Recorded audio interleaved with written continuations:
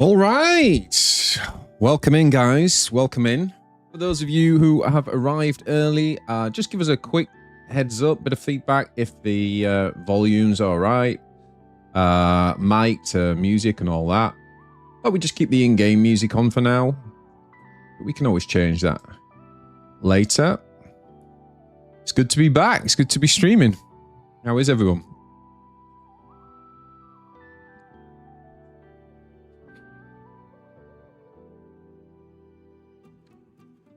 So, for those who don't know, I've just been away on quite a bit of like family holiday time, and it was kind of interesting because I took my laptop with me and ended up grinding to master rank, being one of the first to do so. So that was fun. But I mainly played with one deck. So what I want to do tonight is test some other decks in the top 10. Show you guys some other decks and some gameplay. Some of these I've not played yet, so I'm looking forward to jumping into that. But we have also just had a big developer update shared. So I think what I'm going to do is actually start there and give you guys my initial thoughts and reaction to that, as well as just a little bit of like early thoughts on the balance patch that we had only a week ago. So let's just find, first of all,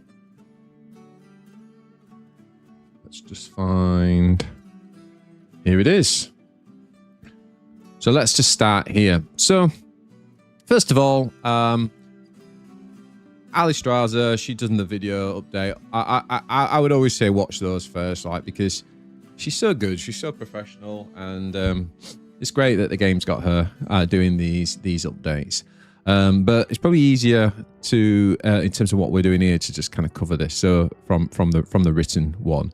So they're just kind of like reminding everyone about season 3, and I do really love, in a nutshell, the SFX, the visual effects, sorry, the VFX that they've updated. Each of the kind of keywords is now getting its own visual identity, and I just love that. Like, it might seem little, but those things to me, I don't know, they just really add a lot. They just bring the game to life so much more. So I'm all for them. I think they're great, and every time we get these extra VFXs, I'd just say the overall kind of sleekness and quality of the game just goes up. And remember, we're in a small indie dev team in Chrono, right? So all these big games, these Hearthstone, Shadowverses or whatever, all of those little VFXs, they just bring you one step closer to those games and make it feel less alien, I guess, for players who are coming from those. So yeah, I'm super happy every time we see a new one. And they're saying that they want to continue updating the systems. They did redo essentially the deck builder look and feel and add some new filters to it as well. So overall, really good. The alternative art styles, I'm all for. I do think they're too expensive, which I'm kind of disappointed about, because I thought that just from conversations we had with the community manager and talking about pricing, I just thought that this type of thing might be a little bit more. Hey, Ali Straza, how are you doing? I've just been giving a shout out to you, Ali, and saying people should watch your video of these because you're so pro and it's awesome. But in terms of me reacting, it might be easier for me to just kind of focus on the written article. But great job as always. Yeah, so on the alternative arts, I'm a little bit disappointed. I did buy this one, so I bought the Z-Lock one, which I'll show you in a bit. But I do think they're a little bit more expensive than I was hoping. Obviously, they've added things like packs and wild cards, so I kind of get that. But then, if you're buying an alt art, you're buying it for the alt art, so it's kind of a weird thing to build into the bundle to me. Like, this is about owning cards and getting competitive decks, whereas this is all about that kind of flex and like loving the, you know, the lore and the kind of look and feel. So I don't know. I think like it's awesome that they're doing alternative art, and I think the quality is a bit of a step up. And I'd say I bought one, but I kind of wish they were a little bit more affordable. I think they'd sell a lot more of them. But hey, I suppose people are always going to complain about price. So, state of tutorial. So, over the past month, we've actually continued to make our gameplay and UI more clear. I definitely think that's true, but it's definitely still like the hurdle that someone who's new to this game has I've kind of famously said already, like, I started this game like 3 times before I got over that initial hurdle. And I played LOR. Now, if you didn't play LOR, I can understand why it feels like too much, too big of a leap. And I've spoken to the devs about this. I do think it's one thing Shadowverse Worlds Beyond does amazing is the tutorials, because they're like little tiny guided gameplay pieces that take you through the archetypes in the game. They take you through the keywords and stuff, and it's done so well in Shadowverse. And if I could like just lift one thing and put it into this game right now, absolutely no doubt about it, top of the list for me would be the Shadowverse S tutorial. So it's really cool that we're here talking about our tutorials. So I just wanted to get that off my chest. Sorry.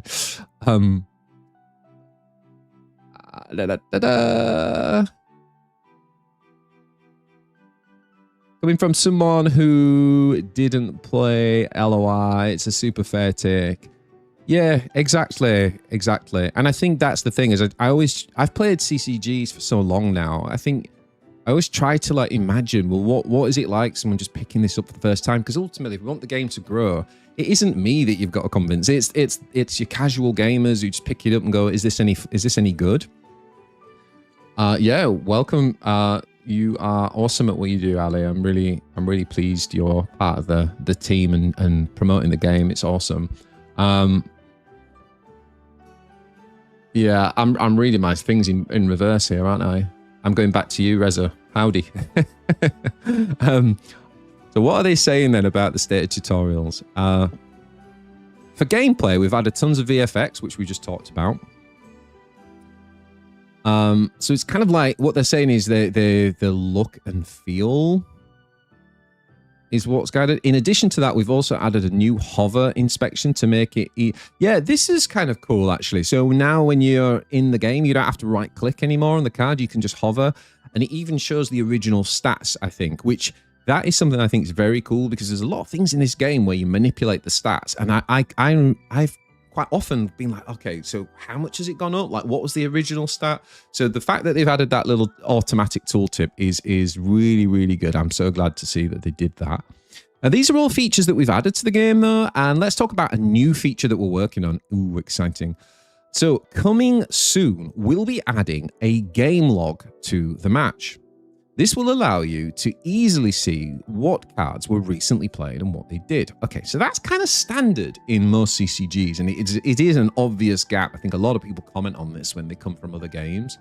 But more importantly, though, this will also be a fully inspectable, allowing you to get more in-depth information on what recently happened. This should make it easier for players to keep track of the game. I'm kind of curious about like what that means because, I mean, that could mean a whole lot of things. What does it mean by fully inspectable? And what does it mean by, you know, get more in-depth information? So, interesting.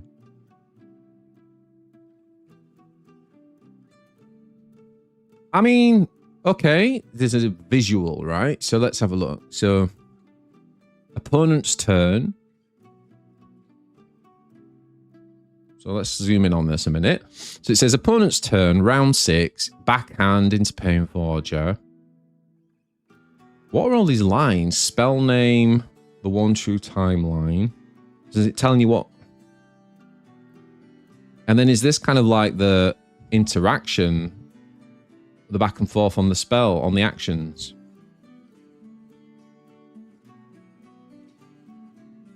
Interesting. I mean, I'm just sitting here looking at this going, like, okay, I've been playing this game now since the beginning of beta, a little bit before that in alpha. I've just hit masters, like one of the first 3 to hit masters, and I'm looking at this going, what does this mean?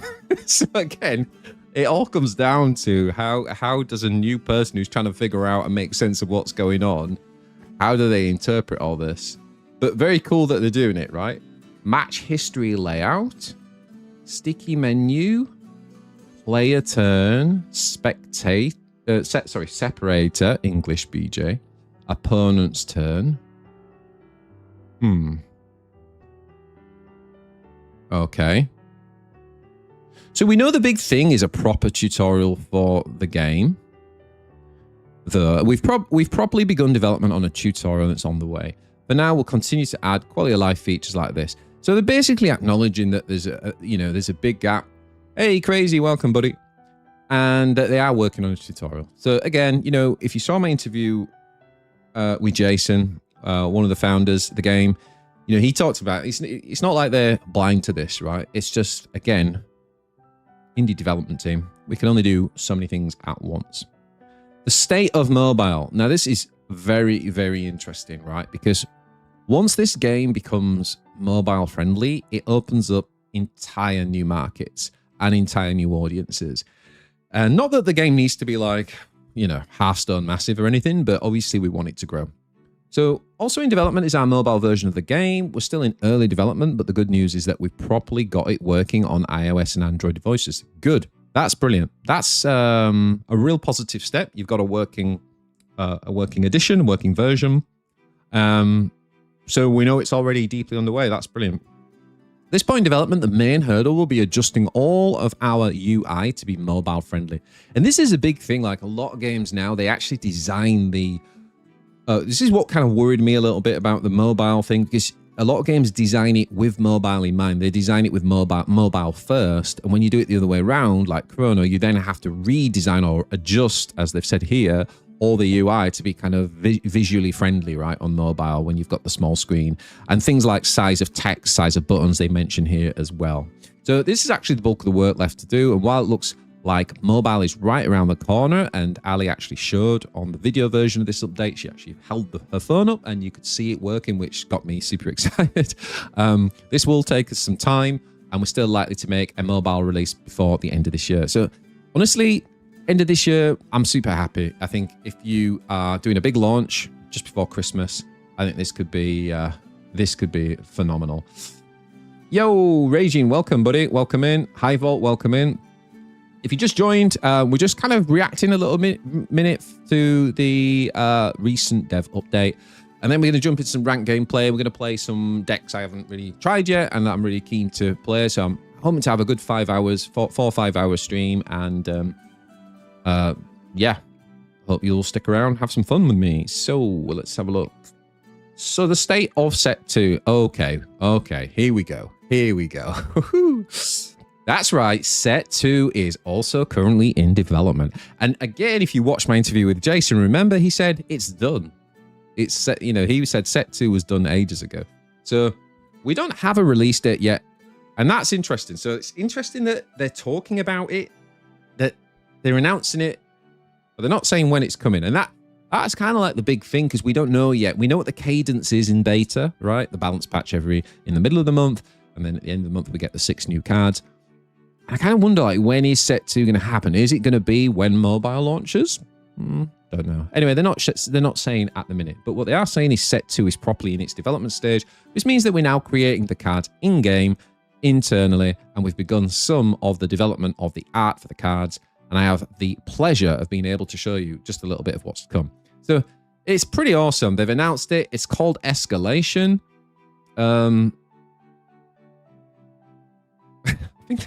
I think the text looks a bit odd on this. I think yeah. Anyway, I mean, it's like such a minor thing, but I don't know. That looks a bit.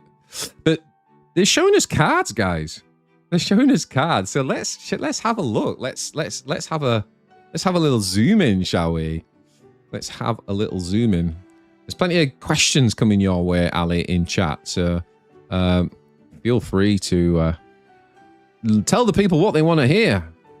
Right. So we've got this slow spell, this 5-costed slow spell for Splinter Gleam, which is the red faction. Veraki's Bounty. Immortalize 1. Immortalize 1.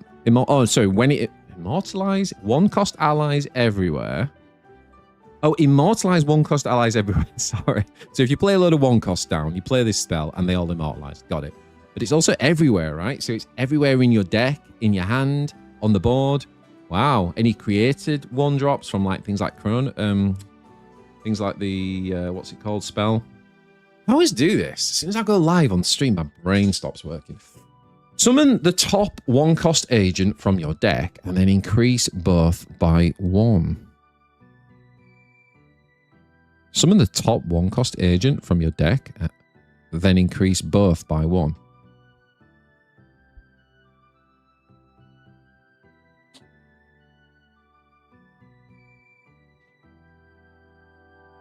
This feels like a really sort of amazing long-term card, right? Because, all right, we're talking about set 2 coming out, but imagine when we're in set 10, this card's going to be amazing by set 10, right? Because right now the question is, okay, so what 1-cost agents are you running that you want to immortalize? But obviously, you know, aggro, red, you know, playing the idea of playing lots of 1-drops and then getting them immortalized off is a pretty cool idea. Yeah, it's zoo deck incoming, right? Be interesting to see by turn 2 to sort of theory craft and go, have we got enough 1-drops that we'd want to do that on? Maybe we will. Something like Nick Next Players aggro hopper deck could be an interesting starting point. Viraki's Judgment. So I'm guessing Viraki is going to be kind of someone who's pretty key to the lore of this. Yo, Limo, welcome, buddy. Welcome, welcome, welcome. Remind me, Limo, to talk about Collegium Magistrorum, because most people don't realize in the Chrono community that we have a guild, and I might start opening that up to get more Chrono people in, because we've used it for Shadowverse and Warforged as well. So remind me to talk about that later. But back to Viraki's Judgment, another 5-cost slow spell, which is also Splintergleam. Deal 5 to all non-immortalized agents. Okay, so this is kind of interesting with the bounty, right? This is the same syndicate. So the idea is you immortalize your 1-cost, then they start to get outgrown in the mid to late game by your opponent's bigger bodied agents, and then you AoE their board and your board's safe because you're all immortalized. Very interesting. This is very cool. Like, what I'm loving is we're not just being shown, oh, here's another card with like different stats and, you know, the keywords you got. They're actually like, this is good design because they're now showing you new ways to play, new lines to play, new you know, deepening the game, if you like. So very positive start looking at those two. Sounds like a plan. Can't wait to find out when this is coming out. I'm super hyped for set 2. Unstable Battery. This is a singularity in the discard faction for those who are still learning the game. And yeah, this one says, when I'm played or discarded, draw 1. If I'm in your hand at round end, deal 2 to your core. And it's transient as well. Huh. When I'm played or discarded. I always like that effect in Singularity, right? So it's a discard target as well. Draw 1, and if I'm in your hand at round end, deal 2 to your core. So it backfires, right? Like, it basically is a discard target that draws, but if you don't, and it actually deals 2. But that can be helpful in like a core burn, right? So it can help enable breakdown.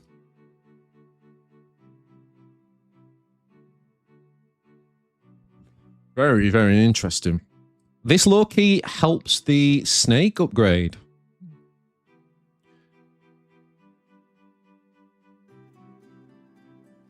Yeah, based on the design, it must be a card you put into all hands. And then Raging says, looks like a good card for the discard package. Yeah, I think this is a really good card for the discard package because sometimes you just want to play the card that says do this effect and discard something. And you don't want to hit a key card, right? You don't want to just lose a card for that. So having something like this that just cycles through is really, really good. But I also think this is kind of interesting because it potentially enables the breakdown lines of play as well, right? And also, because it's transient, what I'm wondering is whether it's a card on its own or whether this is a card that gets created. Does it just become transient when it comes into hand? The other problem in discard is obviously you might have already used all your energy to play other cards that cycle. Then this comes into your hand and then it's transient. And if you've run out of energy to play, then it just backfires and does 2 damage to you. So like the idea in the name, right? It's all in the name. The unstable battery. It's kind of interesting. Okay, so we got some more card previews here. So we got Lifeblood. We've got a 1-cost hatchling. It says round start, I flourish. Oh dear God. Round start, I flourish. Have we got Egg Tender all over again? No, it's more like the fervent one, right? From Phase Tide. Immortalize, I see abundant growth. Oh my God. Oh my God. I mean, like, that's like the easiest immortalization, and then it gets evasive. This card is insane. Wait, what? This card is busted. Every round start, this thing flourishes, and all it's got to do is see abundant growth, and it gets evasive. Holy guys. Magic the Gathering blue players rejoice. This is evasive is back. Like, holy schmoly, that is bonkers. So like, if you play this turn 1 and then let's say you get abundant growth down, I don't know, turn 4, like you play your what's the 3-cost wolf dude? I don't know. Let's imagine it's like 3 turns of flourishing. Not to mention if you've played bloom onto it, right, to kind of protect it or something. Oh my God, this is really insane. Playing the 3-cost buff as well from red on this thing, where it gains fervor, would be just insane. You've basically got a 1-cost that just wins you the game here, and it's in green as well. Like, I'm gonna get on to talking about green. Probably do that in my next Chrono chat video or something, but green is busted right now, guys. I put a thing on the Discord the other day saying if you ain't cheating, and then in brackets put playing Lifeblood, you ain't competing. And it's just so true. This syndicate is clearly S tier above the rest for me at the minute. Evasive, yeah. Oh my God, man. This is gonna be probably the best 1-drop in the game. And bearing in mind what we've just seen as well, by the way, when we're playing red aggro now, playing this card, I mean, to be honest, you don't need this card, right? Because this card that immortalizes 1-costs everywhere. Oh, I suppose it does. It's good if you play 3 of these, not as a diver. Yeah, that's where that would be amazing. Holy schmoly, guys. That is insane. By the way, if you're just joining, we're on Twitch and we're on YouTube. I'm using Restream to go to both, so you can watch this wherever you like. Oh my God, this 1-cost is seriously good. I mean, it kind of worries me a little bit about the power level. Because that is... I don't know what I'm missing. Like, what's the drawback? What is the drawback to that card? Oh, Jesus. Round start, I flourish. Holy schmoly. All right, what else we got? Gets a stat bonus as well when it goes to evasive, like it needed it. Anyway, the Witherborn, which is a 10-cost. The art is so dark on that. I don't know if is it just me. Like I can barely see that. Could do with brightening it up a little bit, but I mean the art on this looks like kind of interesting, kind of Nurgle-esque. For those Warhammer fans out there. But anyway, it says a 10-cost agent. This is what I'm talking about.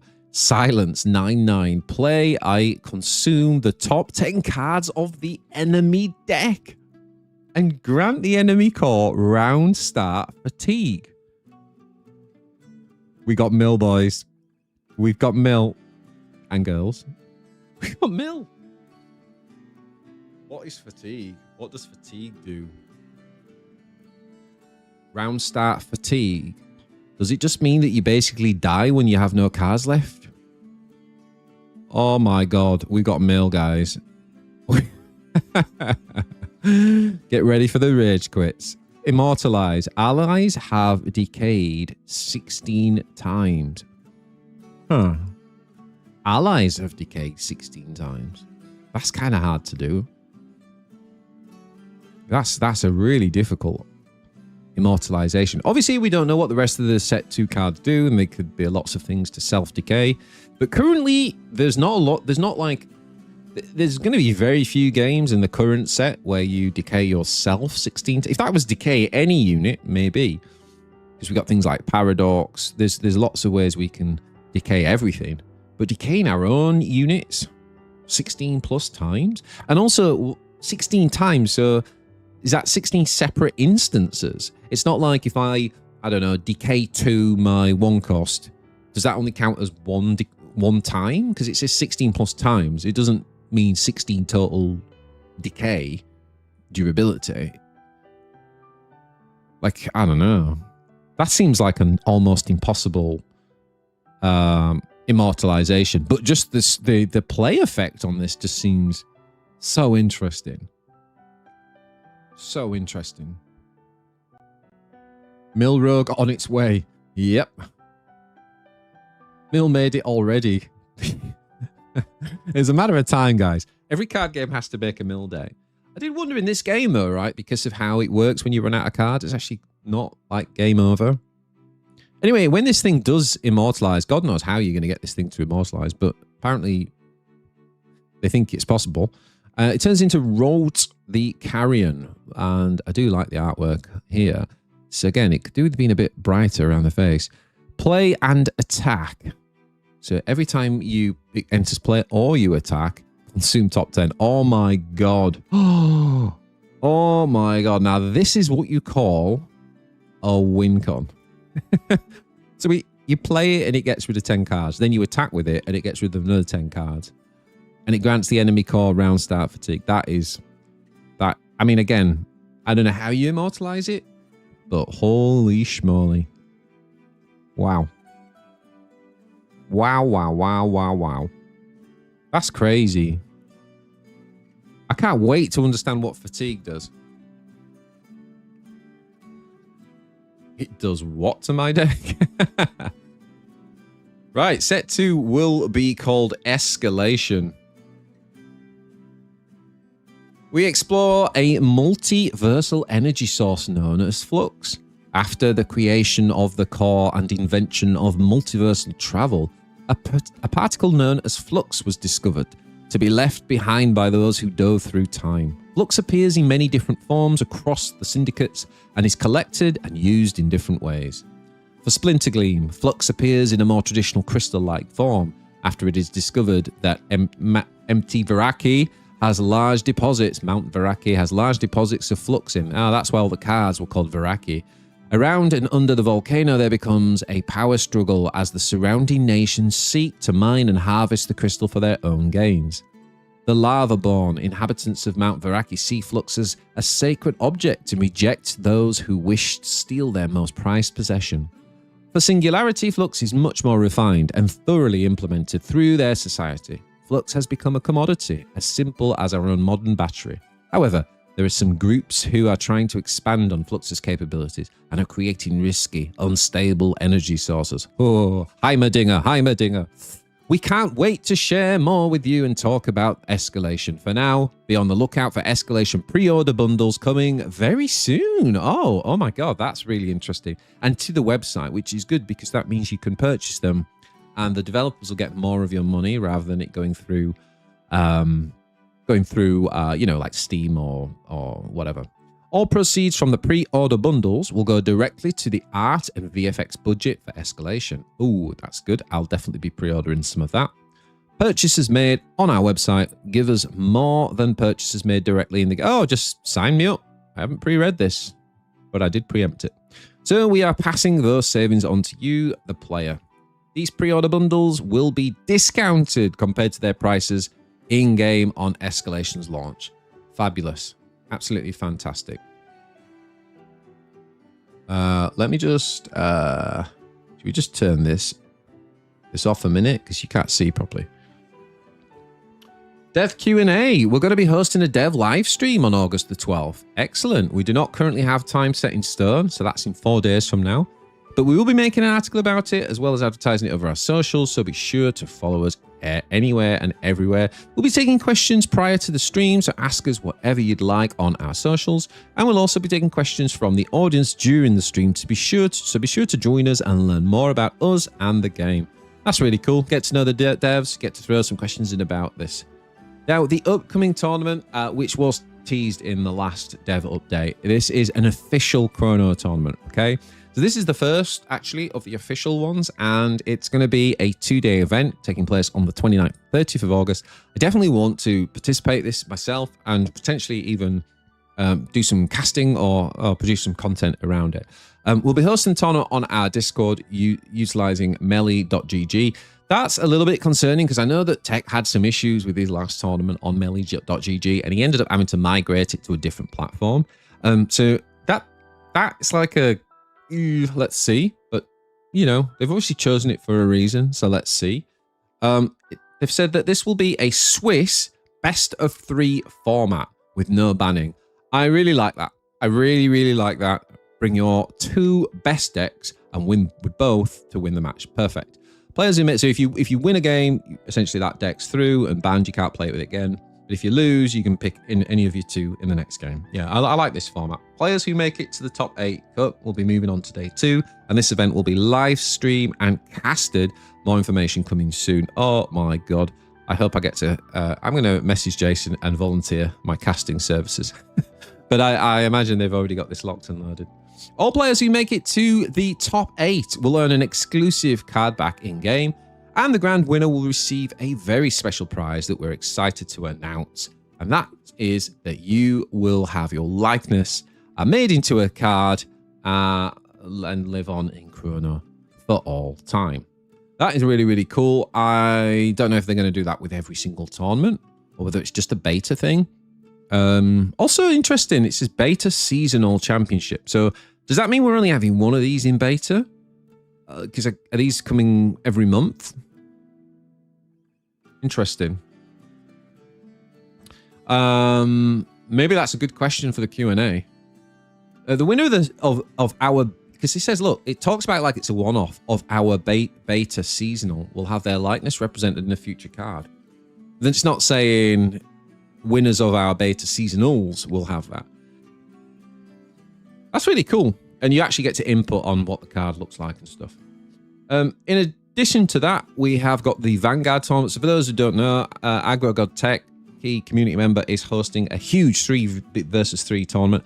I am not personally playing in this tournament because this is a massive commitment in terms of time. It's over like multiple weekends, and I can't really commit like that. So I won't be playing in it, but I'm super cool to see how it goes. We're going to see some great deck building and tournament like counterplay, and I'll definitely be producing some content around this.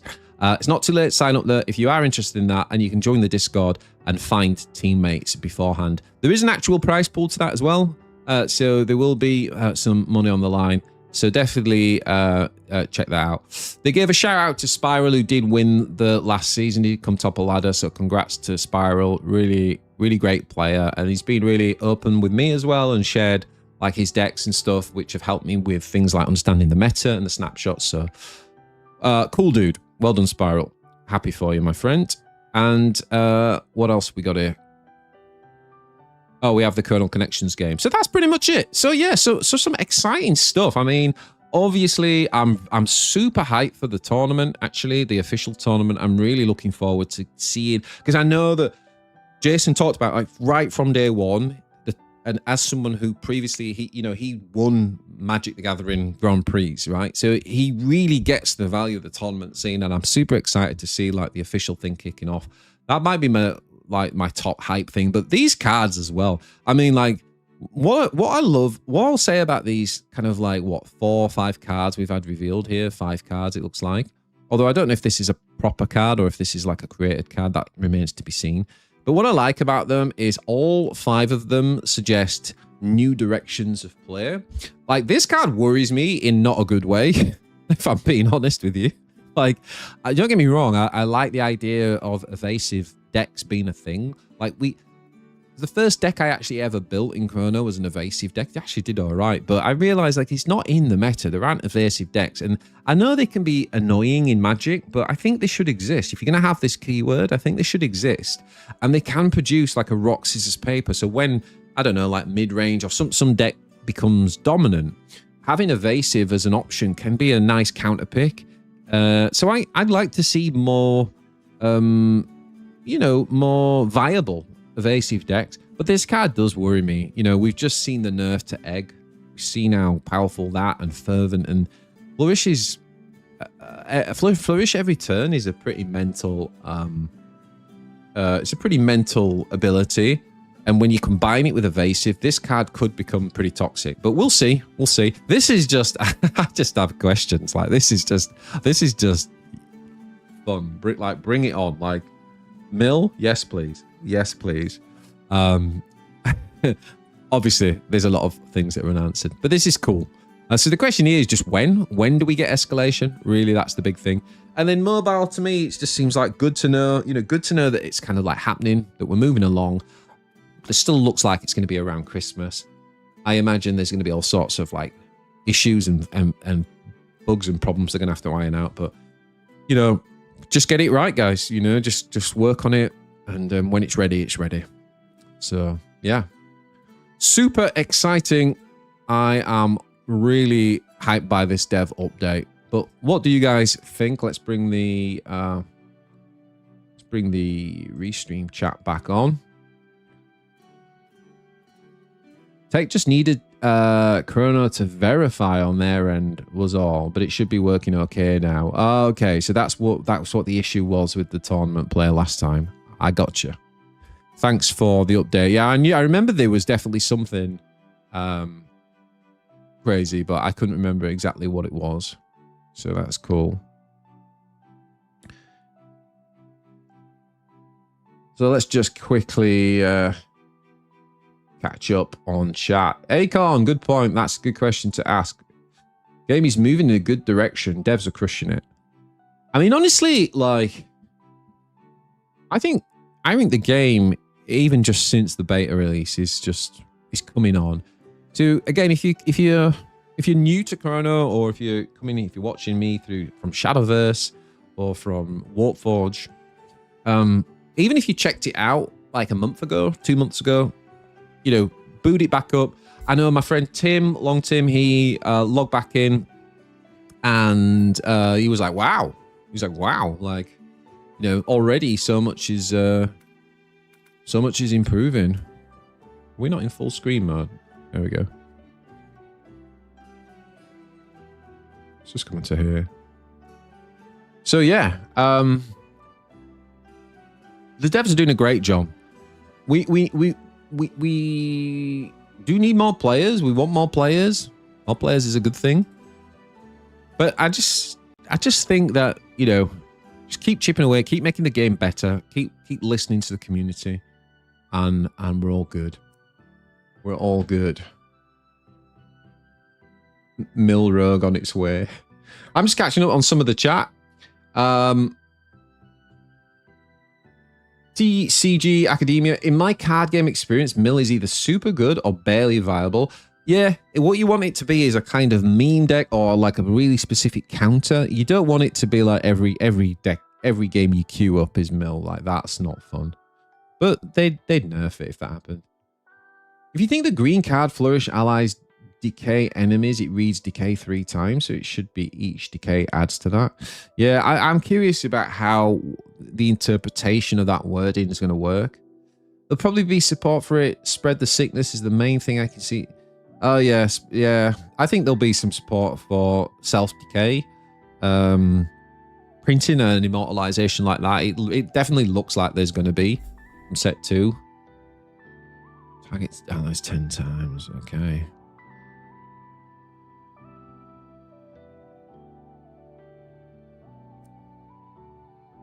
Also, Brain Dead Bounce and Bury the Evidence is decay 16.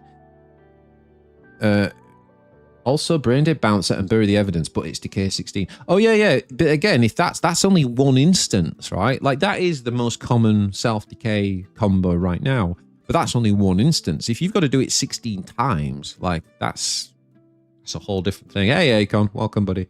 Welcome in. I'm actually going to try one of your decks today, Akon, but like slightly updated version. So I'll show you guys what we're going to play in a minute.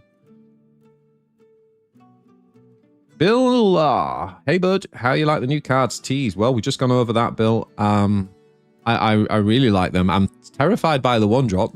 Not gonna lie, like that has me super worried.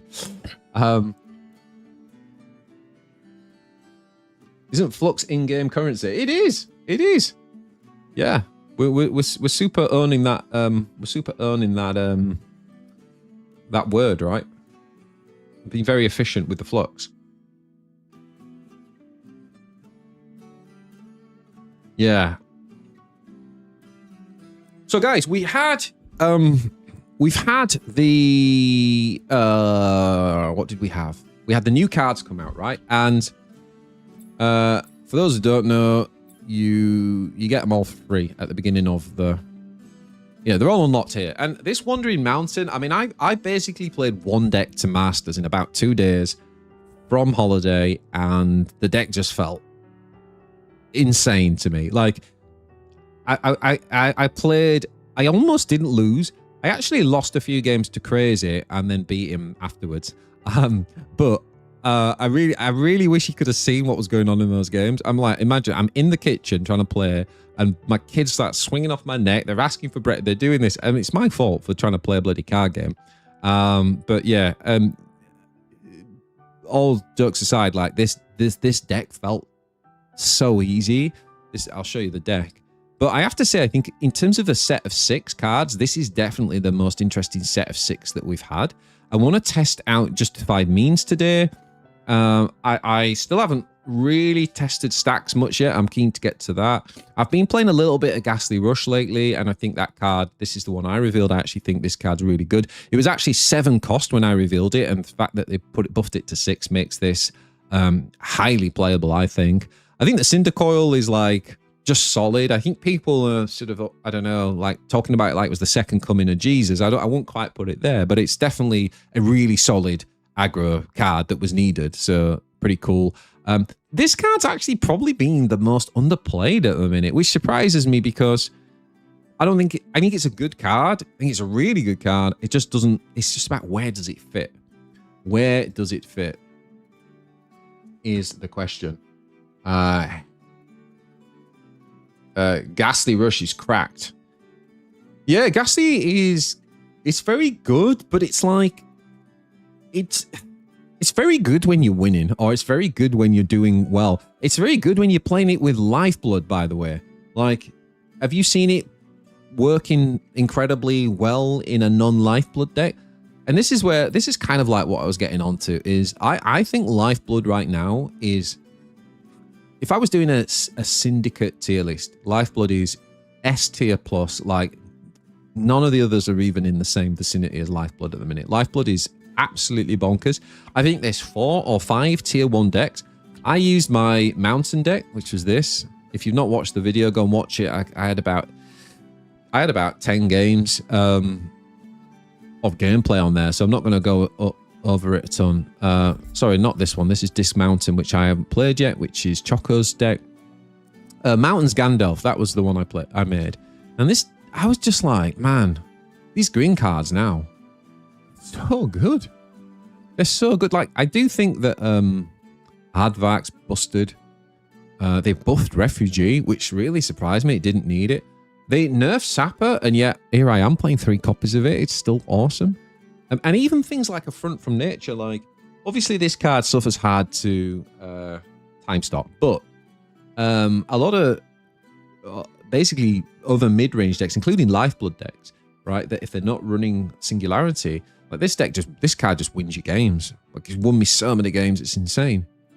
So I feel like green is just, you can't go wrong. I actually think mono green right now could easily be like pushing top tier. Like, it could be the first mono deck that just, because the power is so insane. And now they've got Mountain. Like, Mountain is so synergistic with set 1 Lifeblood, right? Like, think about how many, like, how many of these cards just produce a second card? You know, like they just produce a second card. Why do I keep going into that deck? Let's try and go in this deck. Sprouts is the obvious thing, but it's not the only thing. That's what I'm trying to say. That Refugee produces 2 cards. Sap produces multiple cards. Advat, multiple cards. Gardener, multiple cards. I mean, like, Territorial Pack. Everything produces more than 1 card. So I just think Wandering Mountain is a really good top-end card for this this syndicate. Keep wanting to call them factions. That's Warpforge. Yeah, I think Wandering Mountain is super, super solid. And it's nice. It's nice. It's a really nice addition. So what do I want to play today? So what I wanted to do is I want to play a couple of decks that I've been looking at and I've kind of queued up, but I've not really played yet. So I want to give Choco's deck a try because he gave my deck a try yesterday and said he thought it was rubbish. Well, he said he thought he was really rubbish at it, but he's too good a player. I don't believe him. I want to give his deck a try because I've not played this yet, and I do absolutely love discard. So I'm really curious to see how the Ziv deck works with Wandering Mountain and this whole Chrono scan. I do look at this, I kind of think 3 Chrono scans seems a bit much to me, especially in this where you cycle through these decks so efficiently and consistently that you probably get away with 2. But we'll keep it as we'll keep it as Choco built it, and I definitely want to give that a go.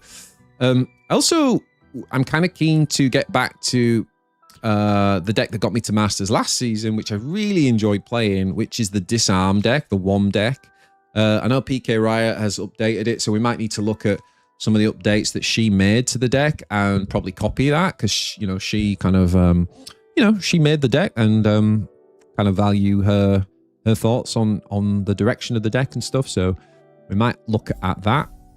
And then some other decks I'd like to try, like I'd really want to play this. So this is a deck that Akon, shout out, introduced me to right before, if you remember, we had the tournament and then 4 days later we had the balance patch. And Akon showed me this deck and he was like, keep it secret because I think it's busted right now. And he wasn't wrong because I played the deck on the down low and it was insane. Like, barely lost with the deck. It was so goddamn good. But the biggest problem with it is that it had the broken spell, right? Which has now been nerfed. It had the curb, the anomalies, and we had 3 copies of this. So now we live in a post-nerfed curb. And I think that curb anomalies, if you're still playing it with fractals, it's still absolutely busted. But when you're not playing it with fractals, that nerf has really hurt it. So I think we drop it, and you'll see I've dropped it from the deck. But I'm going to play the new card. I'm going to try Justify Means because everybody keeps thinking about this as an aggro thing. But actually, it's quite a good control tool, right? Because we can take out 2 agents, which force them to use resources if they don't want to, like if they don't want the 6 damage to the core, they have to use their own resources to, which is kind of like the control name of the game. They're not harming us if they're doing that. And actually, this deck often comes through where you end up playing like Devourer Spawn, and so you could actually put yourself in lethal range with this chip damage. So I'm kind of interested to look at Justify Means as more of a control tool. I'm just realizing, let me just see if I can, oh no, we don't want that. I'm just seeing if I can make the this text a bit better because it looks a bit rubbish at the minute. No, it's not that. Which one was it now? No. Scores? No.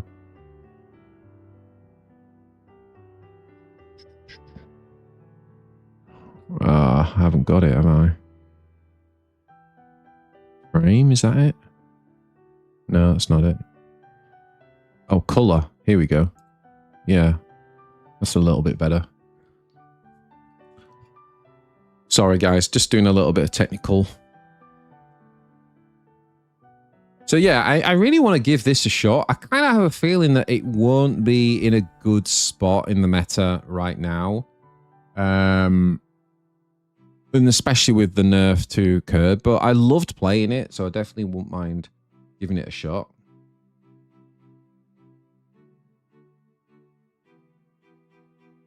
Yo, Long Tim in the house. Happy to have you here, buddy, as always.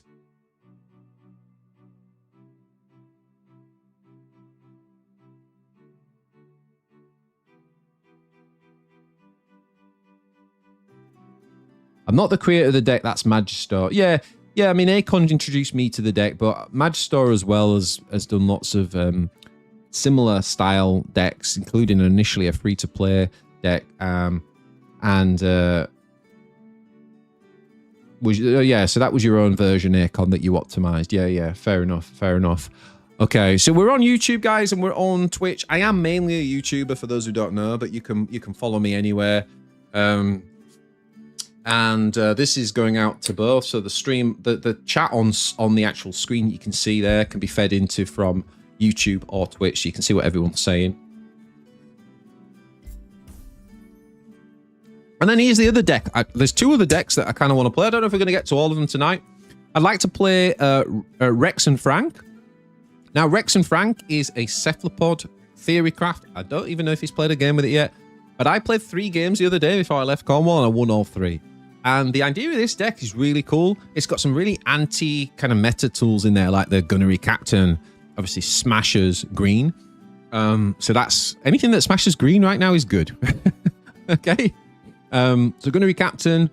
But what this deck does is it kind of plays its own green early on, but it's got a little bit of ramp in. It's not crazy ramp, but it's got a little bit. It's got Hidden Locus, and it's got Paradox. Now, Paradox Capacitor. Let's just talk about this card for a second. This card is busted right now, guys.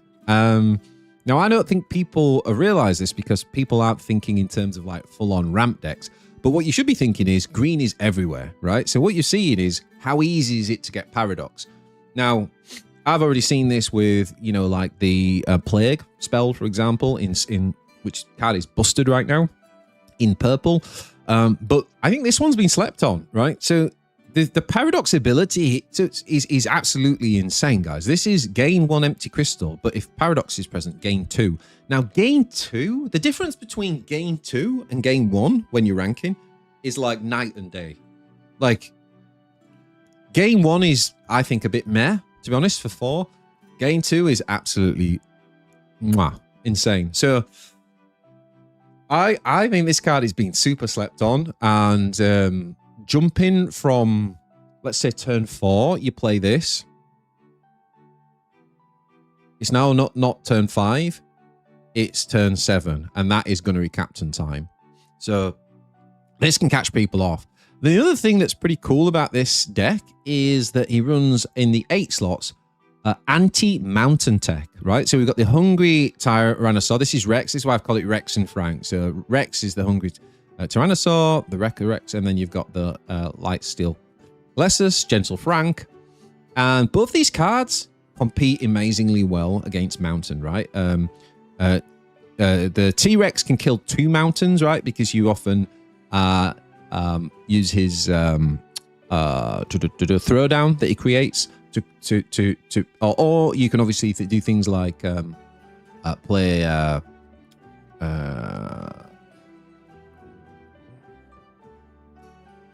oh no, I'm talking rubbish. So it won't kill 2 mountains. It will kill 1 mountain. You could stop 2 mountains though from hitting you in the face, right? With the block if you haven't got Overwhelm on. And then Lightsteel Colossus is so good into mountain. It's so good into mountain. So this is pretty interesting. I kind of want to play with this and see how we get on. Yo, Choco, welcome to the stream. Yeah, it's kind of interesting. Like I said, Cephalopod just theory crafted it. I think he does a lot of theory crafting, and I talked to him about it, but I'd kind of already started doing this. I've created like a control deck with Lightsteel Colossus and a lot of purple, and I was like, damn, like Frank feels real good, like really good. Especially because in purple as well, if there's just Frank on the board, he's getting +3/3 to his stats, so his insane stats become like beyond bonkers, right? So this is a cool deck. I kind of want to play some of that. The other deck, the last deck just doing a lot of showing you decks at the minute. The last deck I kind of want to try is Core Strike. This is a deck that I really, really liked. It's one of my old favorites. I played this quite a bit in alpha and at the start of beta and always had good win rates with it. And Ryzen has created this list, which is a slight remake of it, and it pulls in the new young Cindercoil. So this deck, for those of you who don't know, it's kind of a different way of playing the game. It's really good into control decks, because what it does is it basically just burns your opponent from hand. You don't need to swing, you don't need to attack. Although, obviously, if you play cards like this, now being able to get a little bit of chip damage from attacking is good. But it's like things like Bloodline Tracker, and it really does base around the telepathic conduit. This conduit basically increases the damage of everything, right? So you can end up with like +1 or +2 damage. So, you know, every time you do the tracker, instead of doing 1 damage, you end up doing 2. Things like your Rotting Rocker, instead of doing 2 damage, they do 3 damage, or maybe even 4 damage if once you evolve the telepathic conduit, because you can kind of decay twice and get +2. And so things like all this damage, by the way, is indirect. And so to me, this is the best deck in the game for my favorite card, which is Boatswain, because Boatswain levels up so easily in this deck, like so easily. It's insane. So we can get Boatswain down leveled pretty much every single game. And remember, he got buffed. You know, most people are sleeping on that. You know, he did get a good buff, but because it's not widely synergistic at the minute with a lot of decks, we don't see a lot of Boatswain. But this is the deck. If you want to play Boatswain, this is the deck. Of course, Go for the Heart got buffed. Desperate Primordial got buffed. He actually runs Gnosis. I never used to run this card, but I can kind of see the synergy, obviously. Yeah, kind of keen to give this a test as well.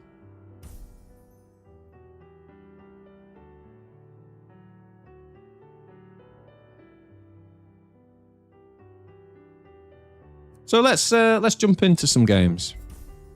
I think I'm going to start with I'm just going to try Acorns, because I'm going to be honest, like, I feel like this is the deck that's probably the worst at the minute. It's probably going to be bad with the nerfs, but let's give it a shot and see how we get on.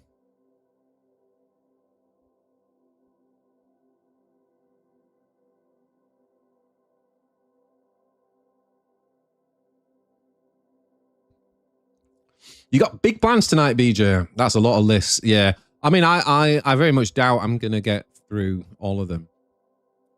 We could keep score. We could play 3 games with each, or we could play, like, if we lose, we move on to the next one, and we can round robin them.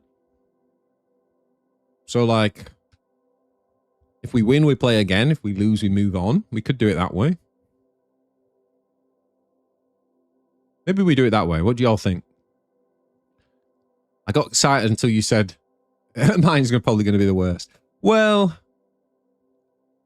we'll see. We'll see, Akon. I mean, this is the thing. I don't know. I remember when he's playing your deck is how pivotal those curb turns were. It might be we need to put curb back in. I don't know. It might be we need to put curb back in. But let's see. All right. So, Captain Mimi. I think we're going to not keep Supernova, and we're not going to keep that. I think we'll keep the mining for sure, from what I remember. And I think... yeah, I think we keep the mining because this triggers Supernova anyway. So for those who don't know as well, Supernova is such a broken card. It took me forever to get my head around that card for some reason, but once I did, I mean, I think it's one of the most busted cards in the game. And I'm not... that's not hyperbolic. Like, I think it is genuinely one of the most broken cards in the game. But it's in Sungrace, right? If that card was in any other... oh my lord. I don't even talk to me about that being in Lifeblood.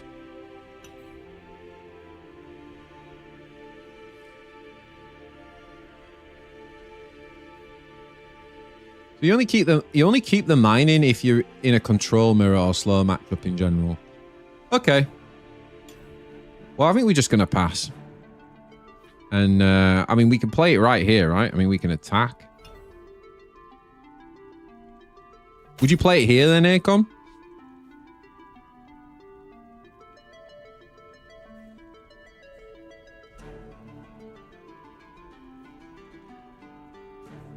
So we can drop the Sun Cursed Conduit. I've got to admit, this is a card I really still need to get my head around. If we play it now, it's basically like next turn, we can, instead of it being turn 4, it can be turn 5. Kind of way I think about it.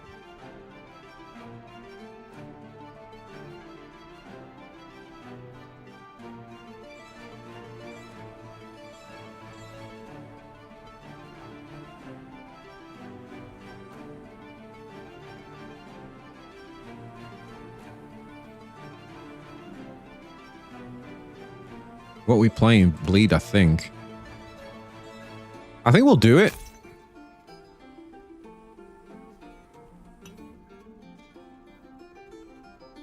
Wait, did that give me 4? That didn't give me 4.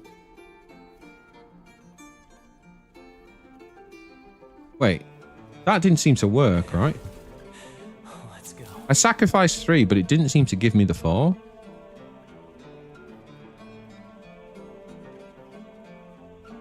This could be good now, right? Would that be good now? Justified means?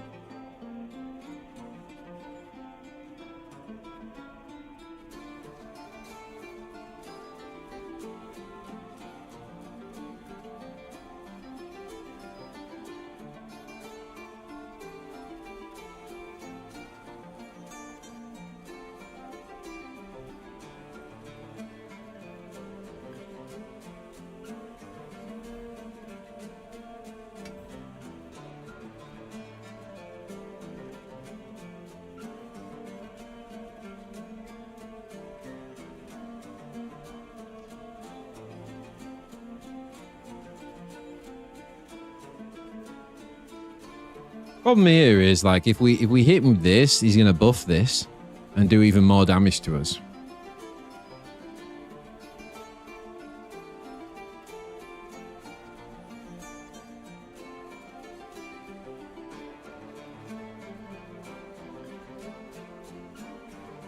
Yeah, I know, Akon. I didn't explain that very well, to be fair. I think this is a trap to play this, but is it worth the extra 2? I think we just block, right? I think we take the 2, and like we could do it now, or we could just pass. Or we could drop this.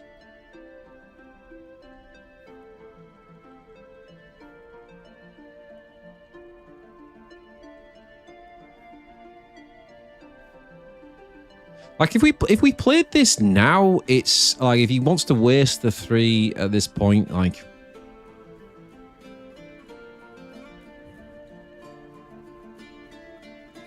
but we do need to also get our we need to get our thingies overflows going, right?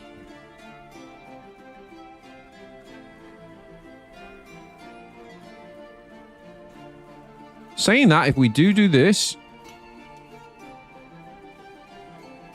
it does set up the medic. Maybe we should have just medic now, actually, and then done it the other way around. That might have made more sense.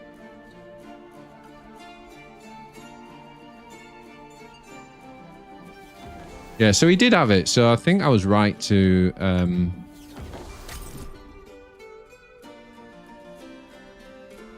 think we might have been right to not do it when he swung.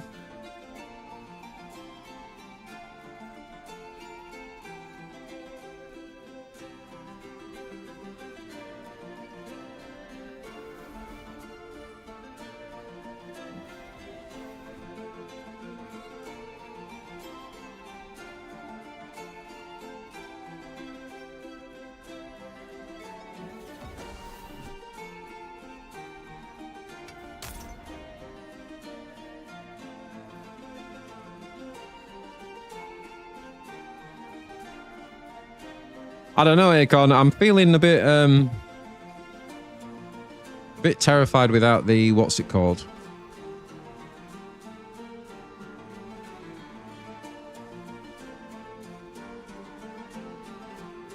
Do we bounce medic? Do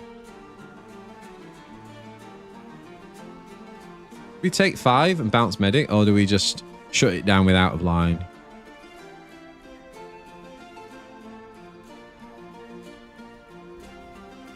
feel like I might just bounce medic here.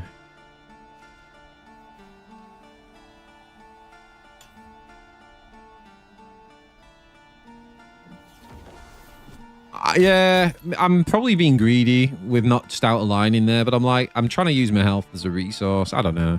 This heals another one, then we get another one from this. So we kind of took 3.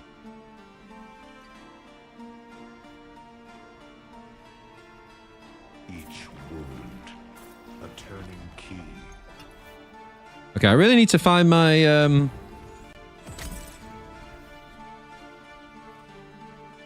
Oh, okay.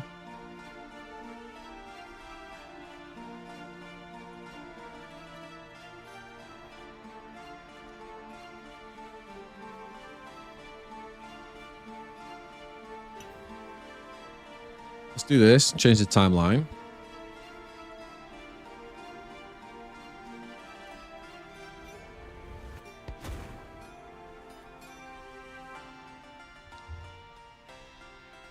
So we have got just enough for her and the 7 cost. Meant to be.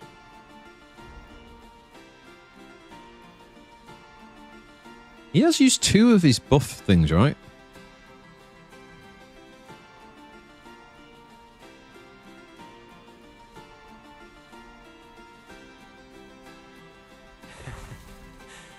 Let's go. Oh, wait a minute. Wait a minute. Huh.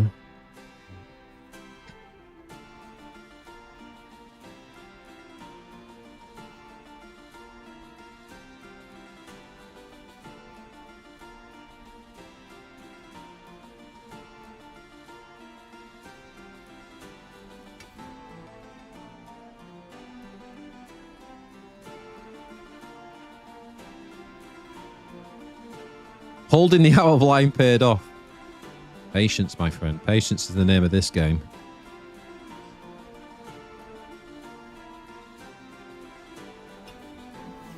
Says the apprentice to the master. Okay. Maybe this is where now the trade... Wait.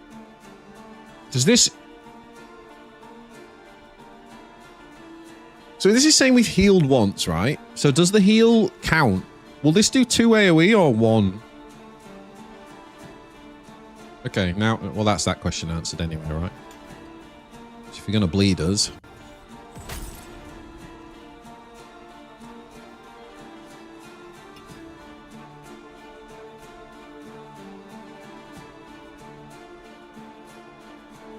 So it would only do 1, right? Because the true timeline is at round start. Yeah, okay.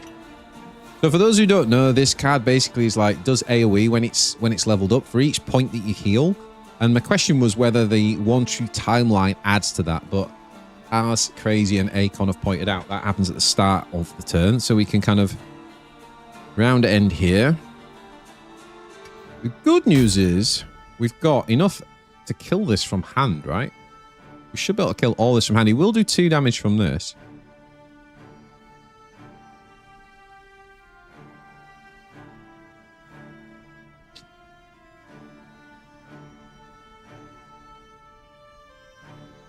If he develops as well, we proactively backhand, right? Because we stop the 2. Yeah. Oh, okay. Okay. I think we're still going after that though, right? Do we proactively backhand this?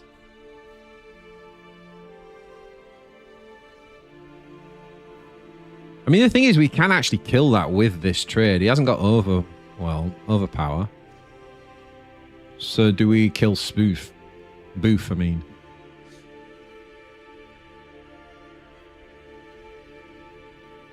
I think we backhand the snake, to be honest. He's about to level 2.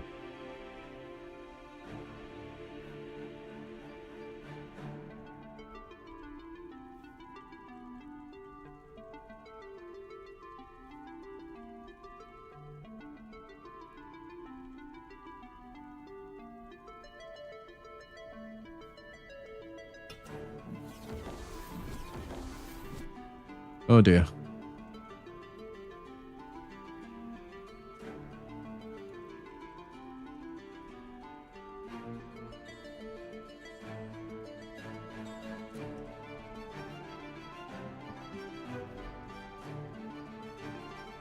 Okay, so now we're going to basically need to out-of-line Snake and this in combat, which is so unfortunate. So unfortunate when we had it lined up here. But I don't think we've got any other choice, if I'm honest.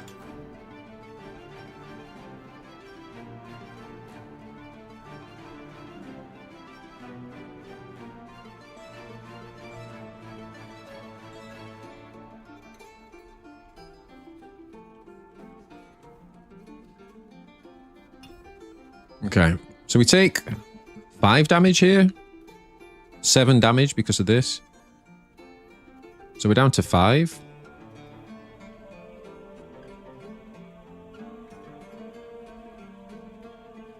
He's down to 1 health at the end of this turn, right?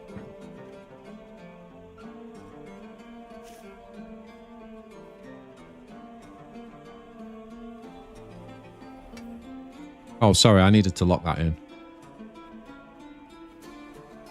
Hey, Bill, how's the games? We're just in the first one.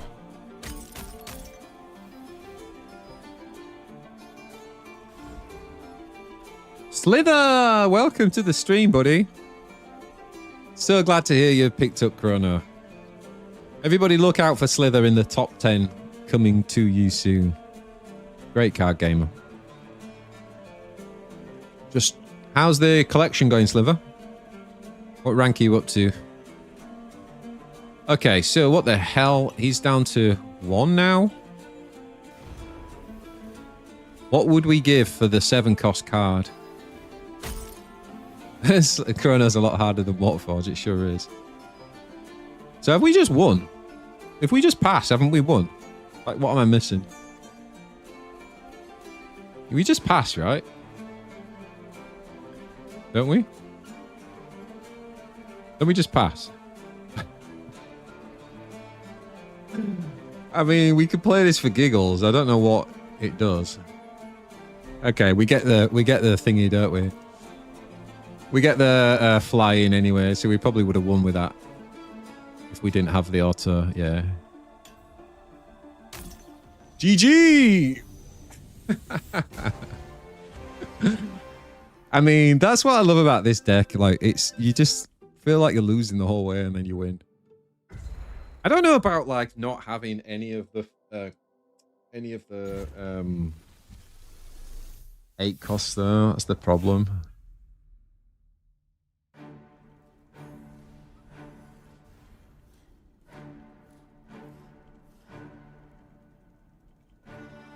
Yeah, it was up to them to do something in combat. I just wanted to play the 10 drop just to see if I got the evasive. Okay, so what are we playing against? We're playing against green, so he's going to flood the board fast. So we definitely keep him medics. We probably keep backhand. We don't keep you. Do we want to keep bearer of the broth? I don't know that we do because she can't level up unless we've played the other one, and that's going to be too late, right?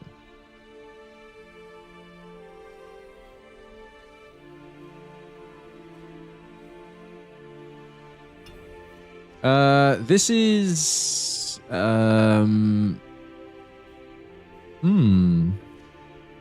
this is discard though. I don't think this is Sprouts. I think this is closer to Choco's deck, but it's actually played put the aardvark in as the thingy. That's interesting.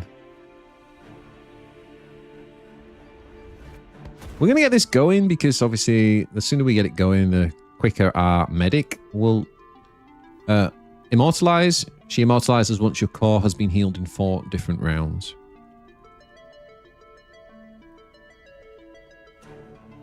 Okay.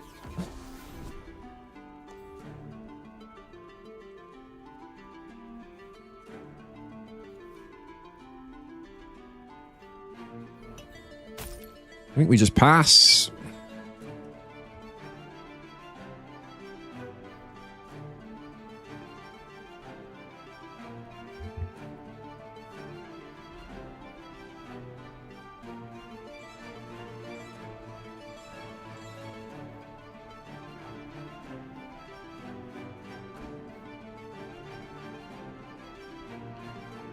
Where's my game gone? There you are.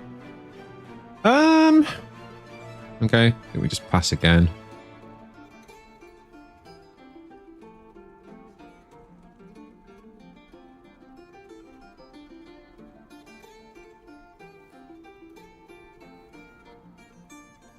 Just played that guy. Yo, Mineral, what's up, buddy? Good to see you. DJ Mod in the house. I think we have to play something, right? I think we have to play something in this matchup here. And there's like very little point in doing anything else at the minute. I mean, we could attack. Oh boy. I think we're going to have to hit that, actually. Let's hit that.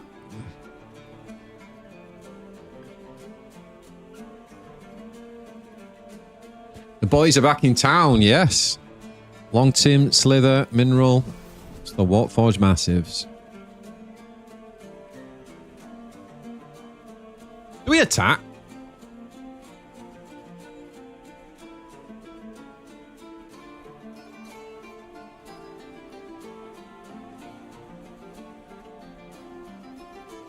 I suppose we do, right? Because he can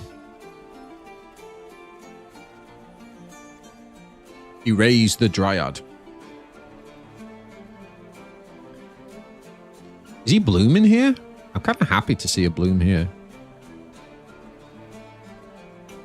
Okay. Didn't think that the 1/1 was worth the bloom. Tend to agree with him. The only problem with that attack is obviously we know we've got the 4-drop next, so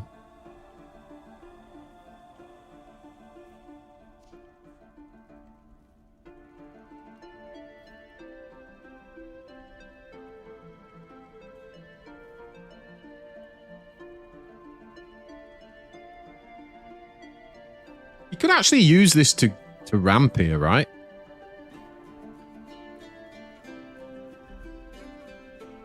We could use it to ramp, but I just think this is just it's too delicious. Yeah, it's got to be medic. It's got to be medic on this board, boys.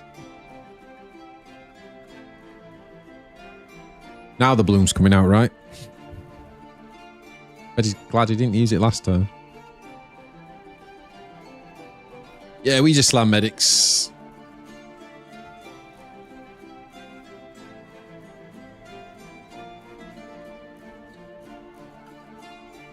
So now the bloom comes out. It does save the advert, but I mean, that's all there is on the board. So the advert is not particularly good right now. Do we want anything here? Don't think we do.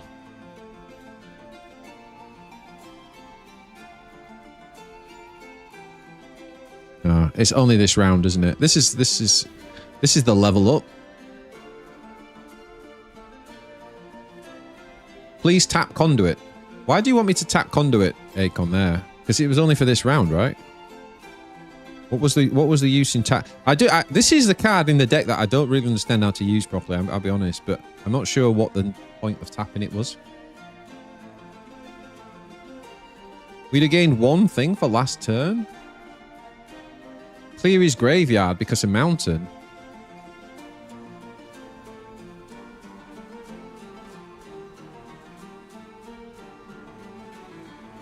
The mana transfers to spell mana. That's true.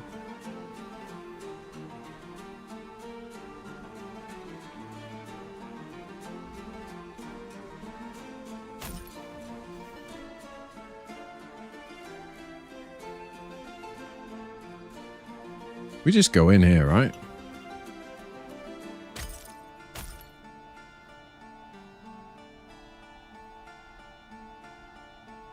So would you tap it here, Akon, to get the over thingy?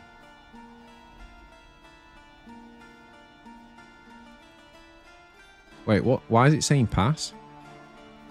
Why can we not do that? Oh, sorry, it's this one, isn't it? Yeah. Okay, so let's kill something from his graveyard. What would we want to kill? Is there something he could bring back? I don't think there is.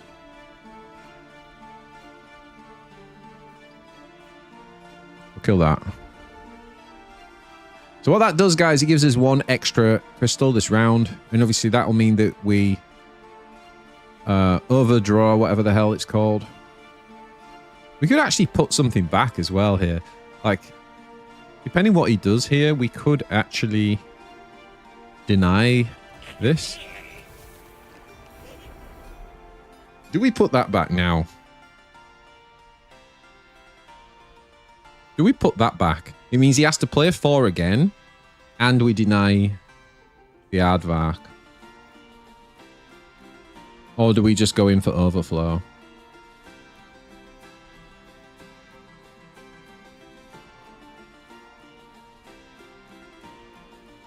I see Akon said overflow, but I think that was before I just asked that question. I think he was talking about the last bit. I think it's a good one. Let's rescind now then. Let's put that back. He's got no energy left. He's got no mana left, so he can't. There's nothing he can do to trigger aardvark. So we put that back. Force him to play the 4 again.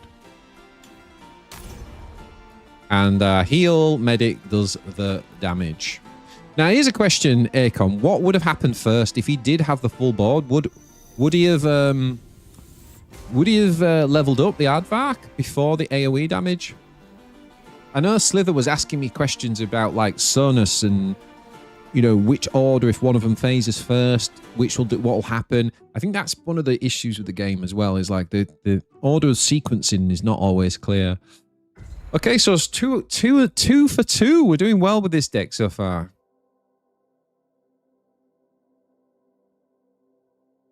Yeah, we stopped Sapper from Imo into. Yeah, it was a good rescind in the end.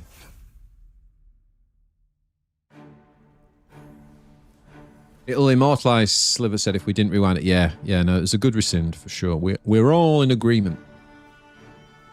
So we're playing against Chrono Kevin, and this looks very control-y, and honestly, that makes me think I'm going to keep throwing the sun, and maybe even Light Steel Colossus.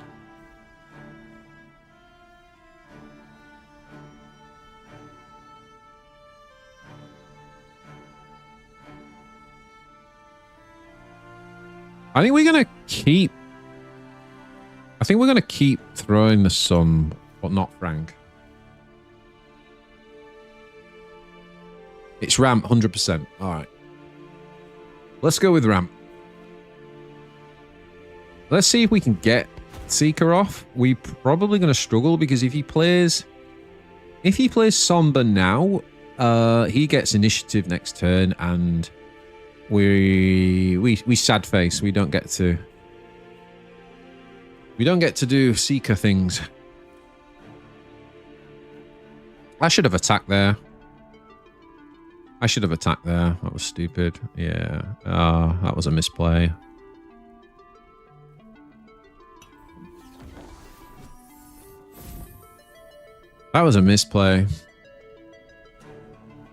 Maybe I just use this to just die and block with. Or do I care? Do we just take 4 damage? We could use this to just die and block with, but...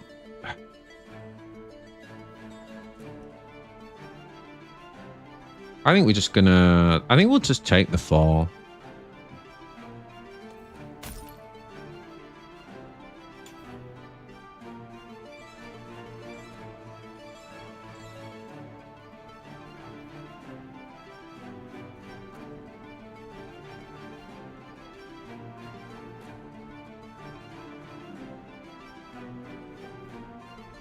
All right, let's crack on an attack. Should have happened turn 1, that trade, so that was my misplay anyway.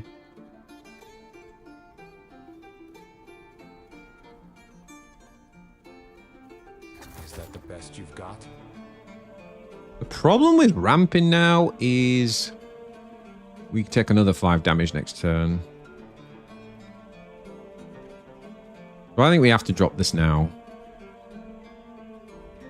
And I think we disappoint Akon by not not tapping, right? Because as much as we do want to kill the Somber Astronomer, because it can come back, we probably want to keep this trade up right now, right? 5-6 versus 5-7 is very nice for us.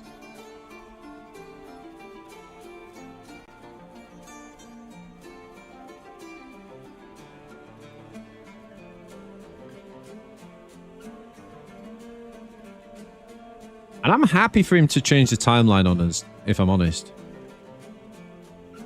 Yeah.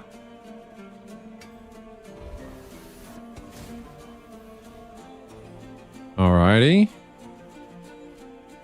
Do we medic here? Or do we mining?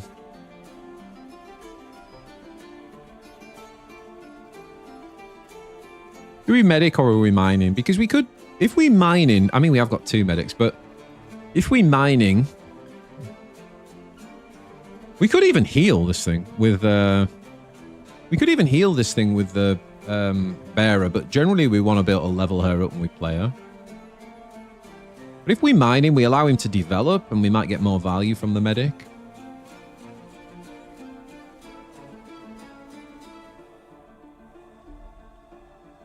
We are racing, that's true. If we believe it's ramp, we are racing. So, I mean, we haven't seen a ramp card yet, but it does look like a ramp build. So let's just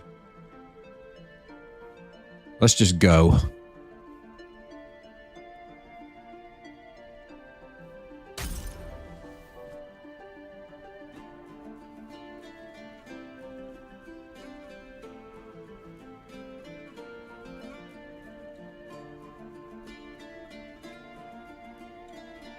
There's nothing she can't find. I mean, and then he develops a wand. I mean, I do think mining is like my instinct there, but I think Akon's got a point that, like, if this is ramp, then, like, how do we win the game it is probably more... Mind you, I mean, I don't know. Yeah, no, it is. If he's playing Thingy of the Sun, then we've got to race him. So, do we play for another thing here? I think now we do, right? And I think we kill this because it's leveled.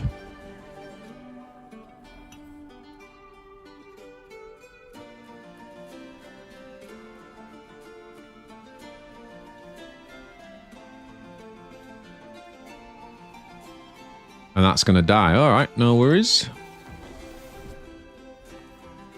We haven't seen a supernova in 3 games.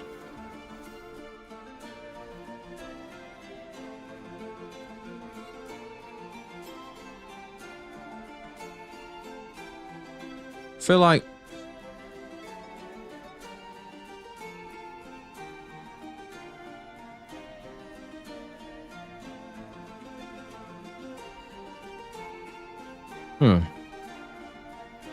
we go again with this. Turn after we could actually heal and they'd both level. That could be kind of an interesting line.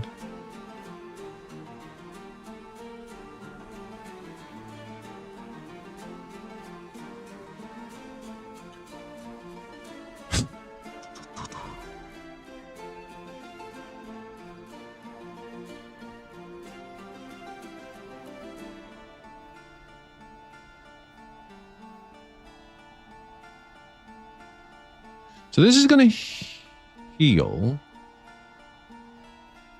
So this goes up to 3, right? So next turn we could actually play the Bear of the Broth with the heal, and those would both level.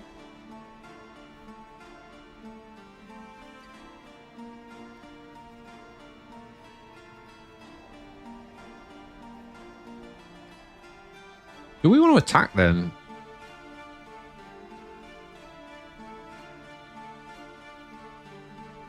I hope I haven't cut Supernova. It's kind of like the point of the day.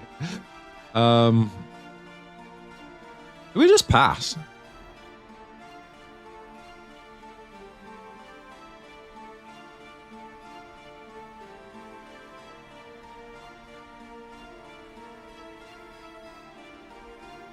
Is we playing to... I think we just pass, because if we attack here, one of these is going to die from the 2 cost. Oh no, he's got paradox. Oh no. Remember that whole spiel I gave y'all? But what is interesting here?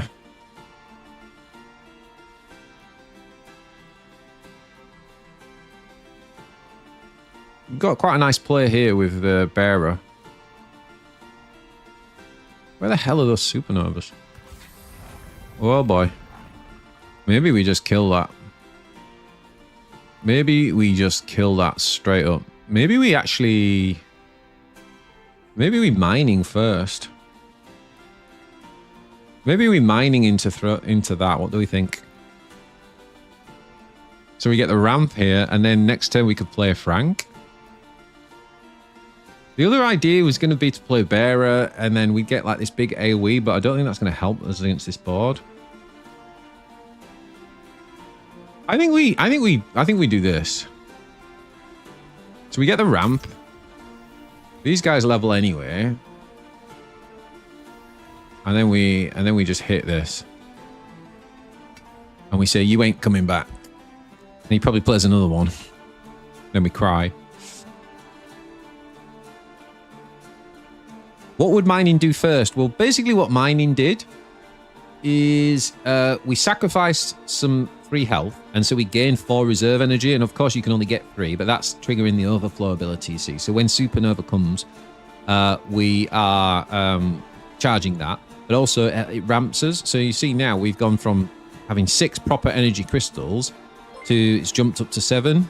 So that means when we start next turn, we can actually play Big Frank, Gentle Frank, Big Frank. Plus we flip the medics, yeah. I mean, that one's dying, but that's fine. I think taking a 6 cost hard removal on a medic, I think we're very happy with, right? And he should have attacked there as well. I mean, that was wrong. Oh.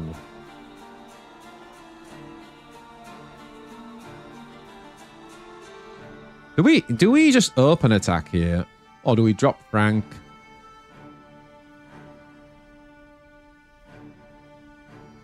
Quite a lot of lines here. We could play this. We could play the 2-drop then and pull whatever we want and attack for 5. We could just open swing and then we put the pressure on him to develop. Whereas if we drop Frank, he could just hard remove us, right?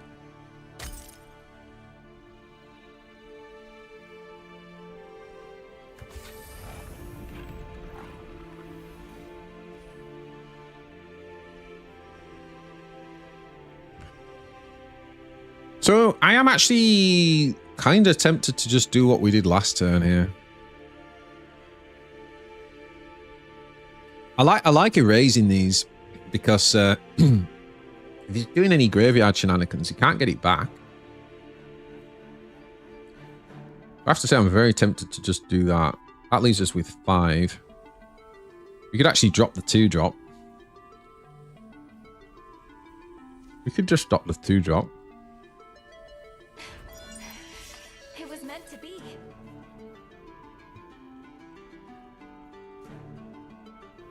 Play the 2-drop like a soft pass, and then we see what he does.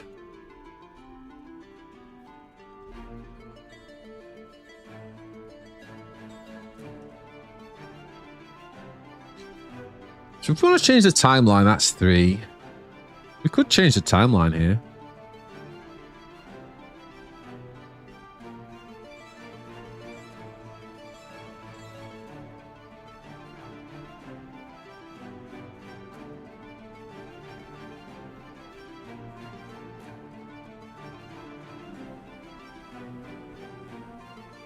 The thing is, it's immediate anyway, right? I think we just go. I think we just pull the trigger on this.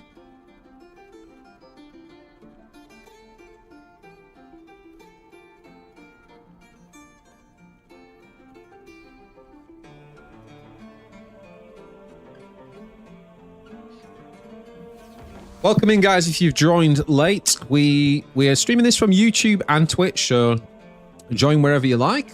I did do a whole reaction to the announcement that came out today about Set 2 and everything. So I'll I'll probably do cut and make a video for it as well on YouTube, but you'll be able to catch that on the VOD. So he is passing, and we are passing too.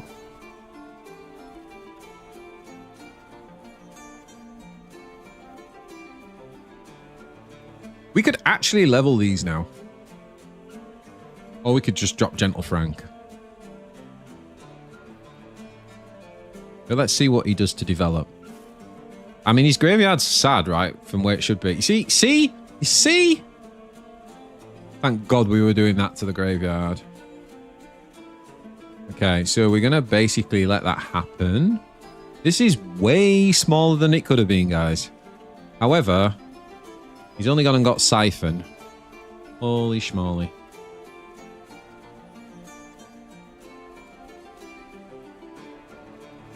He's gone and got...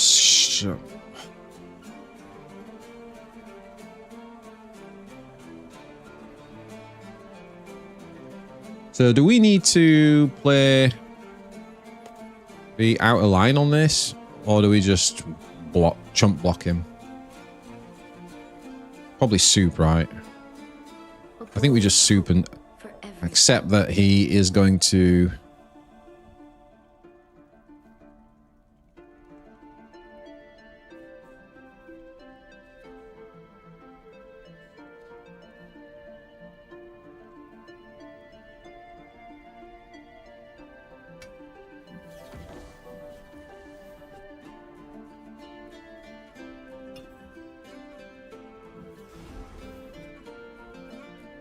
Yeah, and then we go soup again, and then we level her. For every soul. She starts doing mad AoE damage. We start outvaluing on hand draw. And this, and for those who don't know, like, this deck is only just warming up. Like, there's so much, we've got so much insane control in this deck. Like, it can go so much deeper than our opponent's decks can.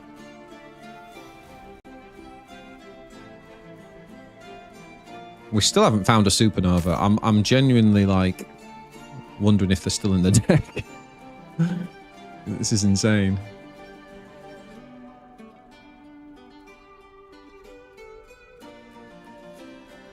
What I do want to do is change the timeline.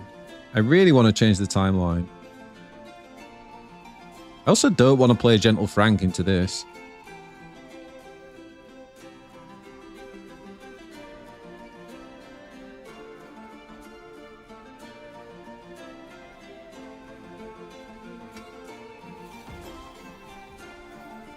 Oh my lord.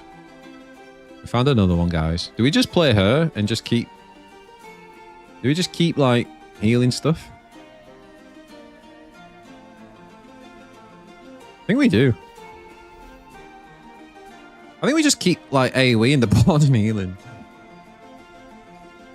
But I kind of want to get the blue timeline on for sure.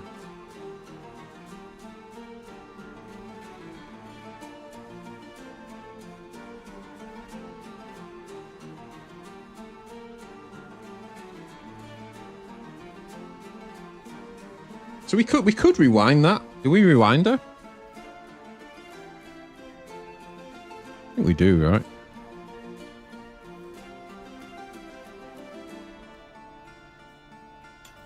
I think we rewind her.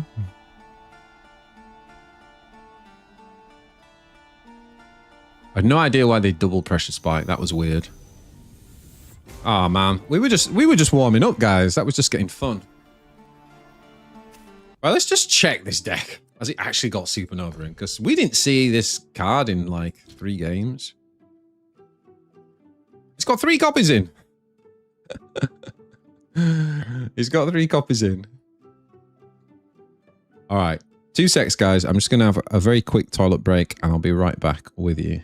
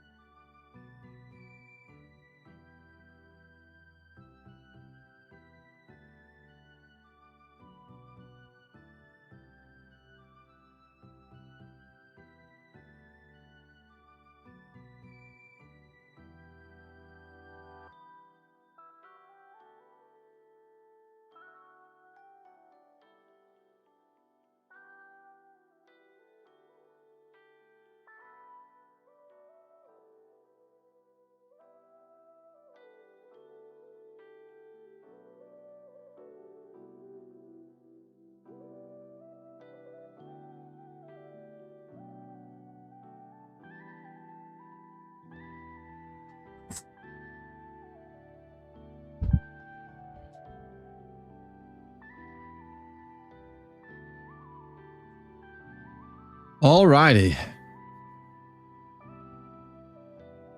Okay, so far it's going very well. We've not seen a supernova, but we're playing for it pretty well. So let's do this. Do some scores. Okay, maybe.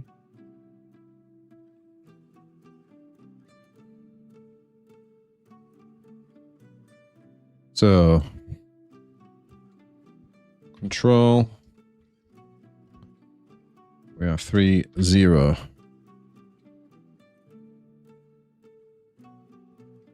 Okay, let's do... Should we do another one with control? Or do we move on to one of the other decks? What do we think, chat? Are we enjoying this? Make your voice heard.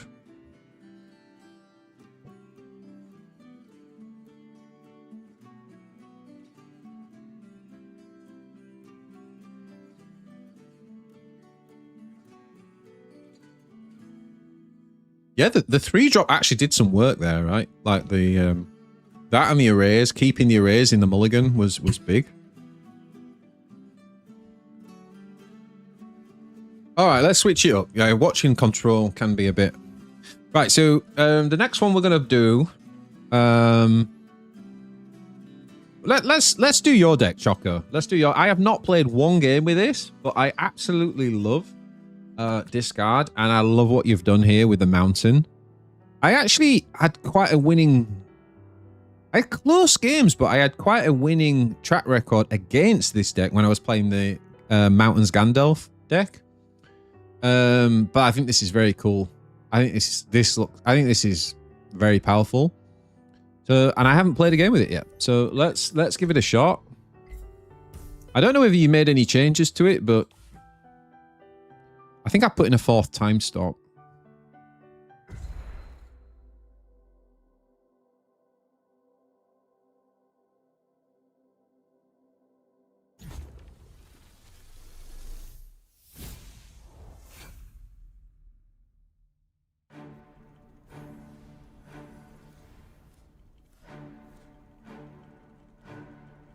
Deck is all you see on ladder. I never play against that deck on ladder. I mean, those 2 combo syndicates I play a lot on ladder, but not that version. Everyone's trying to do the 7-drop guy and all that. Ooh. What is this then?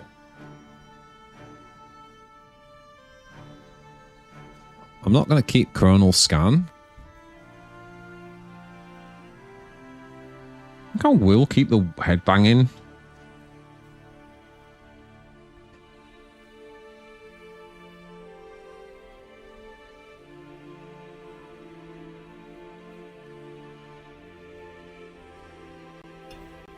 I don't know.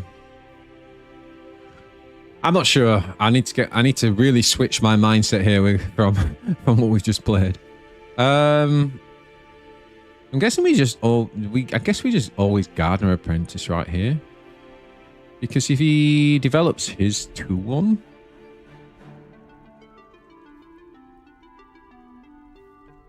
Yeah, it's a very different deck. I think Aekon's deck matches. I think it's a very different way of playing those 2 syndicates. Oh, okay, that backfired, didn't it? I mean, we could attack and then play this, but then no, we're passing.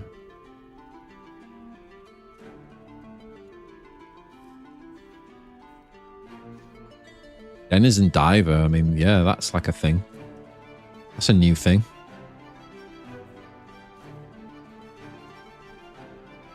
We could be cheeky, right, and just try and kill it with the headbanging, but...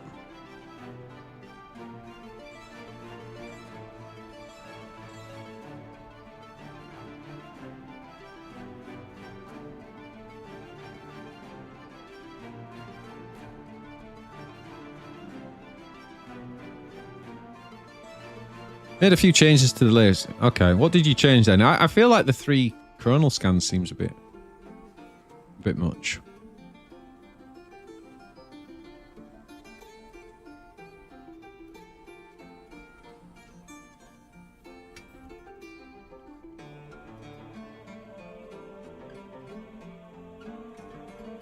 But you made it worse. Okay. We don't want to make it worse.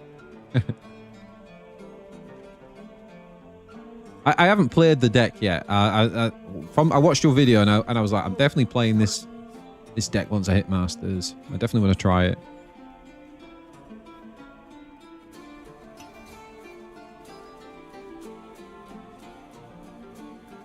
Okay, so we're just going to open attack, put the initiative back on him.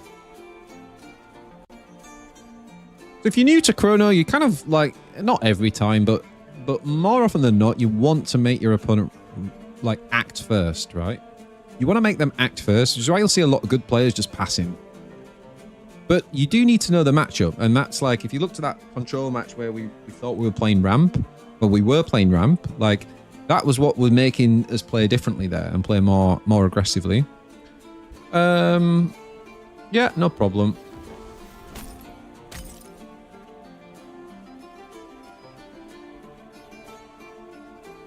I mean, we can just happily pass here. Like, he's wasting the extra mana. We'll just bank the 3.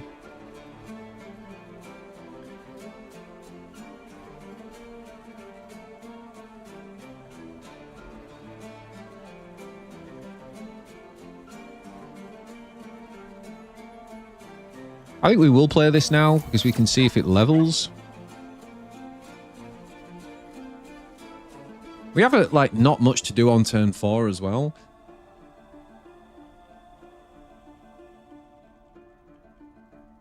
I made a new deck yesterday as well that I'm testing still, but it has a lot of potential. If it's any good, I'll send it to you. You're going to see what streak you get tonight with it. Ooh, okay. I mean, here's a question, Choco, right? In most of the decks, I just pass here, but I kind of want to play the scrapbook because, obviously, of its level up. Like, we get the extra draw if we do it now, right? What do you think to that logic?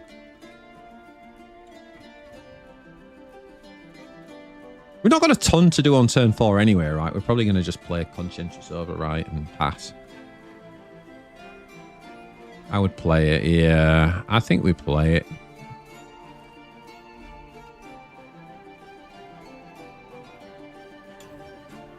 Pass, level up the puppy. Oh, it's nice to level up puppy, isn't it?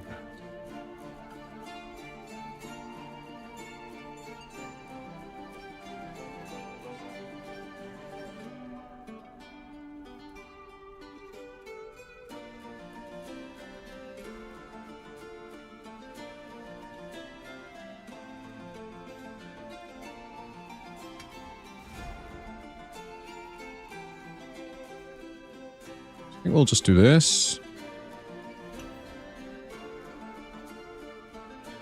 Say, what do you got, buddy? What have you got?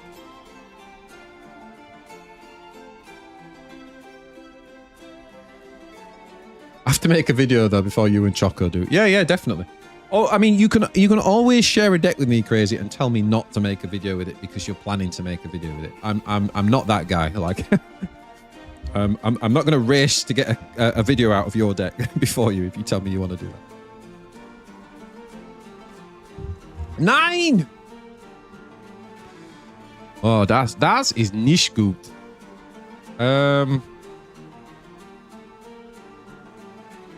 Okay, I guess that's happening then. I mean, we can technically just kill it, right? Do we want to? We don't want to because we want to benefit from the discards with Ziv, right?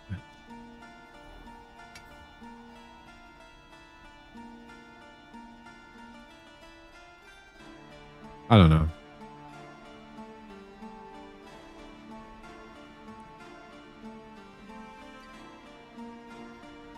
Oh man, this doesn't feel good ziving into 6 energy.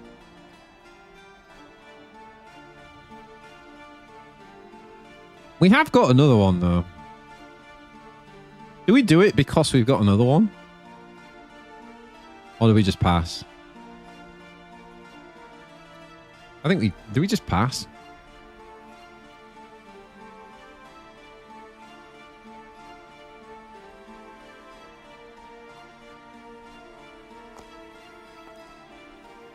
Okay, I'm going to do it because we have another one. It's probably getting erased.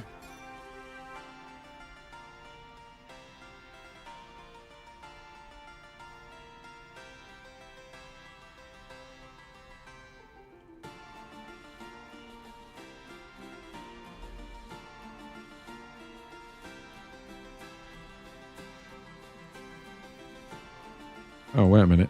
What am I doing?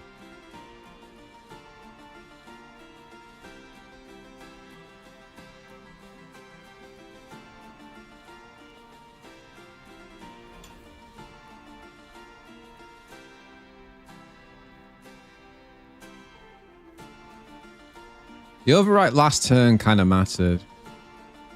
Now we can't kill the medic cleanly. It's true.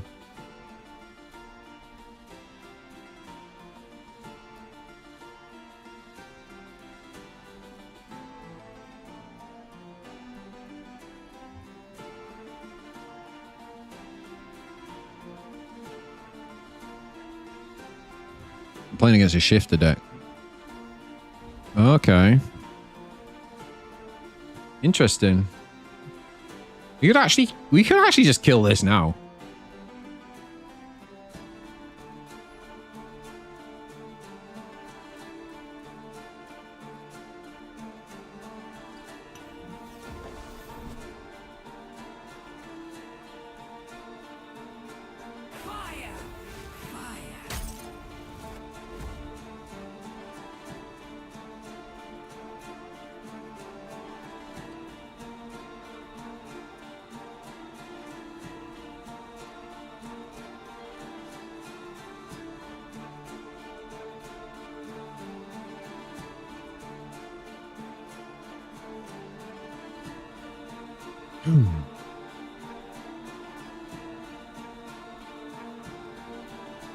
I feel like we're just gonna kill this, right?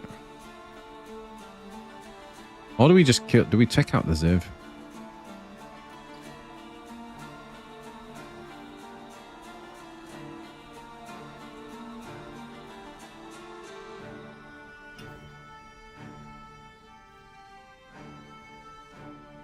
We did get Siphon.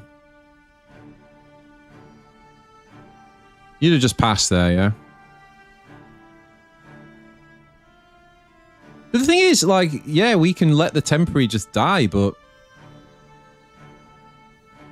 Well, I suppose you guys didn't know we had...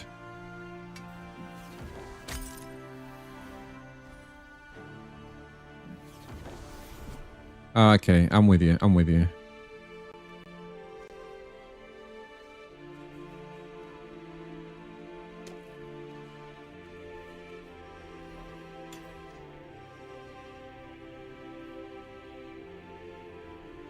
Yeah, maybe we should have passed. I didn't think about the level up.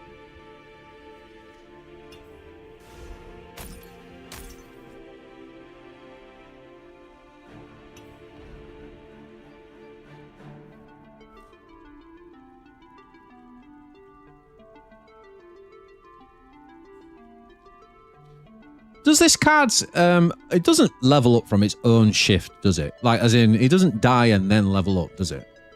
That can't be. He couldn't block with it because we've got, oh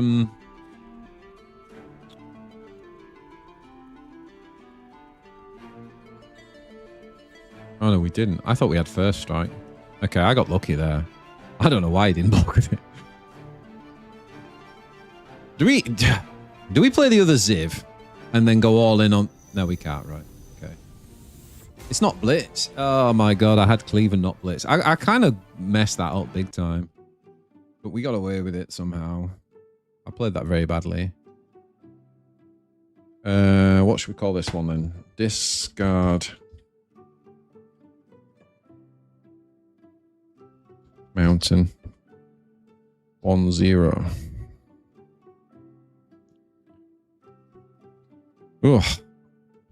Also, I like had no cards left. I need to be way more patient with this deck.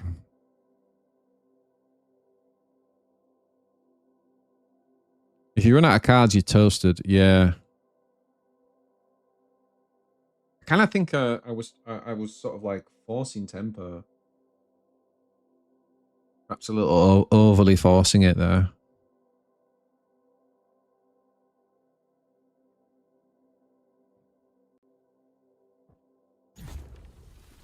Yeah.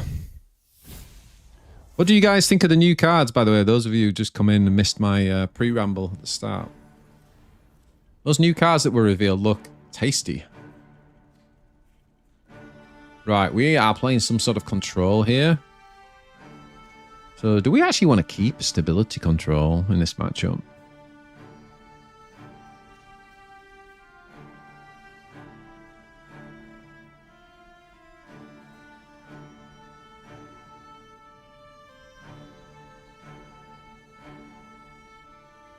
I missed the preamble, so we're going to have to rewatch later.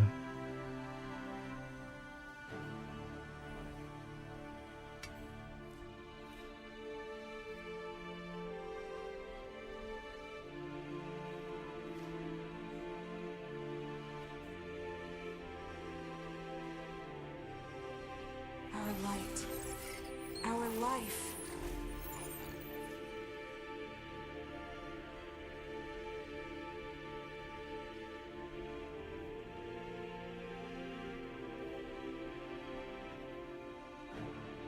Can we just kill this now and stop him getting any gains?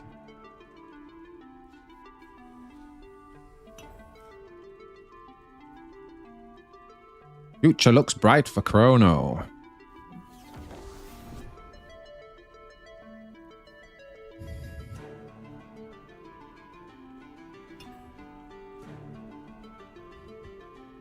I absolutely love this game. Like, obviously, I built communities in different games and people have varying opinions, let's say, but I personally just am absolutely loving this game. I just think if you can just get a week under your belt and just get through the initial hurdle, maybe just stick with draft, don't try to rank up, I think the game starts to really turn on in a big way. I really like it.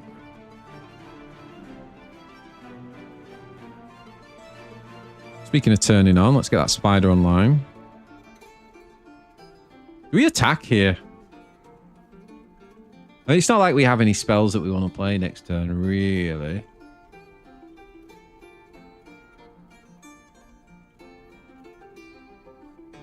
How many of these do we run in the deck? We've got 2 in hand. Is the puppy going to even retrieve anything?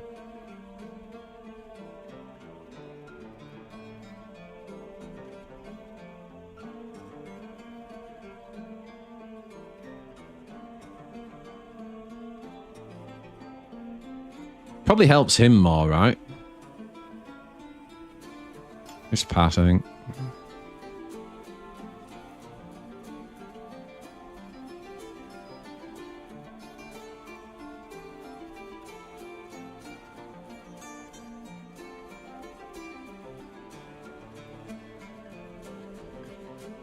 The only thing I'm disappointed with so far is the alt art bundles. I thought they were a little bit pricier than I thought they were going to be.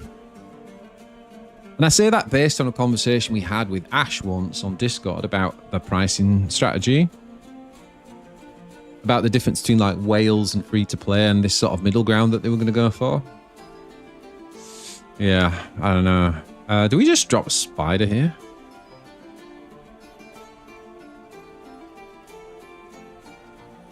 Or do we just pass?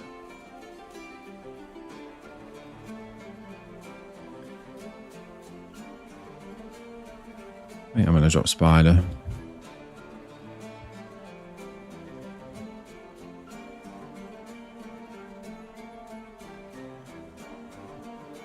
Okay. That makes my overwhelm guy do some... a little bit of damage next turn.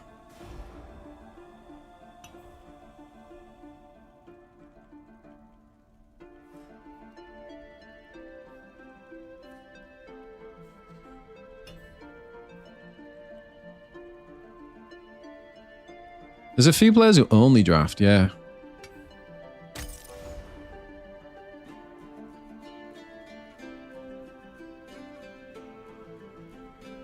want to get this puppy down because I feel like we must be running a third scrap bot, right? A bowl of hope for every soul. Ooh, interesting.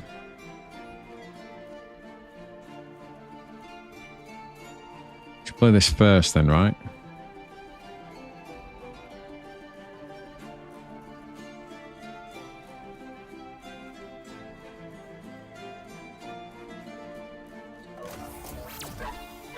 We could just kill this. Choco, is this a crazy thing to like kill this with the stability control? Because we can play out the scrapbot now, get the paradox down.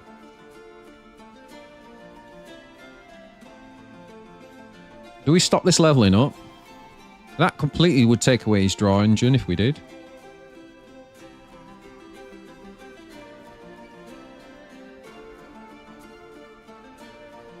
We don't even need another thingy down, do we? Yeah.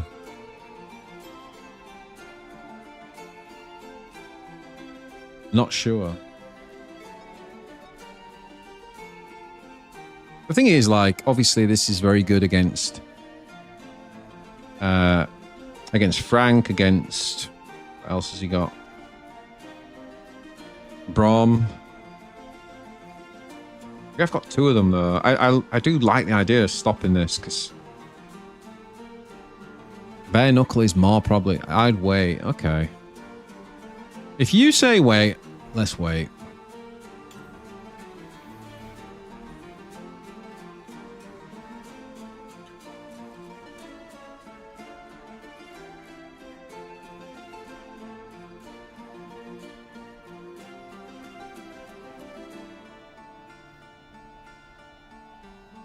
You'd wait for what? A hairy badger?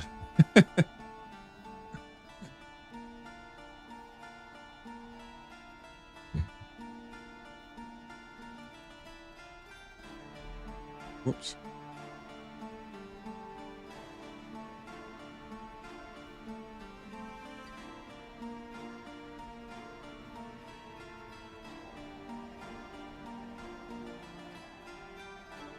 Playing around with my screen a bit.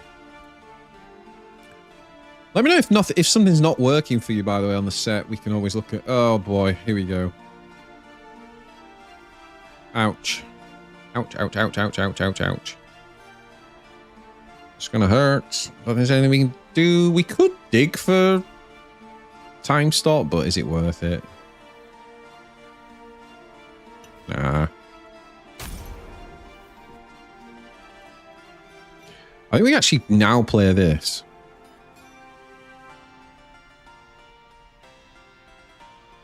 Just to kind of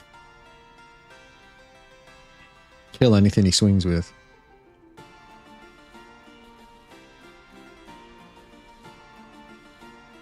We can draw a bunch with recycling, yeah, it's true.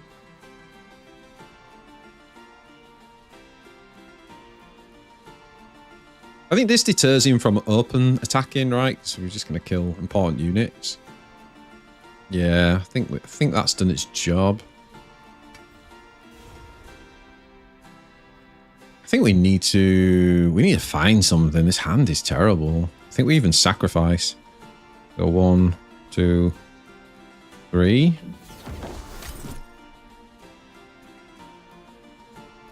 What is this hand?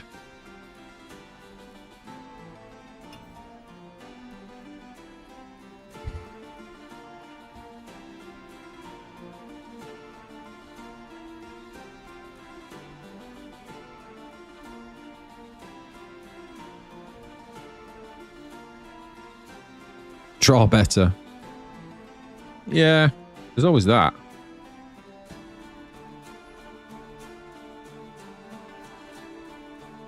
Honestly, let's get rid of Chrono Scan. Yeah.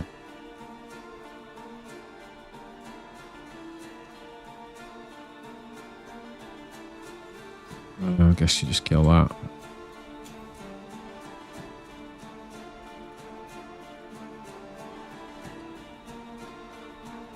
Oh no, wait, has he got the second? Oh no, he's going to level here.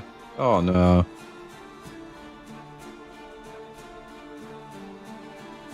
Oh, I could be really punished here if he's got the other 2 drop. He's got the other soup here. Hard punished. Okay, he hasn't got it.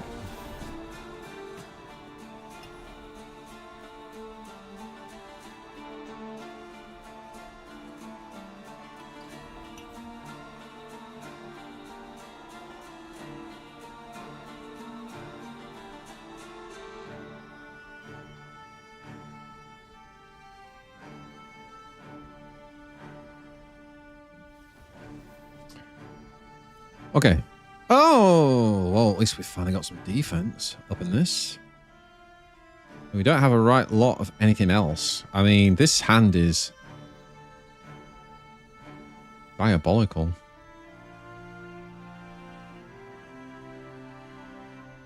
We're not copying spiders here, are we? Oh, God.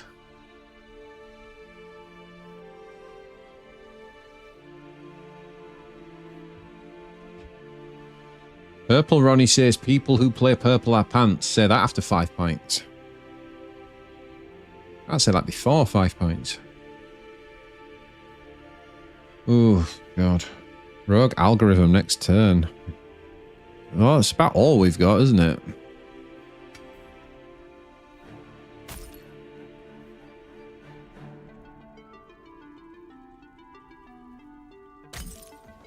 I should just attack with everything. It's all going to die, isn't it?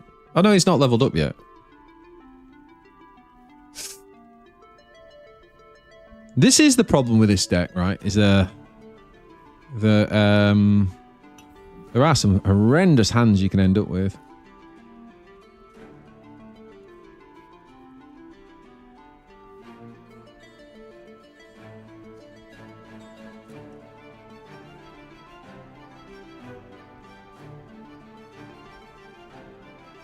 Why is it costing 12 then?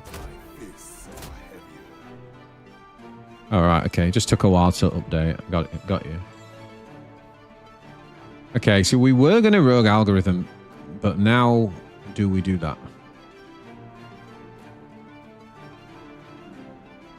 Kind of tempted to say we don't do this now.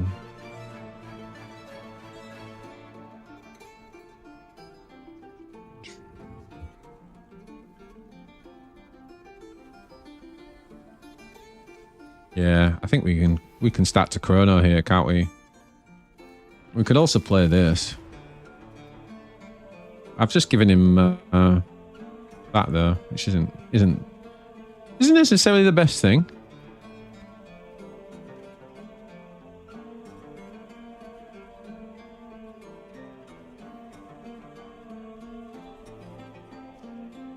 Used all my discards up as well. I don't think I'm playing well here. Stability control, the bare knuckle for sure. Yeah.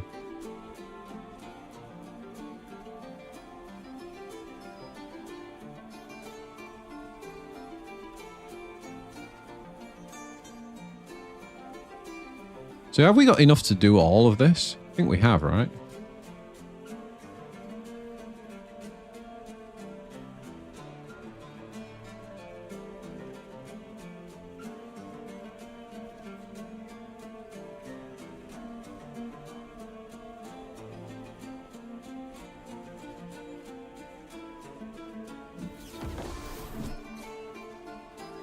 So now we do an agent loses temporary. It's you.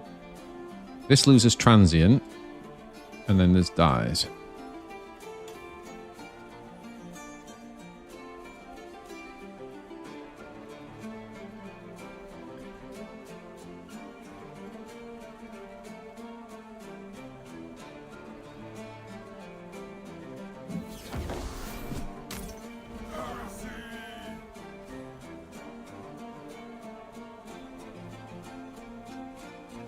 I think we have to play around out of sight as well, right? Because he's blue.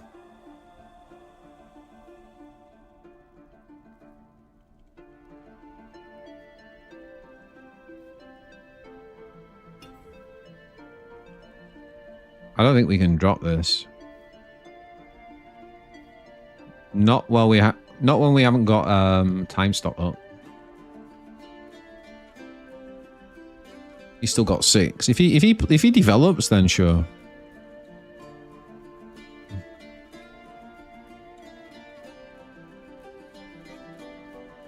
So for those who don't know, blue has a card called Out of Sight. It costs 6. And it will kill 2 units if they're paradox. So if we've got 2 of the same thing down, which is why we're not playing these 2 just yet. But now that he's done this, we're kind of more free to play.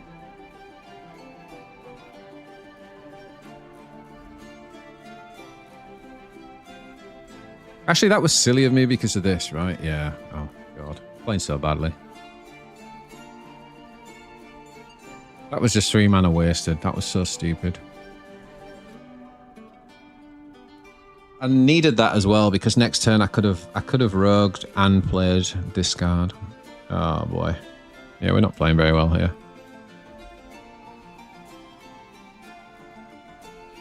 BJ, what do you think of the region of England? Sorry, what region of England are you from? Can't match the accent. Live down south though for sure. No, I'm from Yorkshire. I'm going to start speaking proper Yorkshire now. Yeah, I'm from up north, but I have lived in the south for a while. So I live now near sort of Cambridge, North Essex, Cambridge border. I've lived all over, man. London, Oxford, Nottingham, Derby, everywhere. What are we doing? What are we doing? What are we doing like? Dying. Horrible death. Charge! So he plays Out of Sight here. The annoying thing is, he's got 12. Technically, he could play double, but I don't think he's going to do that. He's going to play 1 Out of Sight. We're gonna use Time Stop. Okay, he's going to do that. Okay, do we just take that then? I think we take that, right? Or do we stop it? Oh, from York, lad. Nice. I love York. Beautiful place. Do we time stop that? I feel like we don't time stop it. I think we let this go because we know he's got that thing. I really want to use this.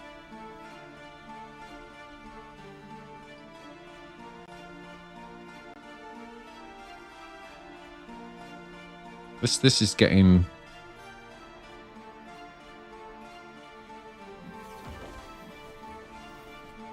Okay, so that is some AoE damage. So he's kept 6 up as well. Actually, the 6 doesn't help him. So we can actually... This might be the turn. Is this the turn? Or are we never going to get Rogue now?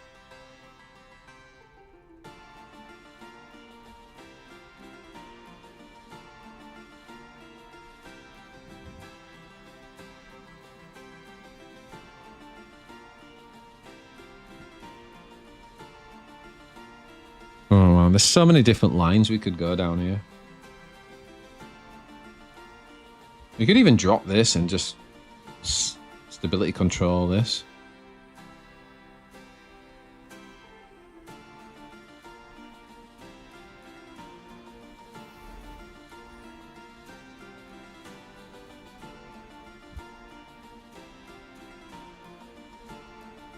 Obviously, this puts out a thingy back in play for him, but we've still got the time stop.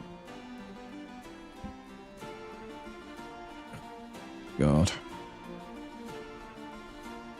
I don't think he has it, though. He would have used it there, surely. Oh, boy. I think we got to kill that. I think we got to kill that.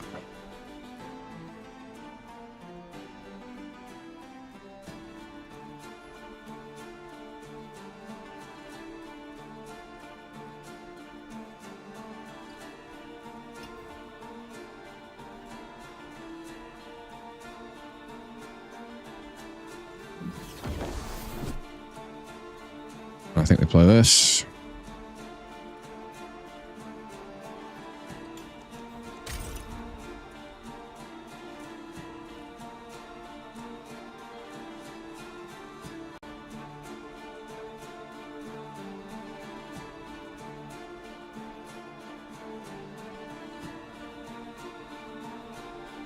Oh god, I keep doing this with Zorp, don't I? I I keep just wasting mana. Oh god. Okay, I am not playing this deck well. I think me and Choco just maybe we just can't play each other's decks. I can't play that so bad. Honestly, I just totally forgot about that. Might as well just got 3 energy and just rolled it down the drain. Oh, he's got it again. Oh. I don't know what to do. Like, do we just forget Ziv and go in on Rogue here?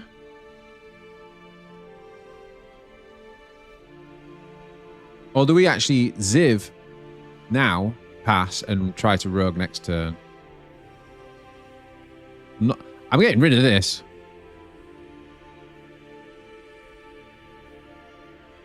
I think we maybe just go in on this guy.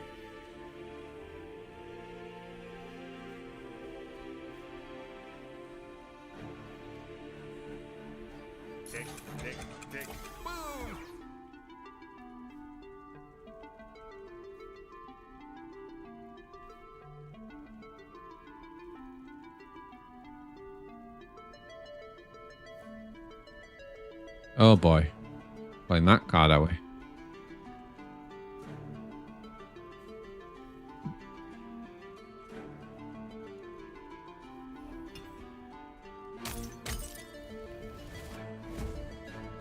I think we're just playing this now.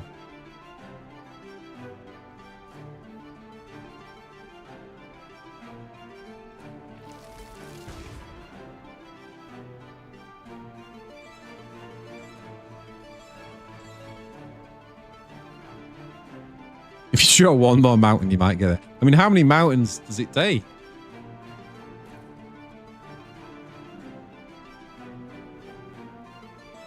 Okay.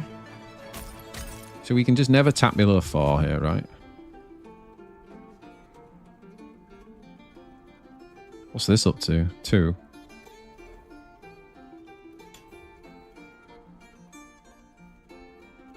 Dust to dust. I mean, we could kill that.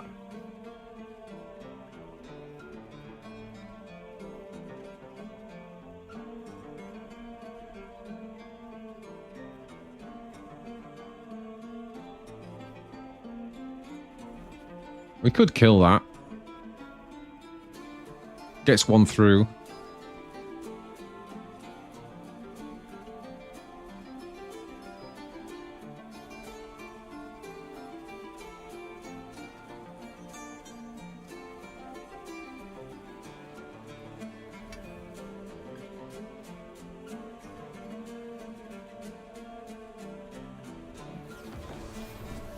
Can we play Zorp now? We definitely can't. Can we? This thing's going to do 4 damage. Oh, God. Actually kills a mountain.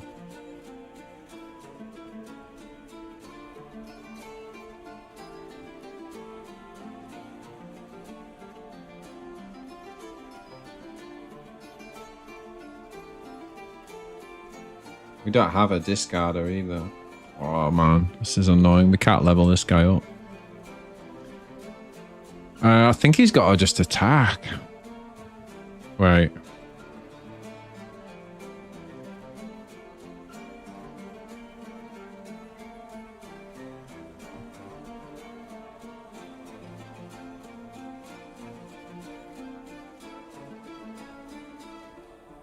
I think we've got to like...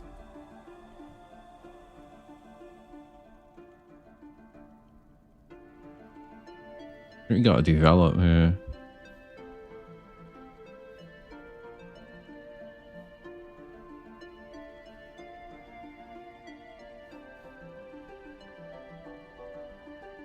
Ugh. Are we trying to stop that?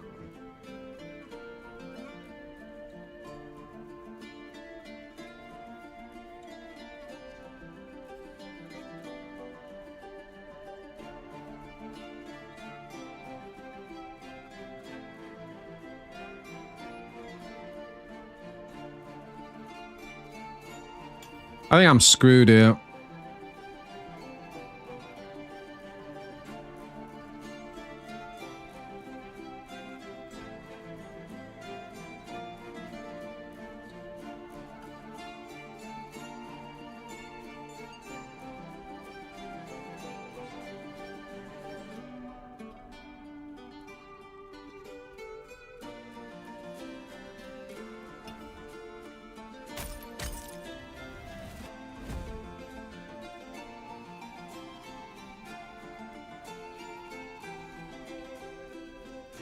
I think everything has to go in because this just dies to AoE anyway.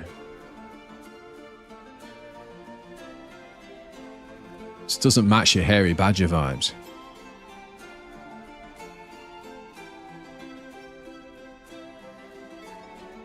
Yeah.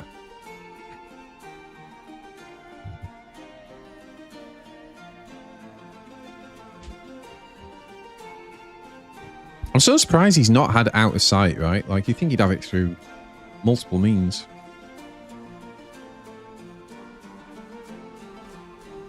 So maybe we were right to use the time stop when we did. I mean, he's probably just dead to spells here, though, right? Yeah. Yeah. We're dead.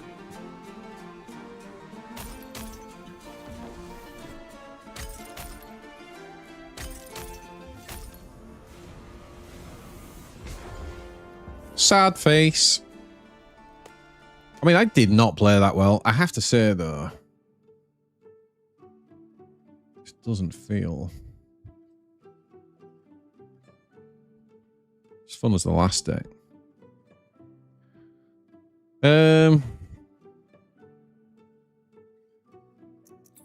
Discard Mountain. Discard Mountain.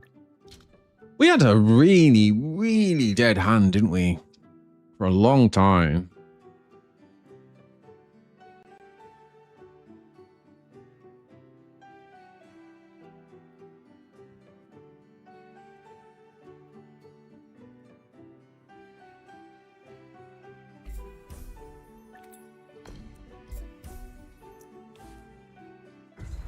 Let's try one more.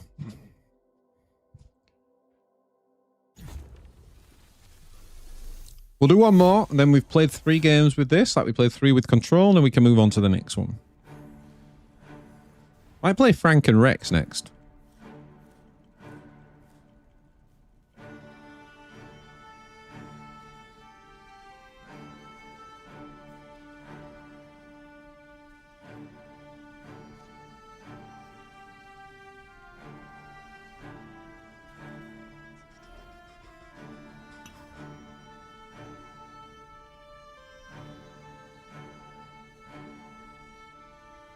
So we can draw this guy anyway from the Retriever. We don't want these in the early game, I don't think. Let us see what we can find.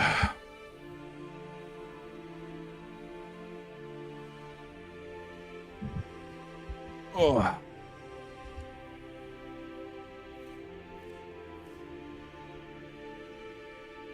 Okay, well, at least we've got Ziv early.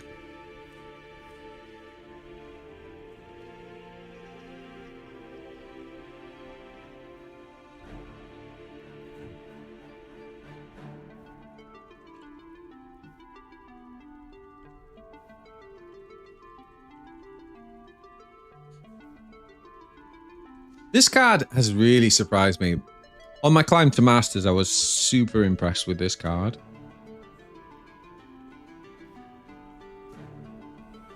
Like, combination of the way it combines with Aardvark, the level up ability causing confusion in your opponent in what to block, and especially then when combined with like mulch, where you can mulch something and then your seedlings grow.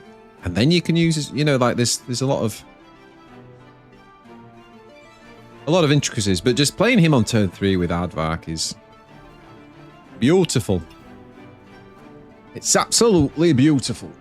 Sithy.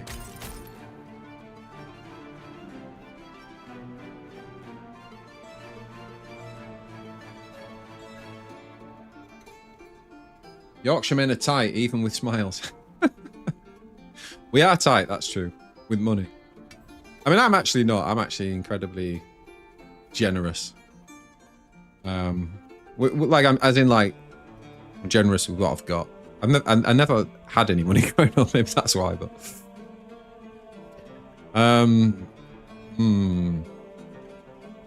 Nah, then. Oh, no. No, no, no, no, no, no, no, no, no.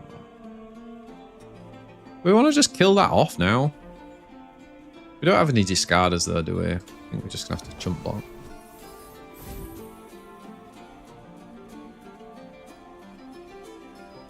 We're going to have to chump block.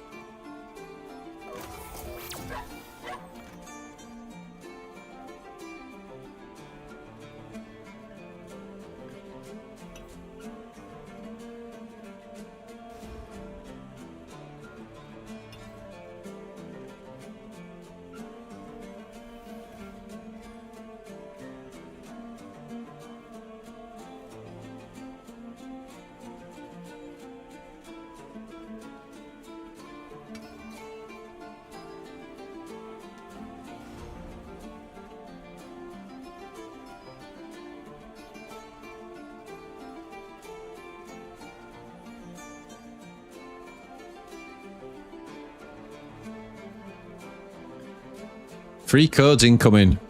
BJ the Generous. Yeah, you can have a free code. Economy. There's a free code for you. I need to get some more codes. I'll get something sorted for you guys. Ooh, ooh, ooh. Mulch for 4. Interesting. Do we just kill that? I kind of feel that that might be worth a kill, even though, annoyingly, we lose. Wait. We would get so hard punished by Bloom, though. I think we have to let that through. Yeah, I think we have to let that through. I'm not doing the... Maybe we should have started with Conscientious Overwrite and then attacked. But then he wouldn't have blocked. I don't know. Oh. Oh. It's all making sense now.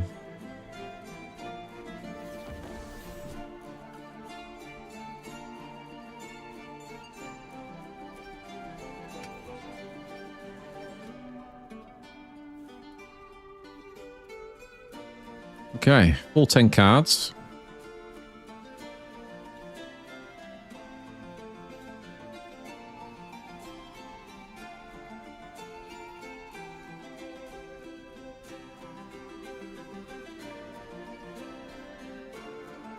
It's a bit of a board, isn't it? Here we go again. Do we just like pass and see if he ends the round? He's not gonna, is he?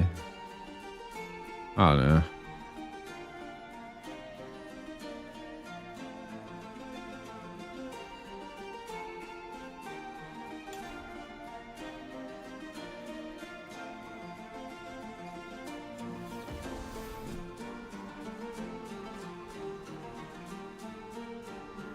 Oh my lord.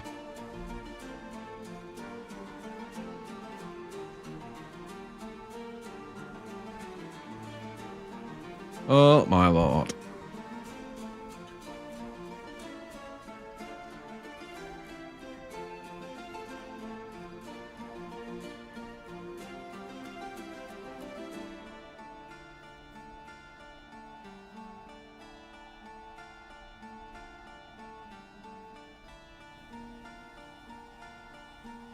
I think we gotta start going wide now and try and block.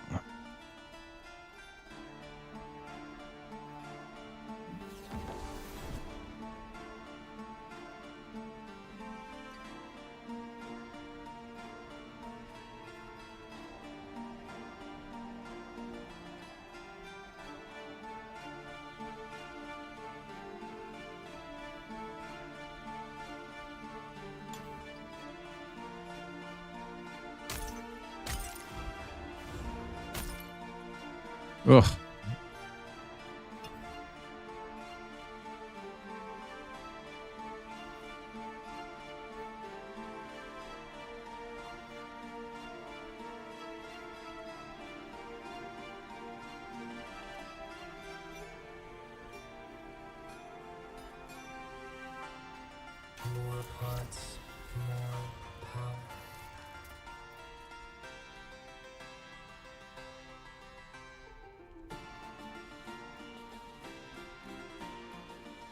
Take that pass, I think.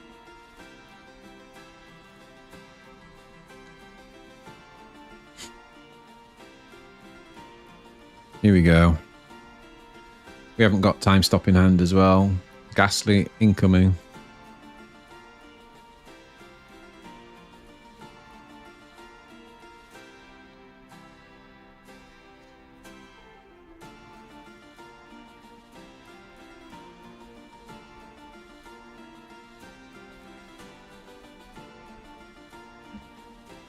Ooh.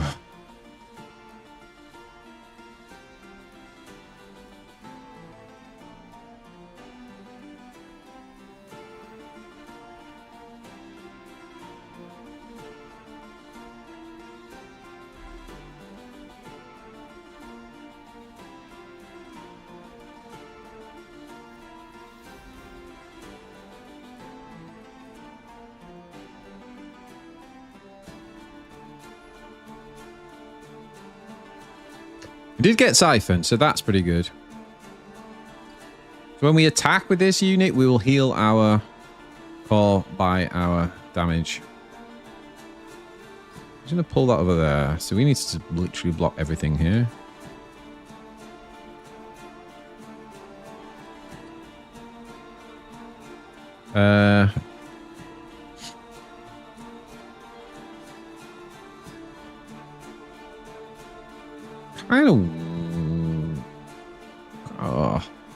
Kind of worried because if we do it this way,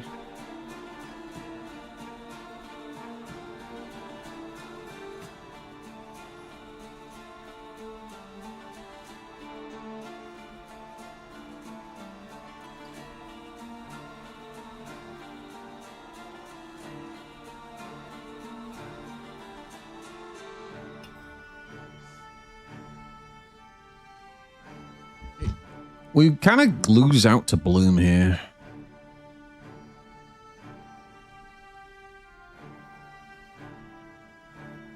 All that.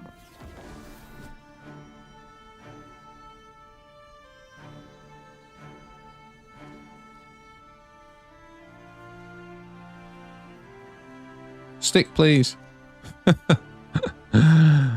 Yeah, I think we're done here.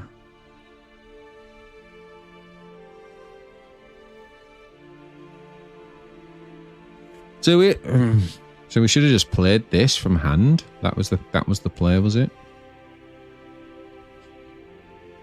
But then you had things like Send. There's quite a lot of things we'd have to play around there.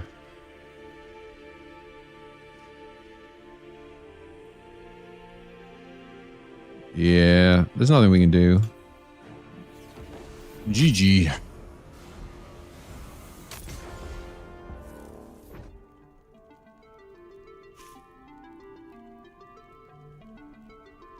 Okay, so not the best showings with that deck. And I have to say, for a Ziv discard deck, I did not enjoy playing that deck, which I'm very surprised about. Very surprised. Like, when you think about the Puppies deck, as in the Ziv discard purple version, you're just missing tools. You just got no tools. It's sort of like all in, I guess, on... I don't know. Maybe I probably just played it badly. I need to play it a bit more. Right, let's play Rex and Frank next. So Rex and Frank is a little bit of kind of like, we've got a little bit of like anti-meta stuff in here. We've got the Sappers. We've got the Gunnery Captain. I think Paradox is very good right now. And we've got some anti-mountain stuff with the Big Frank and the Hungry T-Rex. So let's give this a go. See how we get on.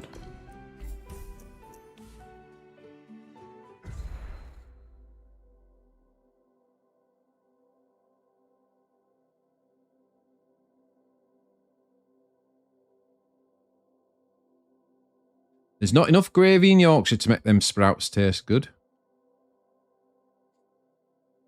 I couldn't have said it better myself.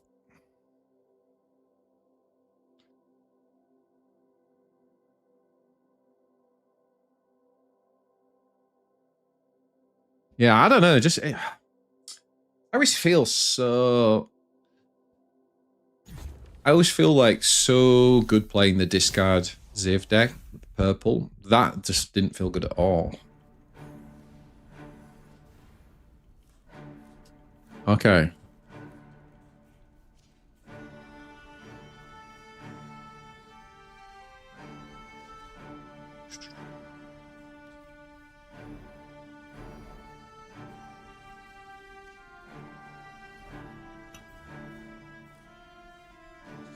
Interessant, interessant.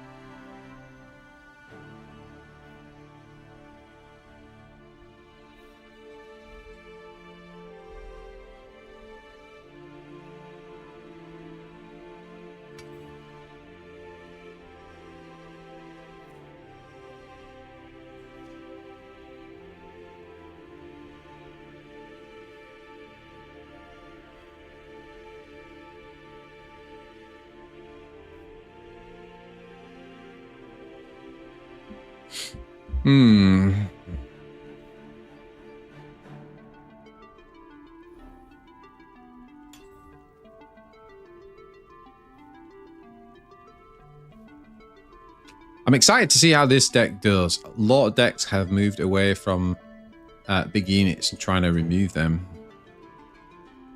Yeah, let's see. I played 3 games, like I said just before, wrapped up in Cornwall and won all 3 with it. It felt good.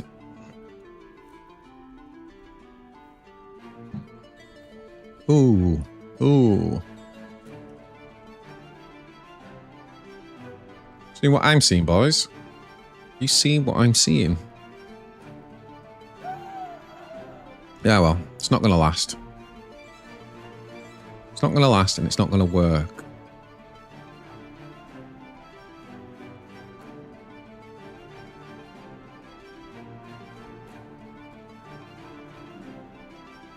So, I think we've got to... I think we've got to pass here.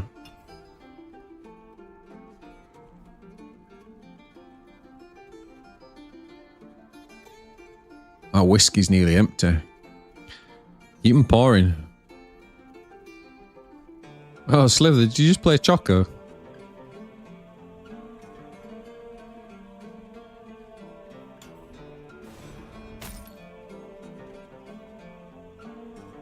there's a couple of things we could do here. Honestly, we could just play this. It's not great, because we are likely to have got the Paradox off later in the game. The other lie we could have done is just played... We wouldn't have leveled up, but we would have gone very wide. I'm thinking a slightly slower play here, which involves...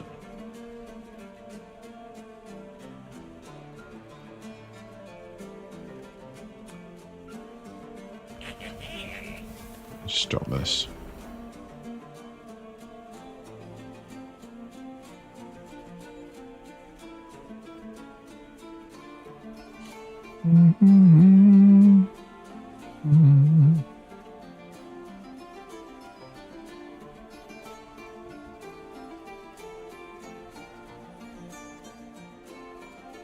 Yeah, he got me.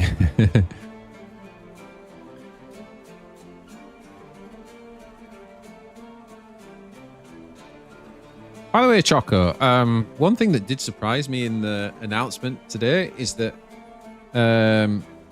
I thought you won the ladder last week. What am I trying to say? Last season. Did Splinter overtake you again at the end? Okay, so we can attack here.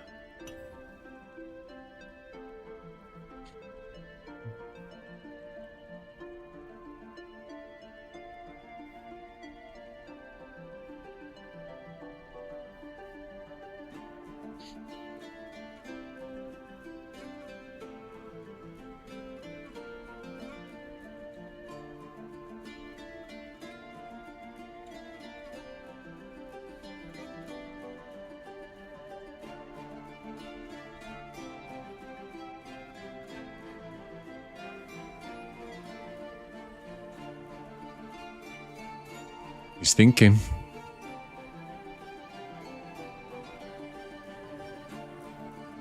He's thinking hard. You see that almost compliment?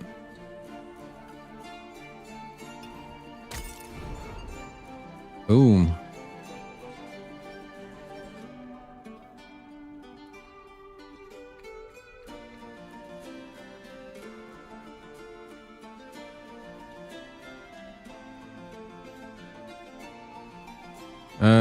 Do we pass? Do we drop the one drop here? I think we pass.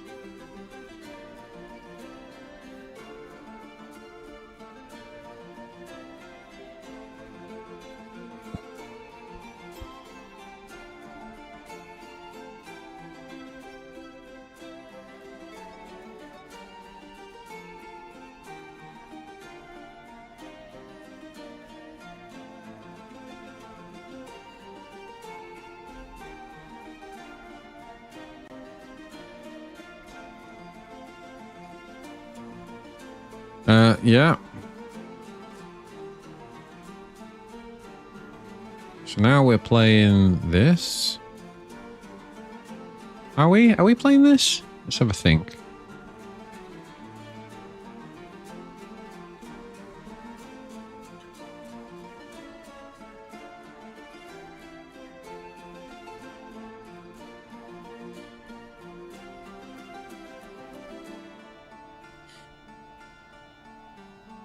Or do we just hit this now?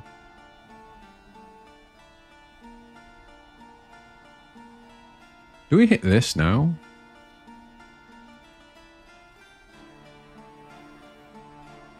I don't know. I don't know if this is correct, guys. Honestly, I feel like this could be very wrong.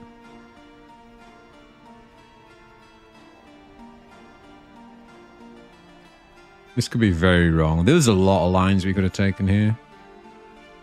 I was initially going to develop this, but then won't be able to play everything, and I felt like we were going to need to play this spell. I'm not worried about the 6 damage. Like, if he wants to destroy... Oh, okay, he's going to buff that. Okay. Wait, what? Oh! What just happened?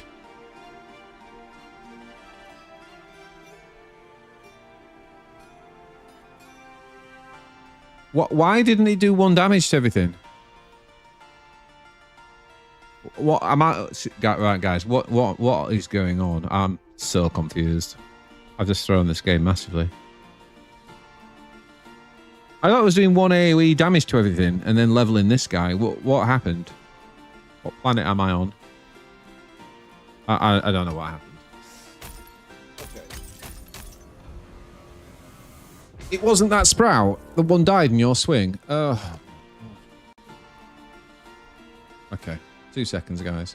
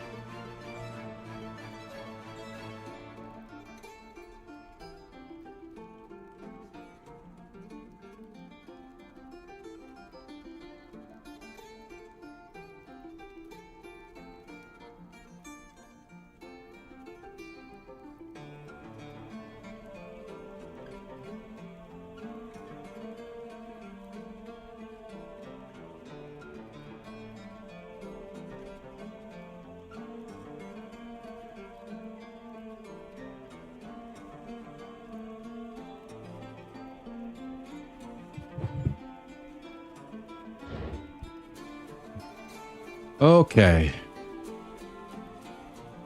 Right. That was a write-off, that game, guys. I don't know what's happening with my brain, but I thought that we had a bomb going off there. Apparently I got the wrong sprout. Slither's from Yorkshire too? Yeah. You're from up near Whitby way, aren't you, Slither? Scarborough Whitby way.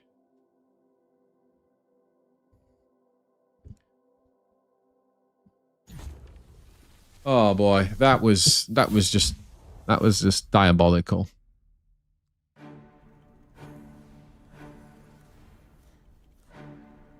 Oh, you're from Dewsbury? Oh my God, Slither, that is like literally. So my mum is actually originally from like Murfield, which is next to Dewsbury. Yeah. So.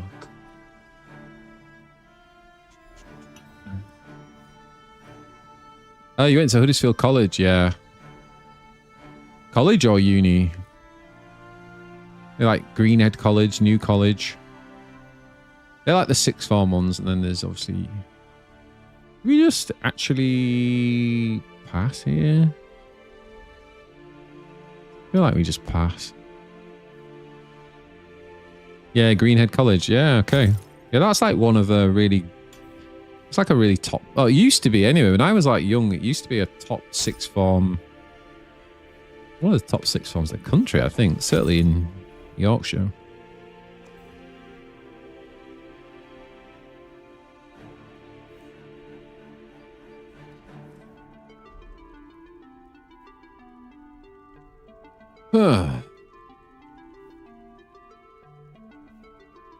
Right, let's see if we can do something better than what we just did in that last game, because that was shocking.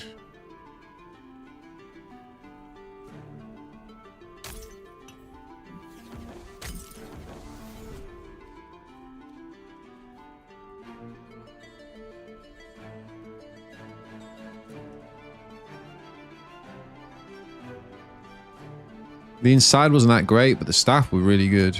Yeah. Teachers really engage you in the subjects. No! Why? How? When?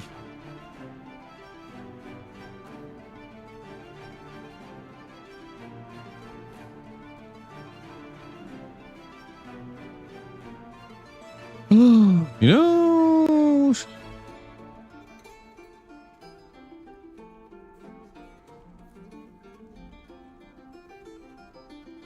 You get Paradox off this stuff.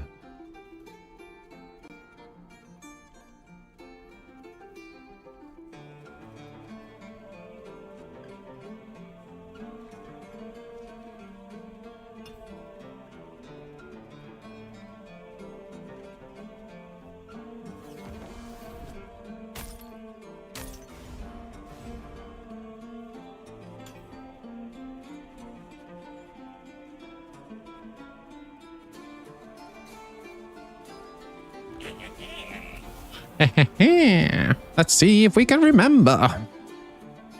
Blue equals bomb.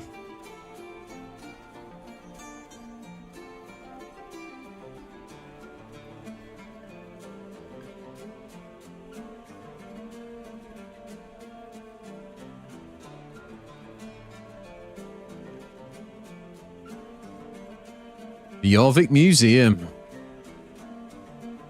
Yeah, it's Clash York. I love it. Oh, it's like that, is it? Oh boy.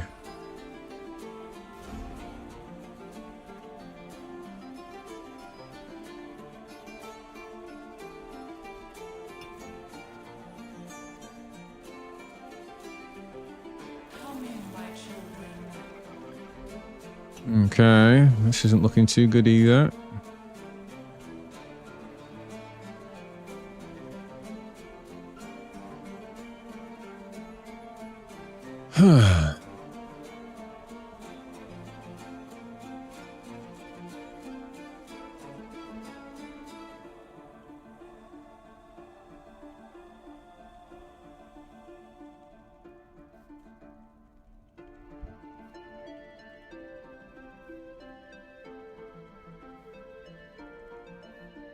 Oh, man. I think I lost. I lost this game, guys.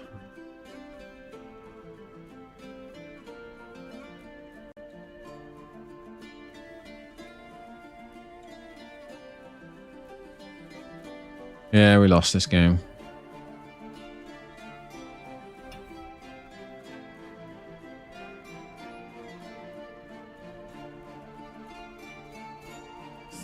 Oh boy.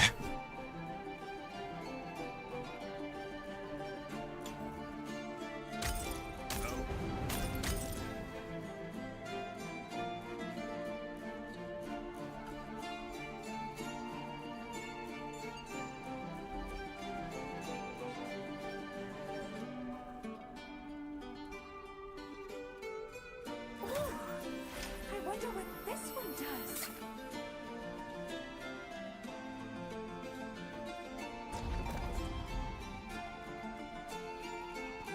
Try and ram.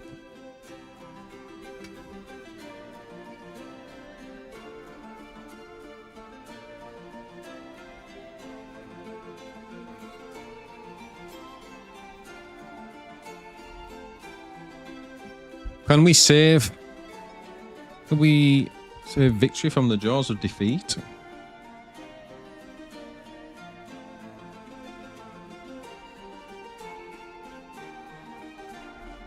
I don't think so, but...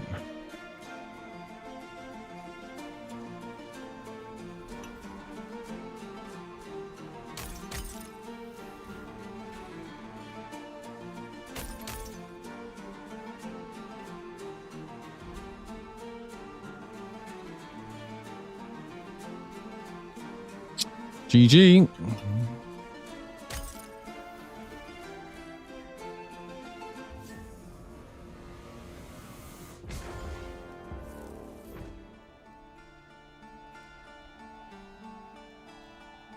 Oh boy.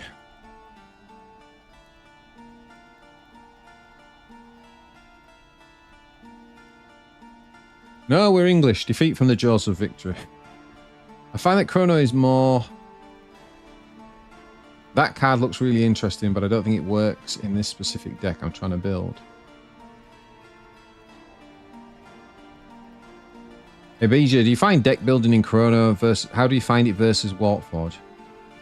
Oh, it's another level. Like, yeah, Warforge was very like... The cards sort of almost built the deck, right? And you also, if you had legendary cards, you just put them all in. You put them all in every deck.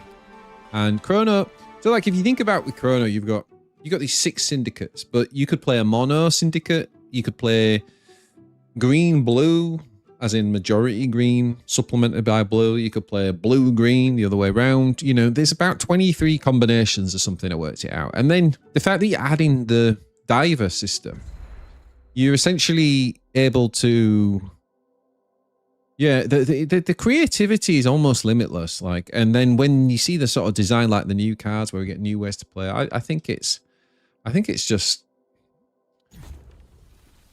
uncomparable, really.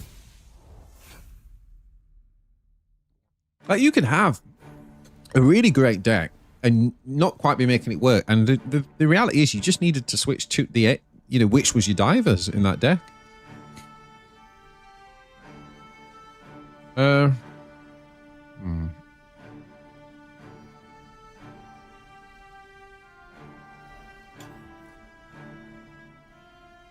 got a ramp strategy here, but it's the wrong match for ramp. Well, I say that. I mean, we're going to get Paradox. I'm only playing this with Paradox here, but we should get Paradox here. I really like Egg Tender, by the way. I think the rework of this card is phenomenal. It's actually still a really good card as well.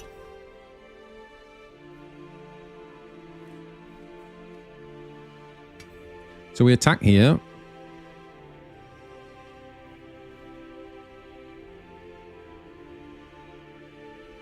It's not like all the commons are bad. Yeah, exactly. I think it's... People talk about comparing this to LOR, but I do think there's some Magic the Gathering rub here. I mean, LOR had some Magic the Gathering rub, right? But obviously, Jason was a Magic the Gathering Grand Prix winner. Magic's very good at that. Magic's very good at kind of like making like common cards are more about like unlocking archetypes and there's different ways to play, different ways to win. And if they go down that route, then honestly the deck building is just going to be so fun. Okay, that ramp was very good. We could Paradox next turn, and then we're into like turn 7. Like, this is insane. Yeah, and I think that's why he's doing this. I actually think we've passed. Honestly think we just passed. Because, like, I think he realizes if these don't die, he's in a bit of trouble.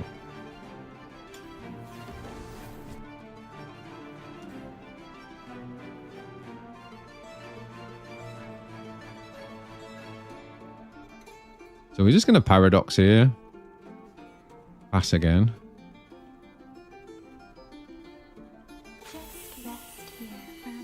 Okay, I'll actually drop this. I wonder what this one does.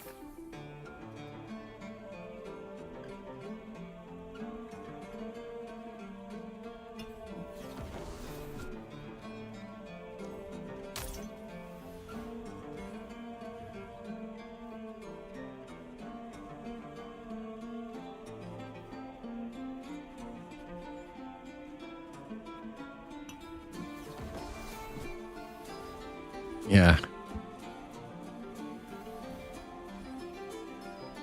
Okay, so bombs away. Potentially next turn.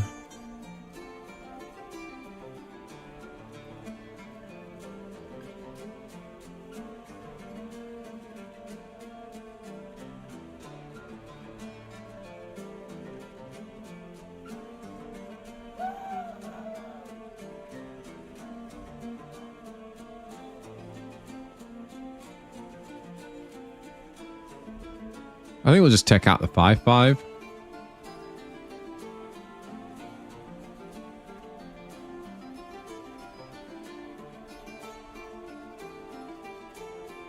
Problem is now he can kill. Maybe we shouldn't have done that. Like, maybe we should just play held for the second Sapper. I don't know, because he can kill Sapper now. Oh no, he can't. Or did that cat wait? Oh, it counts as a 2-drop, doesn't it? Of course, yeah. No, that's fine then. Okay.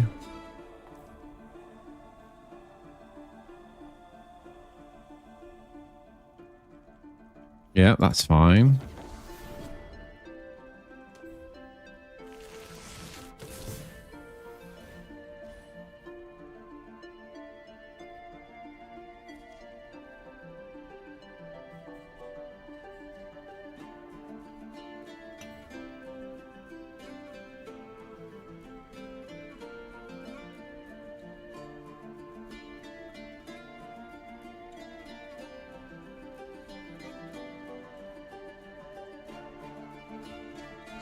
I do feel that he needs to add a limit of how many cards from each faction you can have per diver.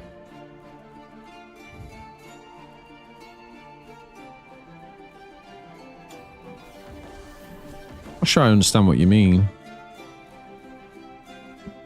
He needs to add a limit of how many cards from each faction you can have per diver.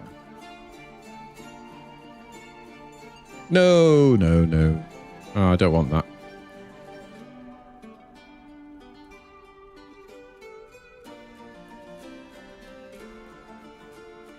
So what we do now,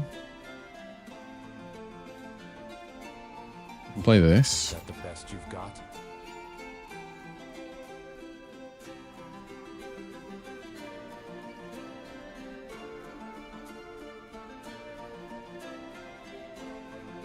I think we do this.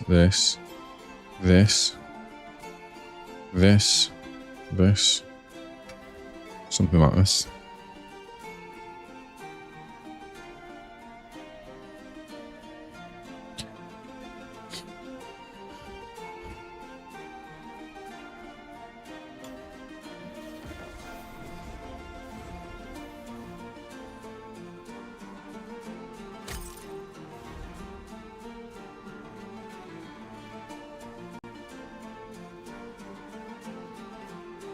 Actually, you don't want to do that, right? Do we want to do that?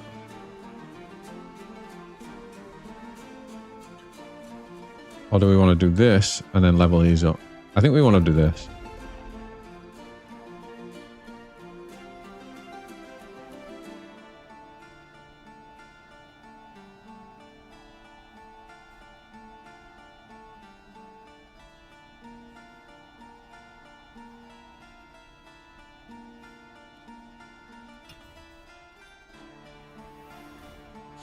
I do love the level up on this card. Like, I'd like to see this more as well, where like the level, this feels like a champion leveling up in, to go from a 0-2 to a 6-6 with overpower. I mean, it's very cool.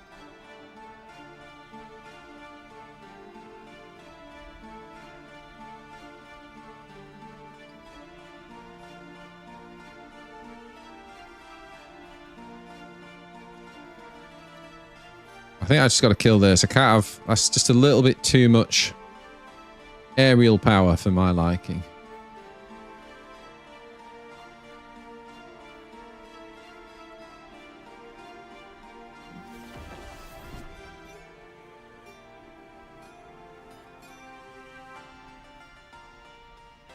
Third diver spot coming. Yeah, maybe. Maybe in an alternative game mode. You kind of did that with the Elder Scrolls Legends. You used to combine two colors, same as this, and then eventually they brought in a expansion where you could tri-color and you could have 60 cards per deck. It's really interesting. I think we just passed, right? Oh no, we should have done that. Okay, that was a mistake.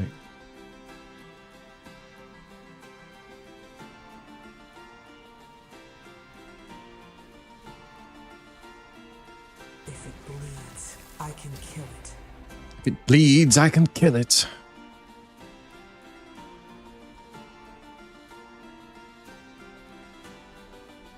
I wonder what this one does.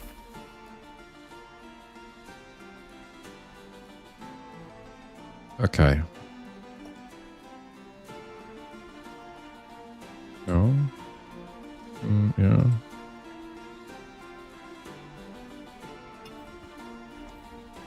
Let's lock it in.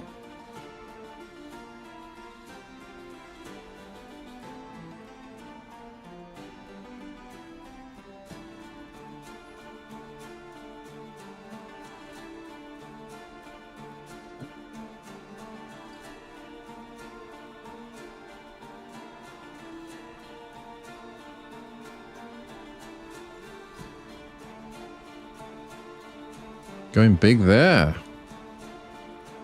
Wow. Wow. Oh my god, he had all the buffs. Wow. This is insane, guys.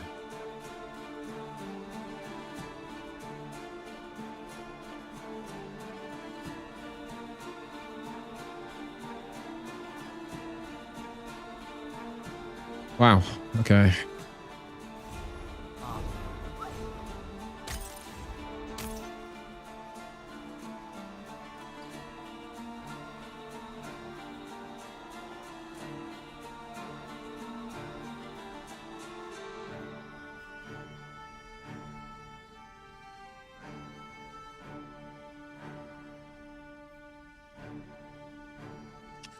Do we want bombs or do we just want the body?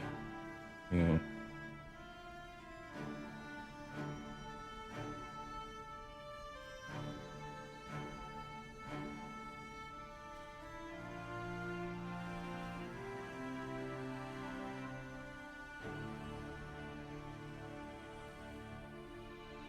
Actually not sure we want to be giving him more overwhelm, right?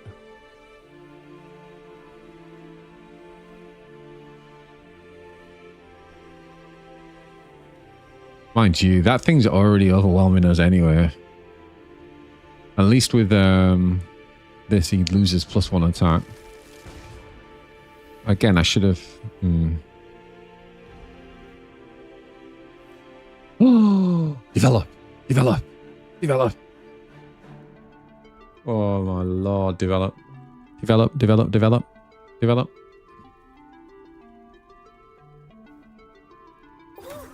Oh my god, yeah. Oh my god. You did not just do that. You did not just do that. Probably going to rewind it and put it back, but still, it's not going to be an 8-8. Or he times it out, but that'll do us as well. That was a massive mistake. Why the hell did... I mean, I suppose he didn't have lethal, right? That's why. He's playing for lethal. Woo!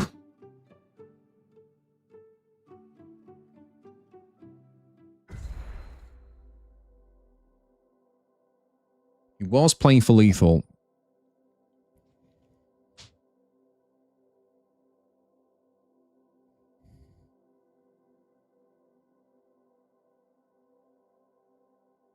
So we got a proper game in with Rex and Frank, so that's good.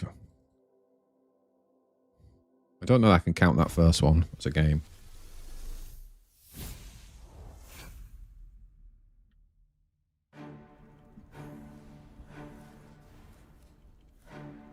It's more like a no contest.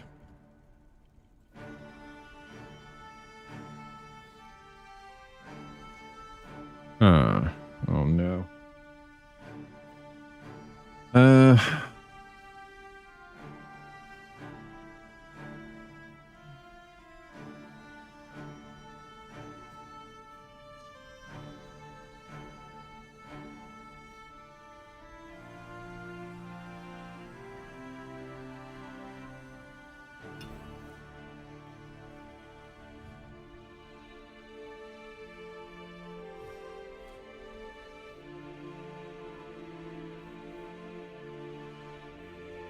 Right, okay, so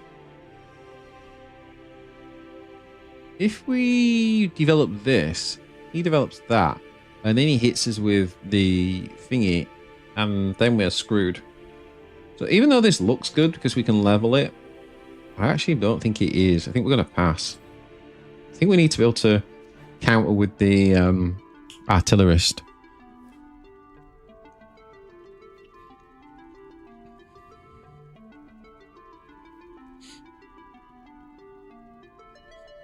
Okay, well, we'll pass again. He's going to do that. That's fine.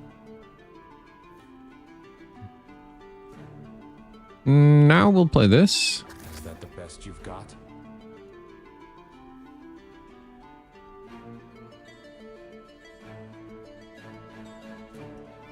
Is that the best you've got?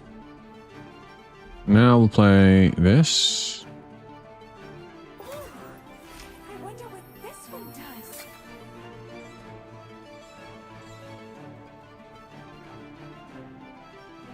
Actually, do we even attack with that?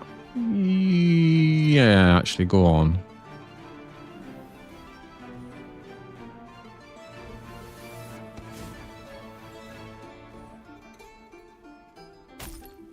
It does bring our justified means online.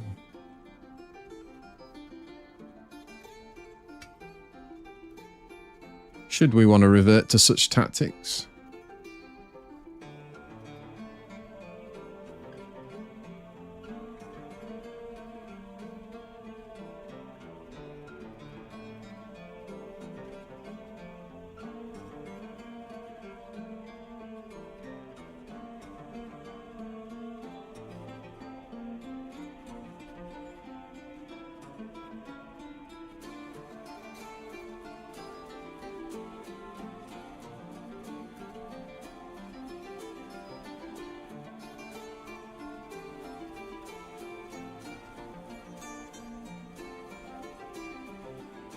Okay. Okay, so... Ooh. Oh, guys. Do we do it? Do we paradox? Of course we do. Thank you very much.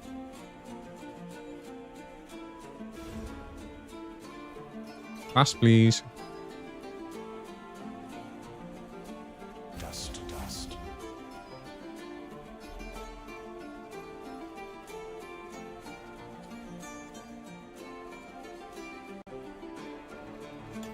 Pass again, please.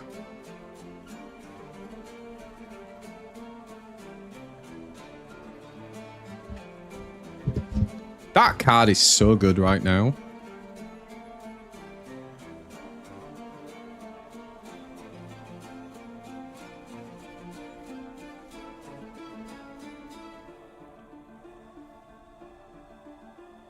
There's nothing she can't find.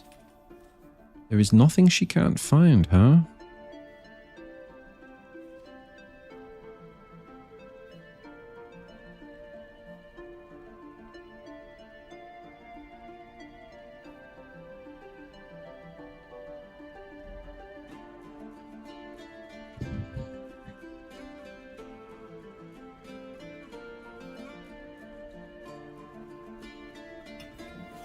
No problem.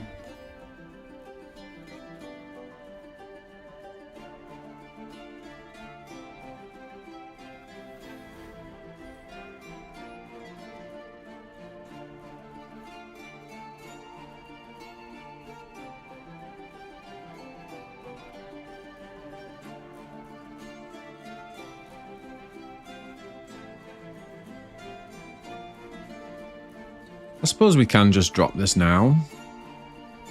You won't have time to drop stillness on us from this. There's nothing she can't find. I was going to say it removes the librarian assistant as well from his graveyard pile, which is kind of good. Only those you put on yourself. Oh no.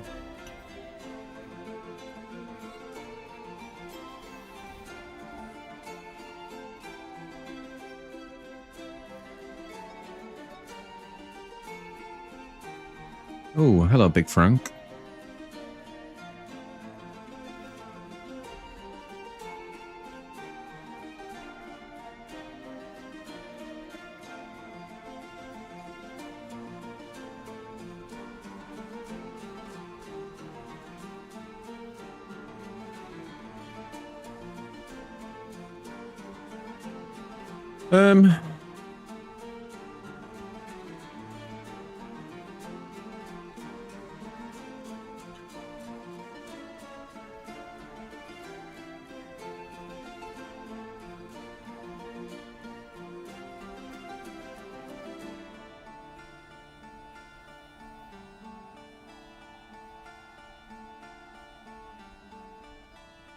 I don't feel like we can drop Frank here.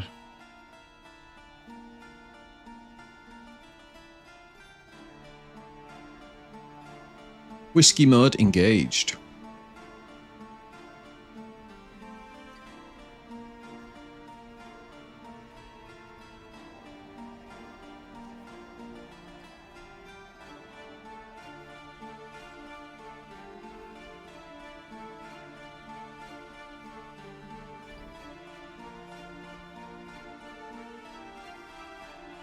The problem with this player, right, if we do this, put him down to 2. If we hit him with this and he's got the chaos control, we're in a lot of trouble, and it does telegraph it a little bit. So I think we'll just let him do this.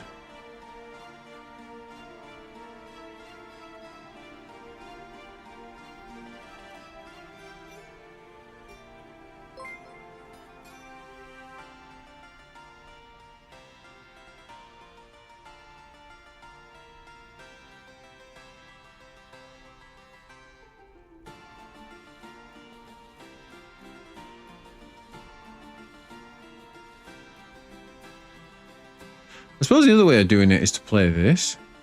If it bleeds, I can kill it.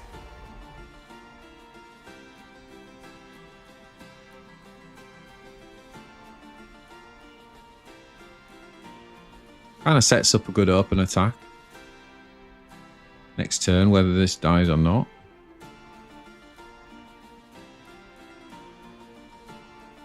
Oh, so that's what you were waiting for.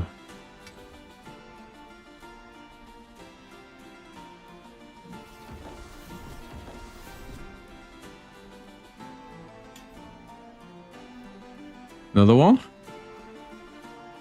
Oh boy. Oh, it's the combo. It's the combo.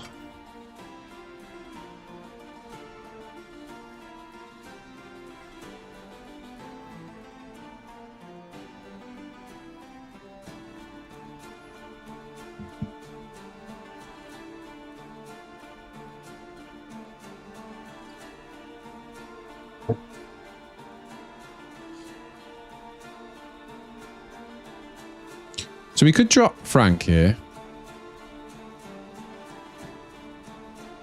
Or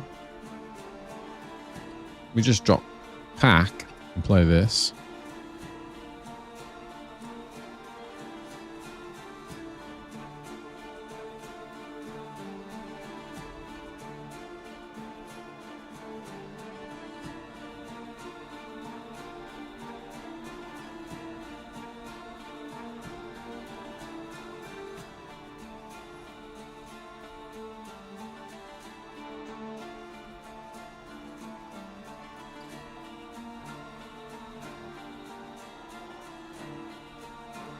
Okay, we gotta go.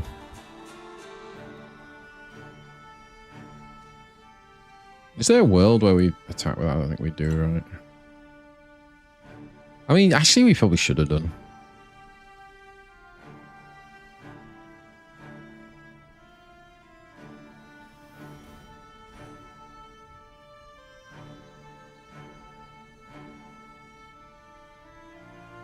This is suddenly not a good play.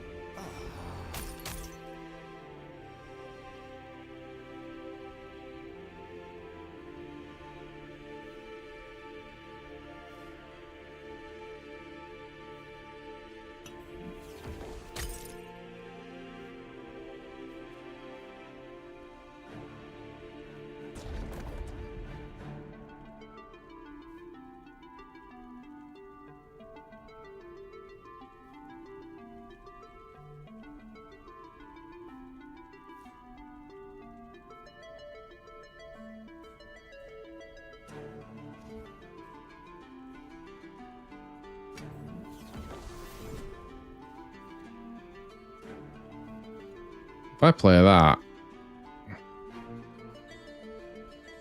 he can kill my whole board. It will level Sapper, but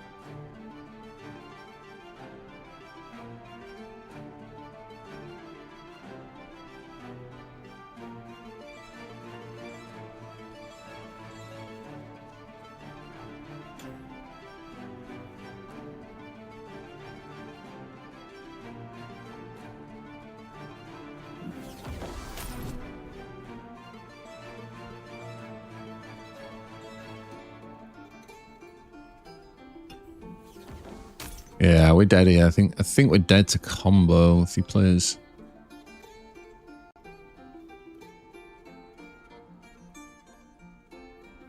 Coming back at you. Frank will level next turn. And then we take one less damage for everything. So maybe that's the only way out here.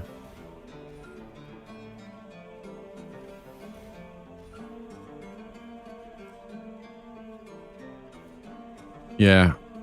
If we get an opportunity, we might not.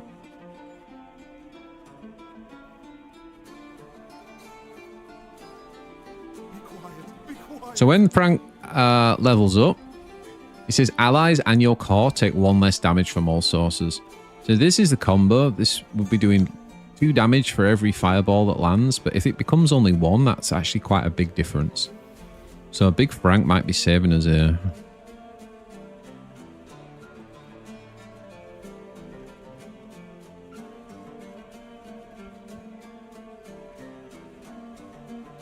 How are we feeling about Sungrace this patch? Says Long Tim.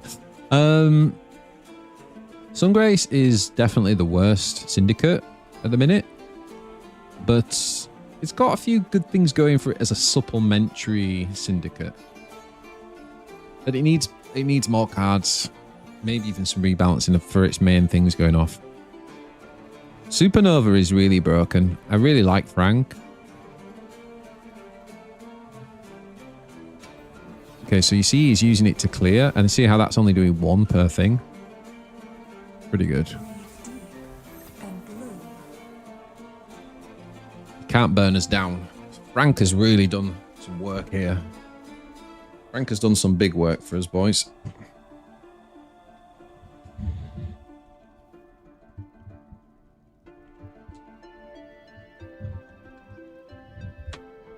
Sure. Just keep spending.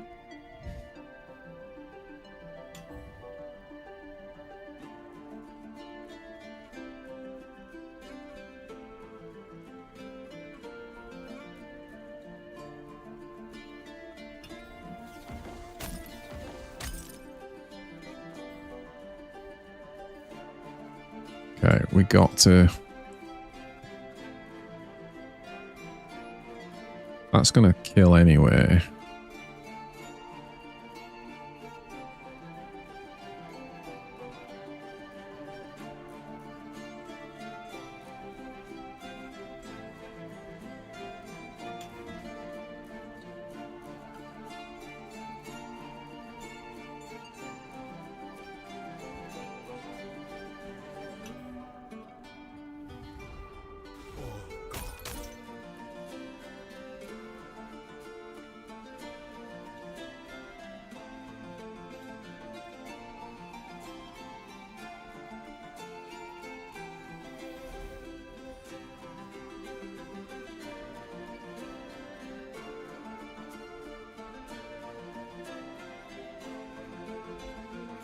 Double Frank.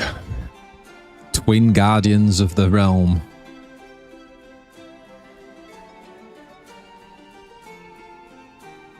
So the leveled Frank's so good against this sort of chip approach, right? Because the -1 per thing is just massive. And he's good against Mountain right now. So, like, it's a very good card right now. It's one of my favourite cards in the game. Gentle Frank is one of my favourite cards in the game. So watch this, right? So this should do go to 13. Instead, it does absolutely nothing to us. This must be annoying him so bad. This must be annoying the hell out of him. Paradox. Not that it really matters. I'm gaining a thing now.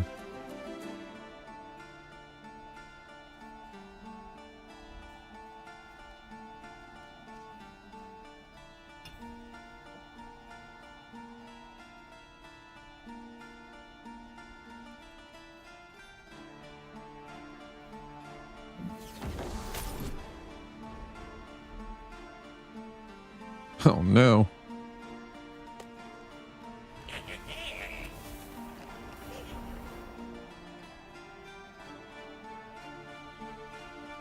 Okay, that's 1 Frank down. And the kill counts towards Sapper leveling.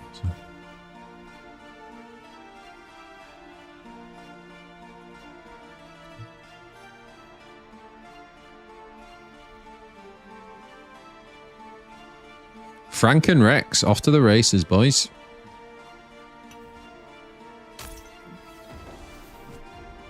This still does nothing, because we only need 1 Frank to stop this. Which is the 2 Franks stop the fireballs. Okay, what else you got, son?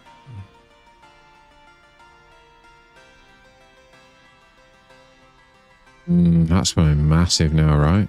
How big is that? I don't actually know. Oh my lord. Frank down, Frank down. No! Oh, it was all going so well. And this is the problem with this card as well. Like, I really wish... Like, Shadowverse has these cards, these ramp cards, they have a secondary ability. And I kind of said to the devs, I kind of wish... It's just a dead card now. It's just pointless. And they said, yeah, that's the Sacrifice Pain ramp. And it's like, but this is why Sungrace is behind. Because, like, there's no sacrifice to playing cards in Lifeblood, is there? What a game. This is actually a very good game. He's won it now, but...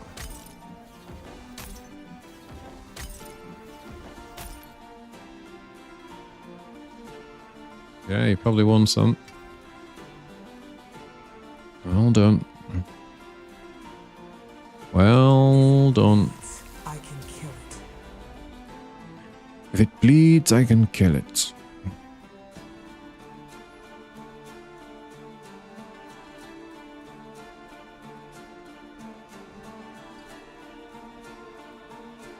GG.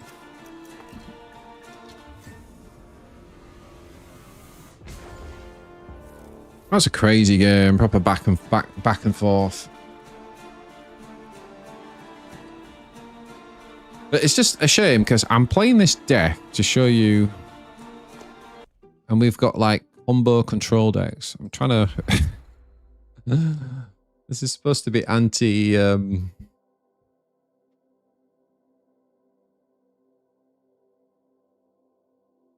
Anti sprouts and that.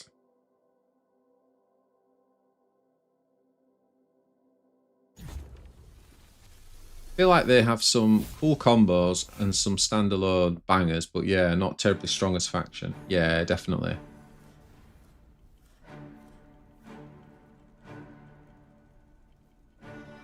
I wonder why we should have Scent and the Prey in this deck, because then Big Fran does get overpower, which is pretty good. Oh my god, we've got him again. Oh no, I can't play that game again. Oh, Christ.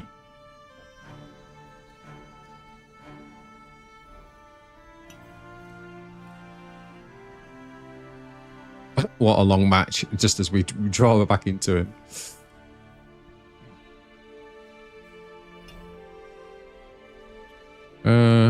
Maybe we do have to do it differently here. Try and put more pressure on early.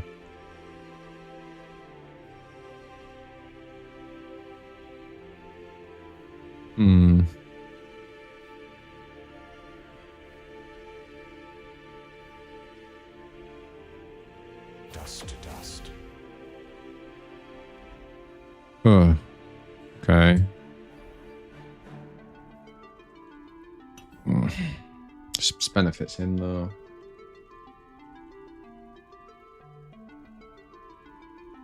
Surrender might be deployed to keep our sanity. We'll go on to the next deck after this. We'll go on to the next deck.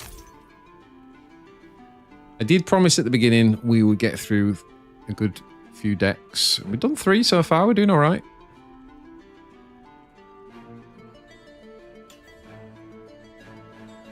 You Warforgers probably remember the Battle of 4 Warlords series that I used to do. I was kind of thinking about doing the same thing with this. Maybe calling it like Syndicate Wars.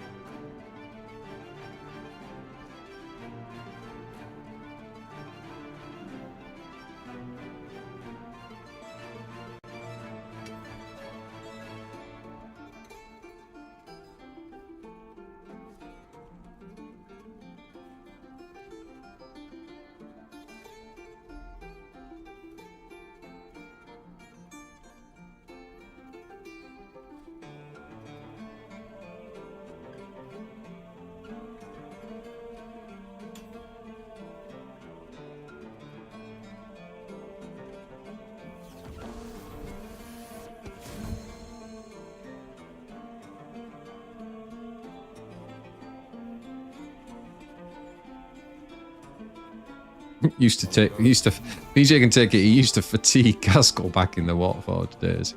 Oh, Gasgul fatigue. What a deck. Oh, I forgot around this again. Oh boy, I'm so bad at this game. The problem is when I stream, I don't concentrate at all. Concentration's terrible, honestly.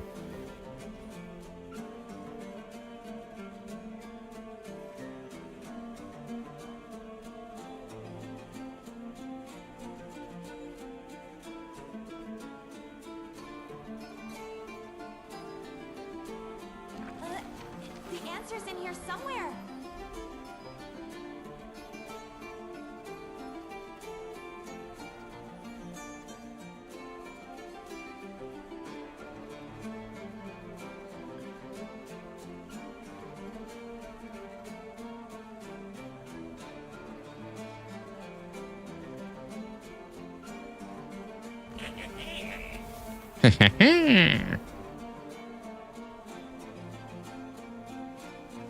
Sounds like you're suffering from fatigue.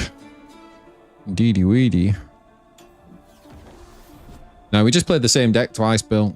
And it's a long game. Because I'm playing, like... Well, mine's not a control deck. Mine's more of a mid-range deck, but against him, it sort of felt... Maybe I don't know. His is like a combo deck, basically. Which beats control.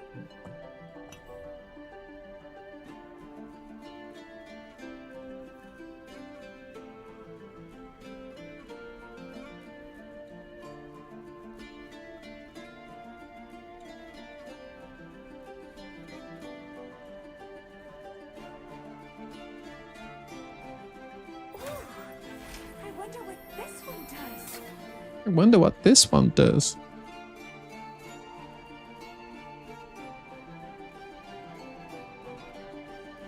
Not a lot by the looks of things.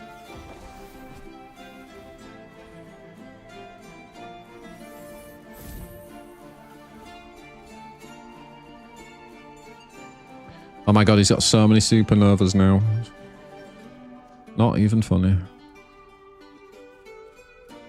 Yeah.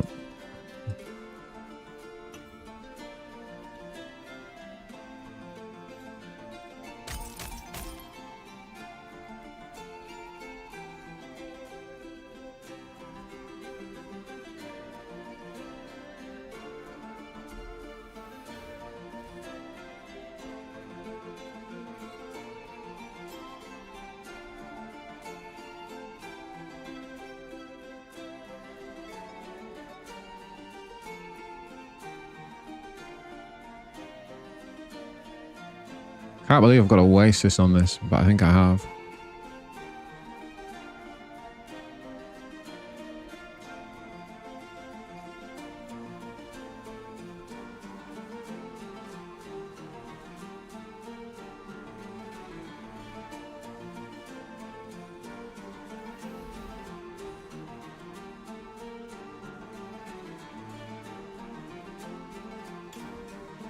Right, let's try this.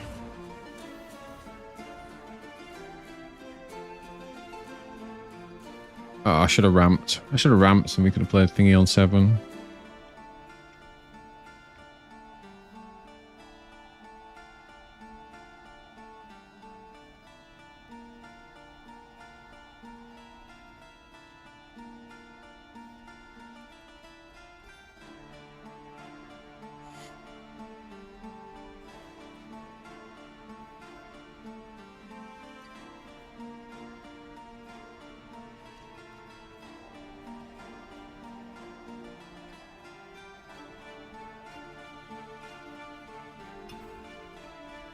Yeah, I should have still put the blocker up. Okay. Well, what happened there?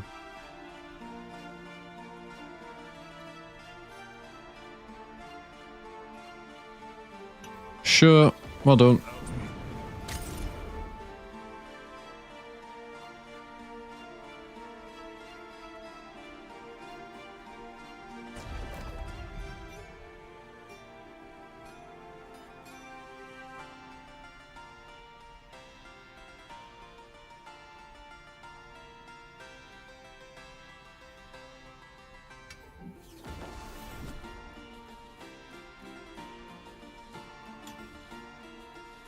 Pass, pass, pass, pass, pass, pass, pass, pass, pass. So actually playing that last turn wouldn't have mattered because he would have fireballed it. He's keeping 5 up. What he wants to do, guys, he wants to sun... He's keeping 5 up so that he can hit us with the supernova and then he gets all his mana back anyway. The best thing to do is probably just deny him the thing, but then kind of plays into his control combo thing anyway. Now, this really does help us because we can have a big breakthrough here in killing both these units. One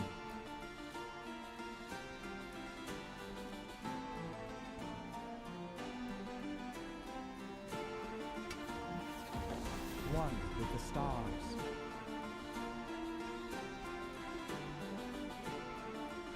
I should have killed that unit a long time ago with this as well. That was a... Should have known that, with it being the second time we played them.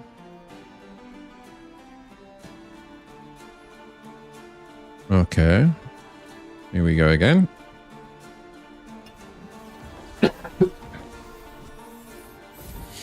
Gets all his power back.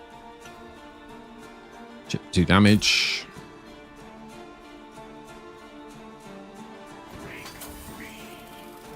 Oh my lord.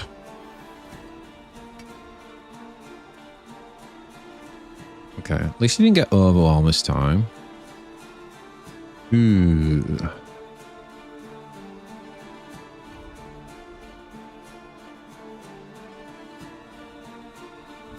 Play T-Rex. And then we've got the throwdown. Kill something.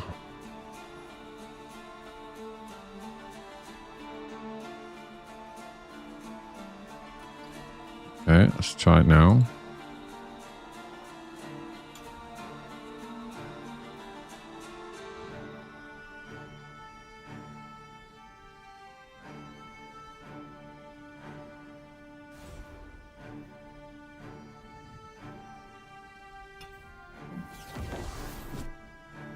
Shit, this thing's gonna level. Oh no.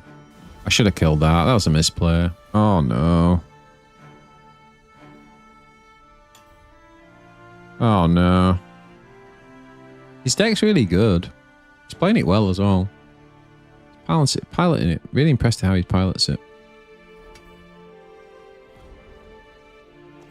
That was a misplay though. I should definitely have killed that. It was so stupid. Because I could have just taken the other one out with that. Oh, that was annoying. That was a bad choice. Dust to dust.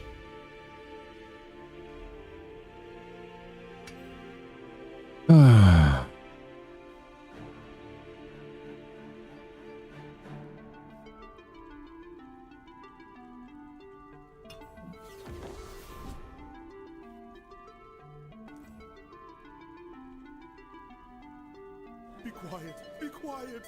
Yeah, that's GG. No, you can't let him get this board. He just keeps recycling. I mean, obviously we can stop him recycling that because we erase it, but that's it. That's all we've got. There's nothing she can't find.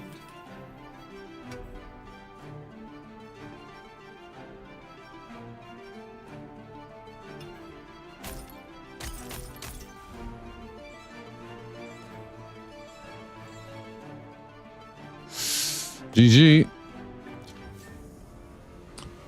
I messed that up, man. I should have hit the recycle guy, but can't let that thing level, man. Okay, look, guys. Rex and Frank deck is not designed to play against that deck, so it's not the best. It's not the best example. It's like supposed to be an anti-meta deck.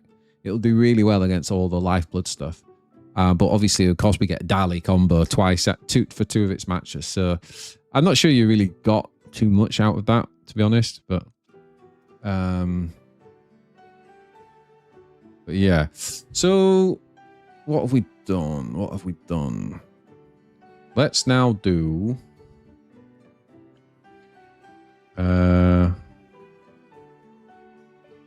Which one do we want to do next?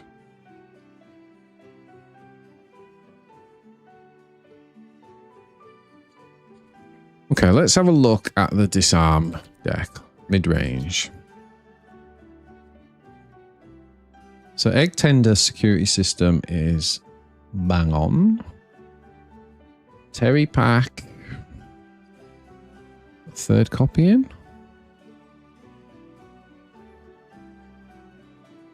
Three blooms. Three throwdowns, no. One throwdown. Wow. Only one throwdown. One throwdown, one rumpus. Okay, fair enough. Traffic conductor, just the one.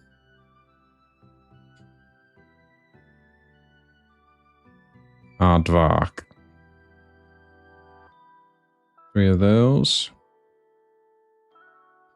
Panic Refugee, three of those. Three Sleepy Druids. Just put Wandering Mountains in here. Oh, man, she's only got one Affront of Nature. I love this card so much. I feel like it's a totally different deck without that, though. Do we want to do PK's version? 3 Spark of Bounty. 2 Zealots.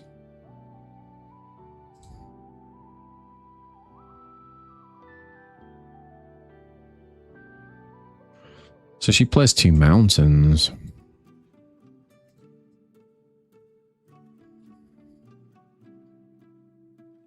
Blue, 1 Throwdown, 2 Scent of Prey.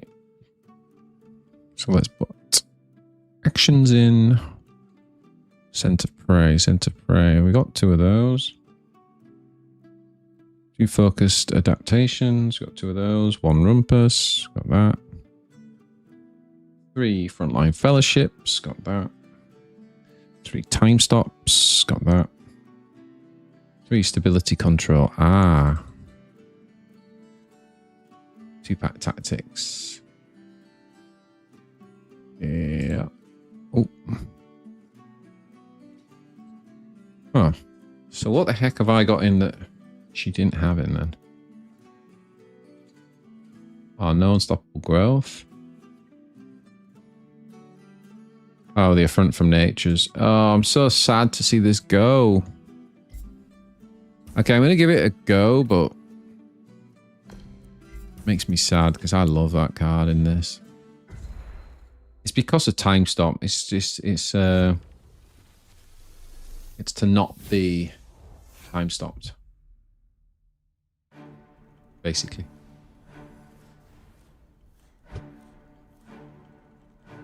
Oh no, we're playing Ryzen.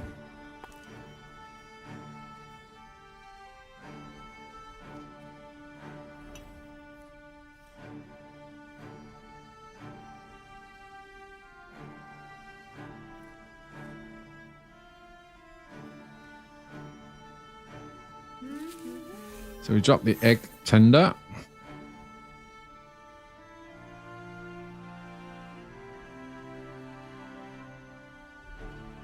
We will definitely attack.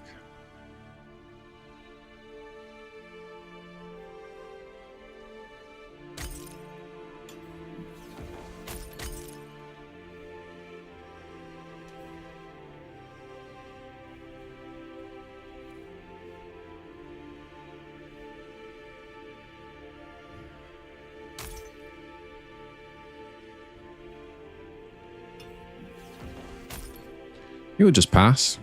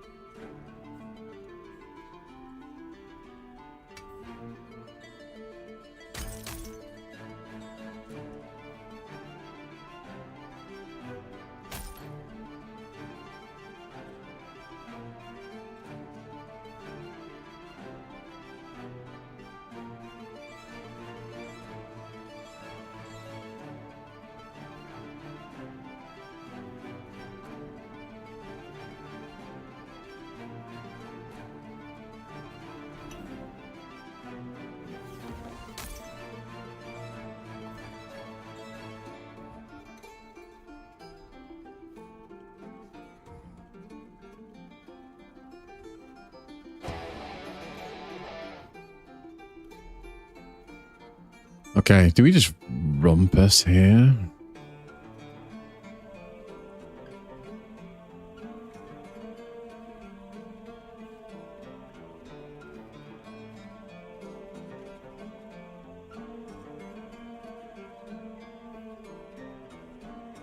Or do we just play this?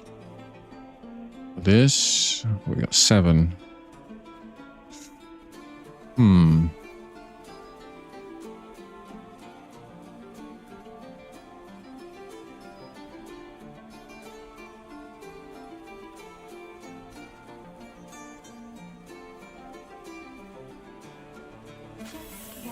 Probably just get Druid down. Well, it's never going to happen, is it?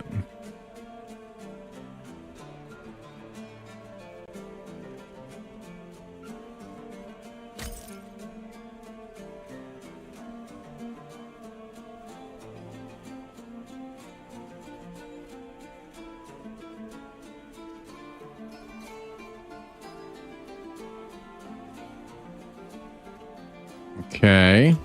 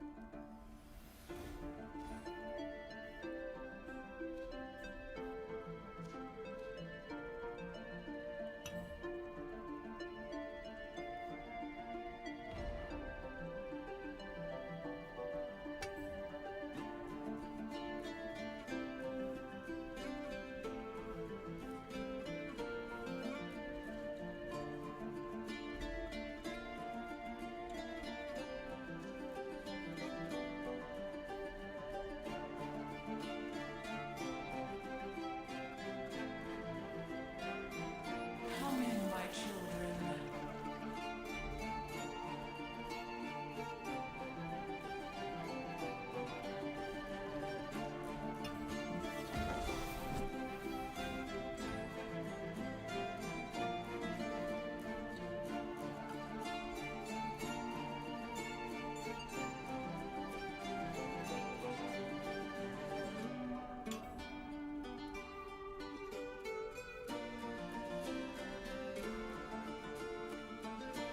Okay, let's play this and see if we can get the pressure through the attack here. See if we can actually hook any units.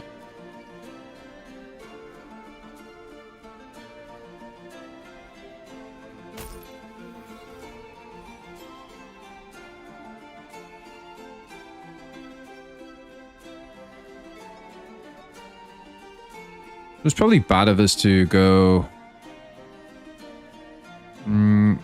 Is anything hitting that? I don't know. No.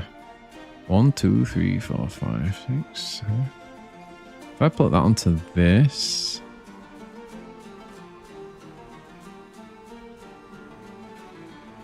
Oh yeah, that's so dead.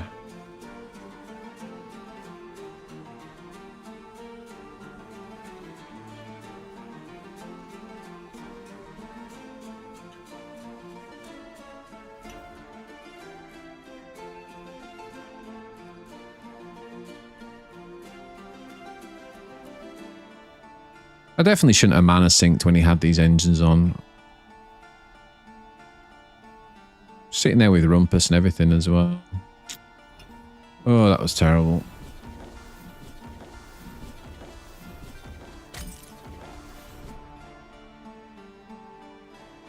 That was awful.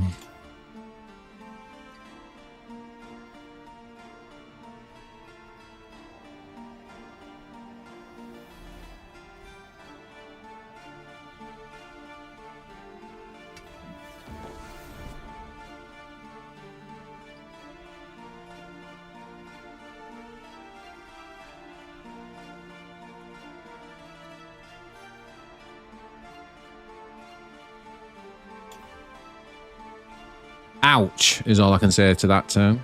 Ouch. We should never have like gone in on the. I don't know what I was thinking. Like he's got engines on the board, and we just spent all our mana developing the board. When we had all our counterplay here, and then no mana to spend it. Yeah, it's GG. GG. He played very well though.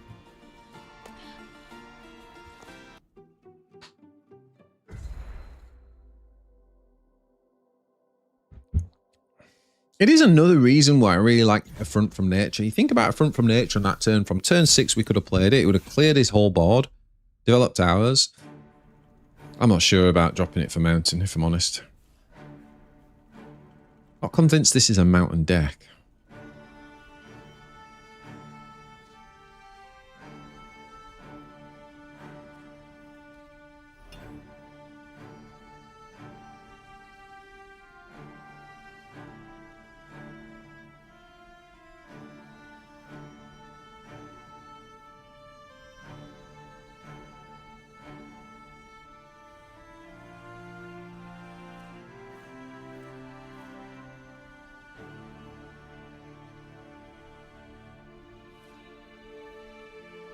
It was Shadowverse Brain a little bit, yeah. You could say. Could say that.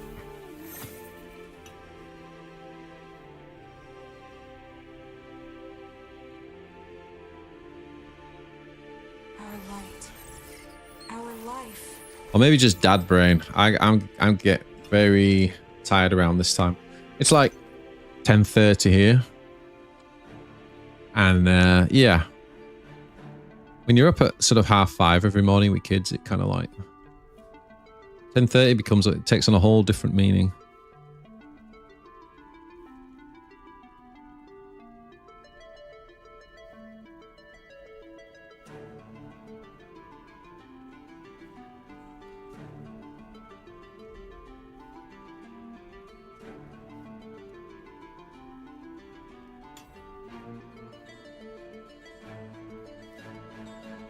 Okay.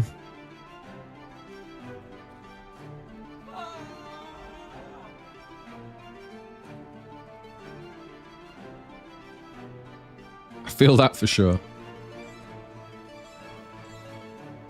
Affront is basically really good except for against Singularity. Well, yeah. Yeah.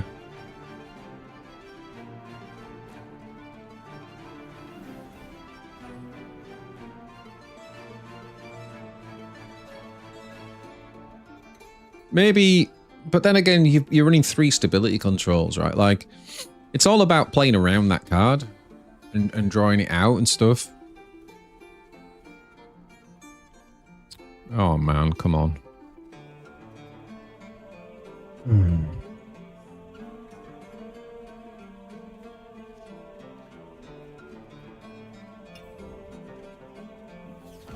Shutting down.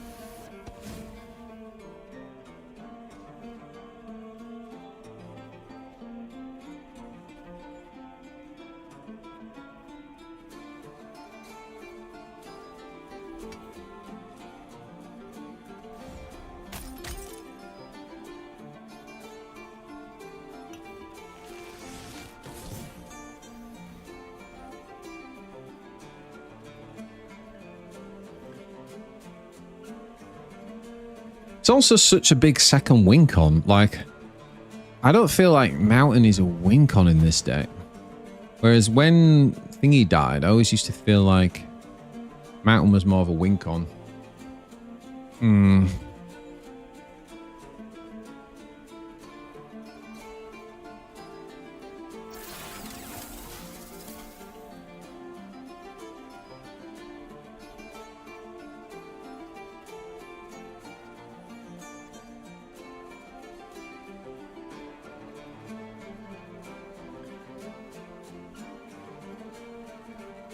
It's just so hard to bait time stops when they know there's a chance you have a front. Is that the best you've got? Yeah, but like in my Gandalf Mountains deck, it's like, okay, then they're not stopping a 5-drop that does 6 sprouts. Then they're not stopping Chrono Synthesis, which might bring 23 sprouts. You know, it's like you can force situations with it. I have no idea why I just played that. Oh, guys, I'm getting so tired. Why did I just play that before he's come front attack?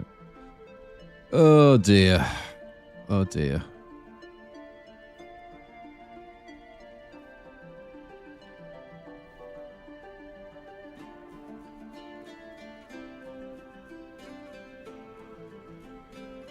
Doo-doo-doo.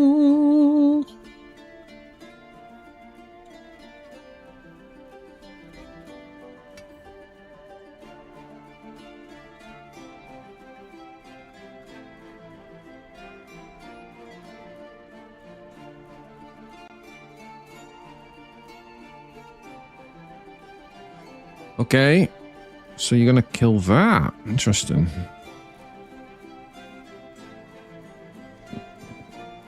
And... Sure.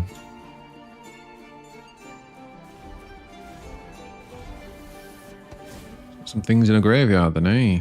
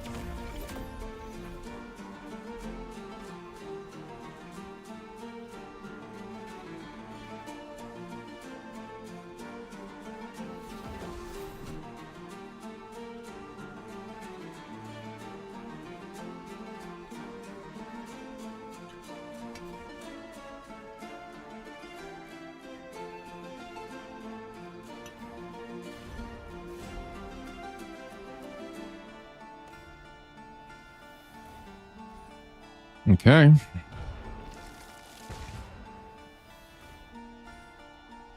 Stability is on. Got pretty good defense here.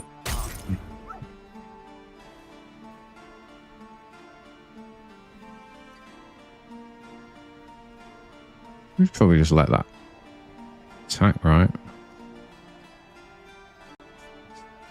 Hmm.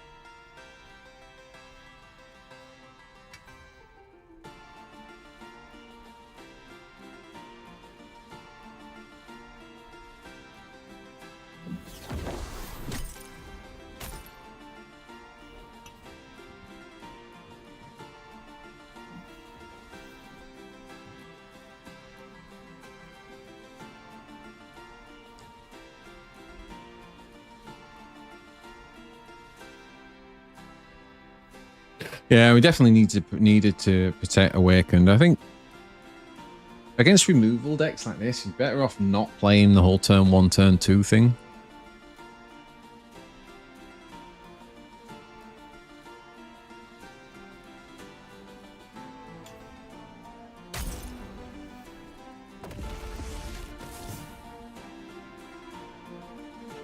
And just got the 6 mana left for Erase, right?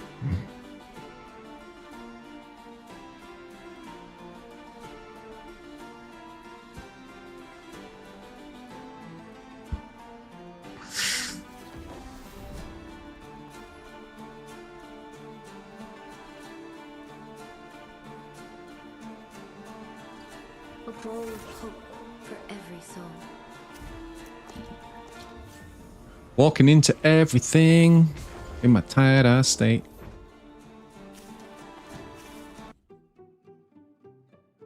Oh, okay, okay.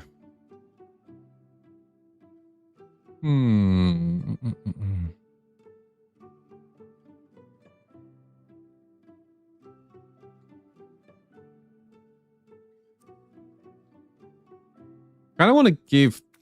Okay, so what we're going to do, guys. We are going to play Ash's... we're going to play Ash's Pocket Stacks deck. We're just going to have one game of this to finish, I think. So basically, we can play like Stern Arbiter to get it back. We can play obviously 3 copies of it, and yeah, we just make giant scouts. Let's give it a go. It's a fun deck.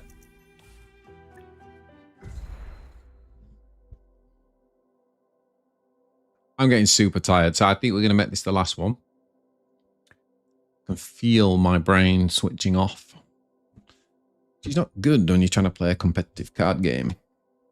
But yeah, super hyped for the announcement today, guys. Like, so many good things coming. Really, really good things coming. I think this month's going to be brilliant with the tournament scene.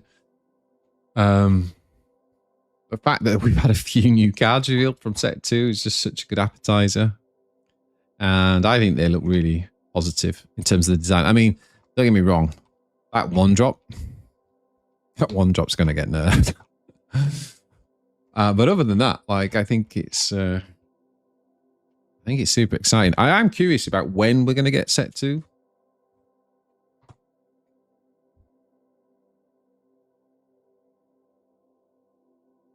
Like, are they actually planning to release set 2 as part of beta? That would be interesting.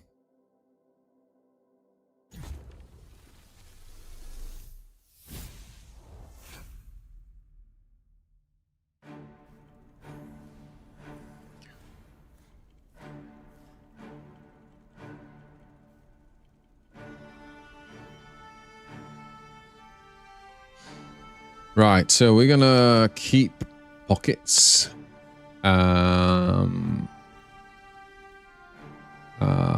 Let's have a look.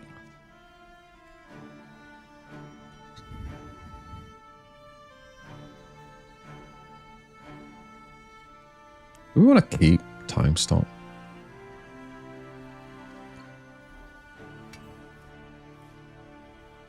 Okay, it's actually 2 pretty good draws. Oh, there he is. Hello, Bill. So Bill is really key in this deck. Just keeps giving us pocket scouts.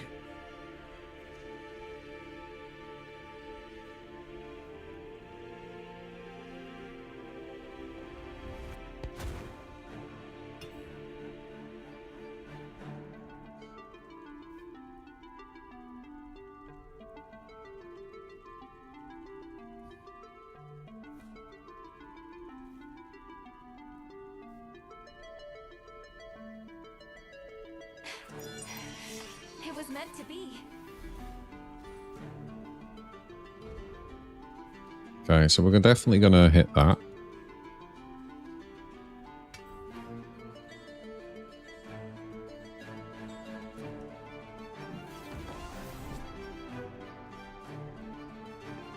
So we can technically kill this. Do we do it though?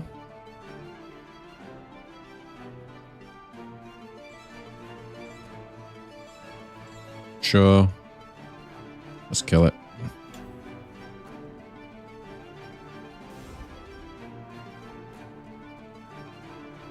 Let's kill it off. So guys, we're on Twitch and we're on YouTube. Obviously, I always say you can watch wherever you like. I am mainly a YouTuber. But I will be passing the baton on to another Chrono streamer over on Twitch. So if you are watching on YouTube, you can head over to Twitch and join the raid when we do it.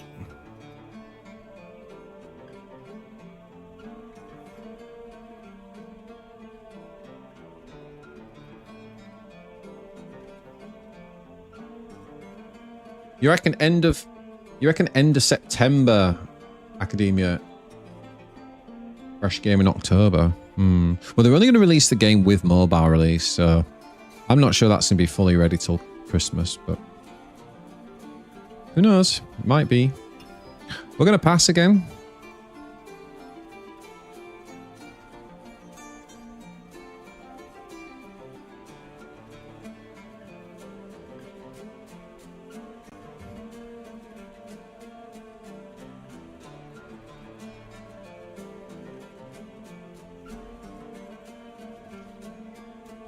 I think we're going to play this.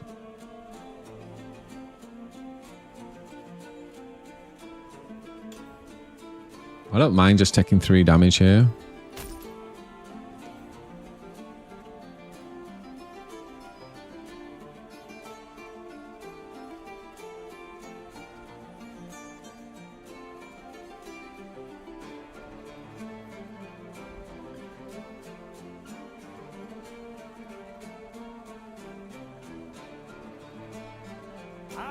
Lights up.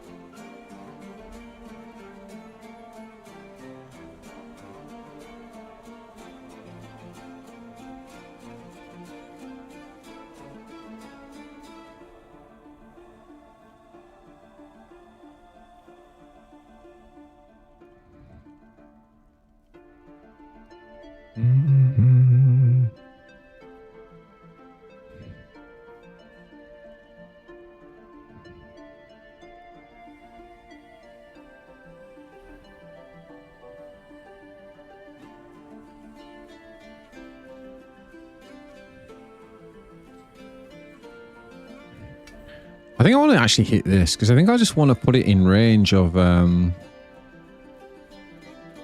backhand. Okay. Didn't really need to do that there, but fair enough.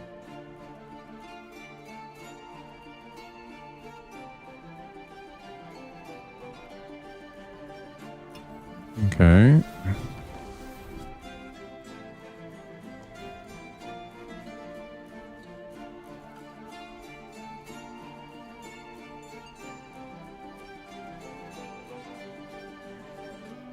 So we could actually just clone that.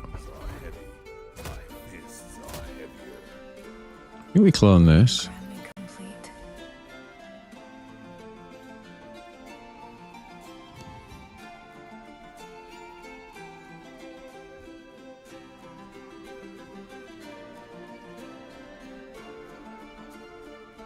I'm pretty sure Jason said... Oh no, this ain't good. I'm pretty sure Jason did say that, didn't he? He said the end of... Interrupted.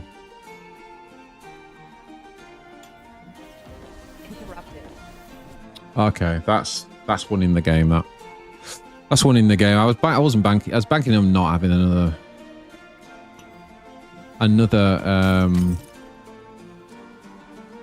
This is quite good. Another backhand because he just used one. He's holding 2. You reckon the first 3 sets should be out before you enter beta, and beta should be fixing bugs and just adjusting things. Interesting. I don't think you need 3 sets out of beta. I think like set 1 should be out when the game releases. I mean, like Shadowverse World Beyond, the full release with 1 set. Same with Hearthstone. Same with a lot of the games, to be honest. Right. What are we doing here? We actually just...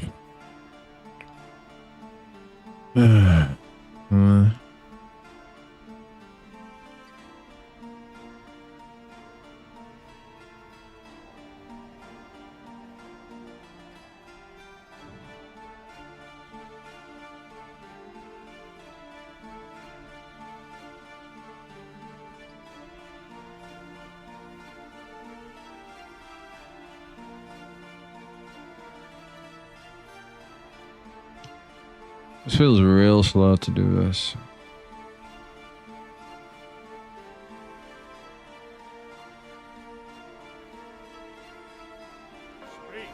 Oh no, I pressed the wrong one. Oh god, guys, I'm too tired.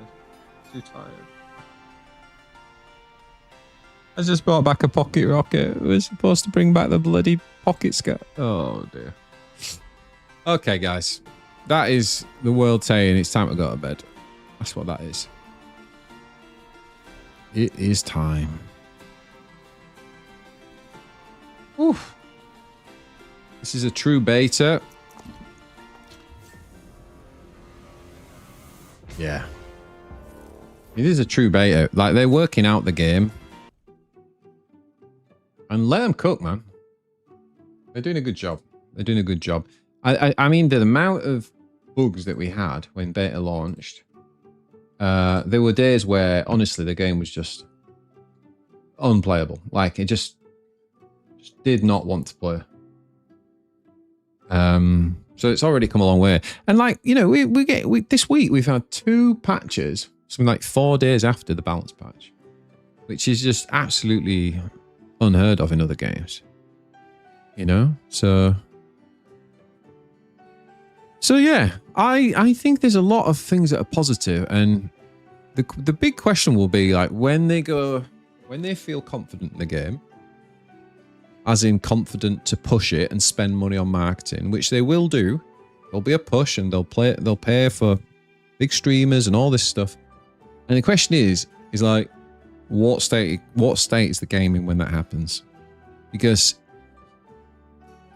if the fundamental gameplay is amazing here, so they just need to have it so that when those streams are running, people are saying, "Oh my god, this is phenomenal. This is such a good game, and we're in a good place." Right, we are going to raid. Who are we going to raid?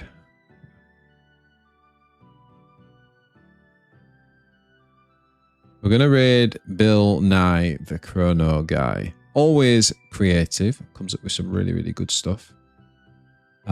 So, let's go over and show some support, boys, because this is also what it's about if we're going to build the game.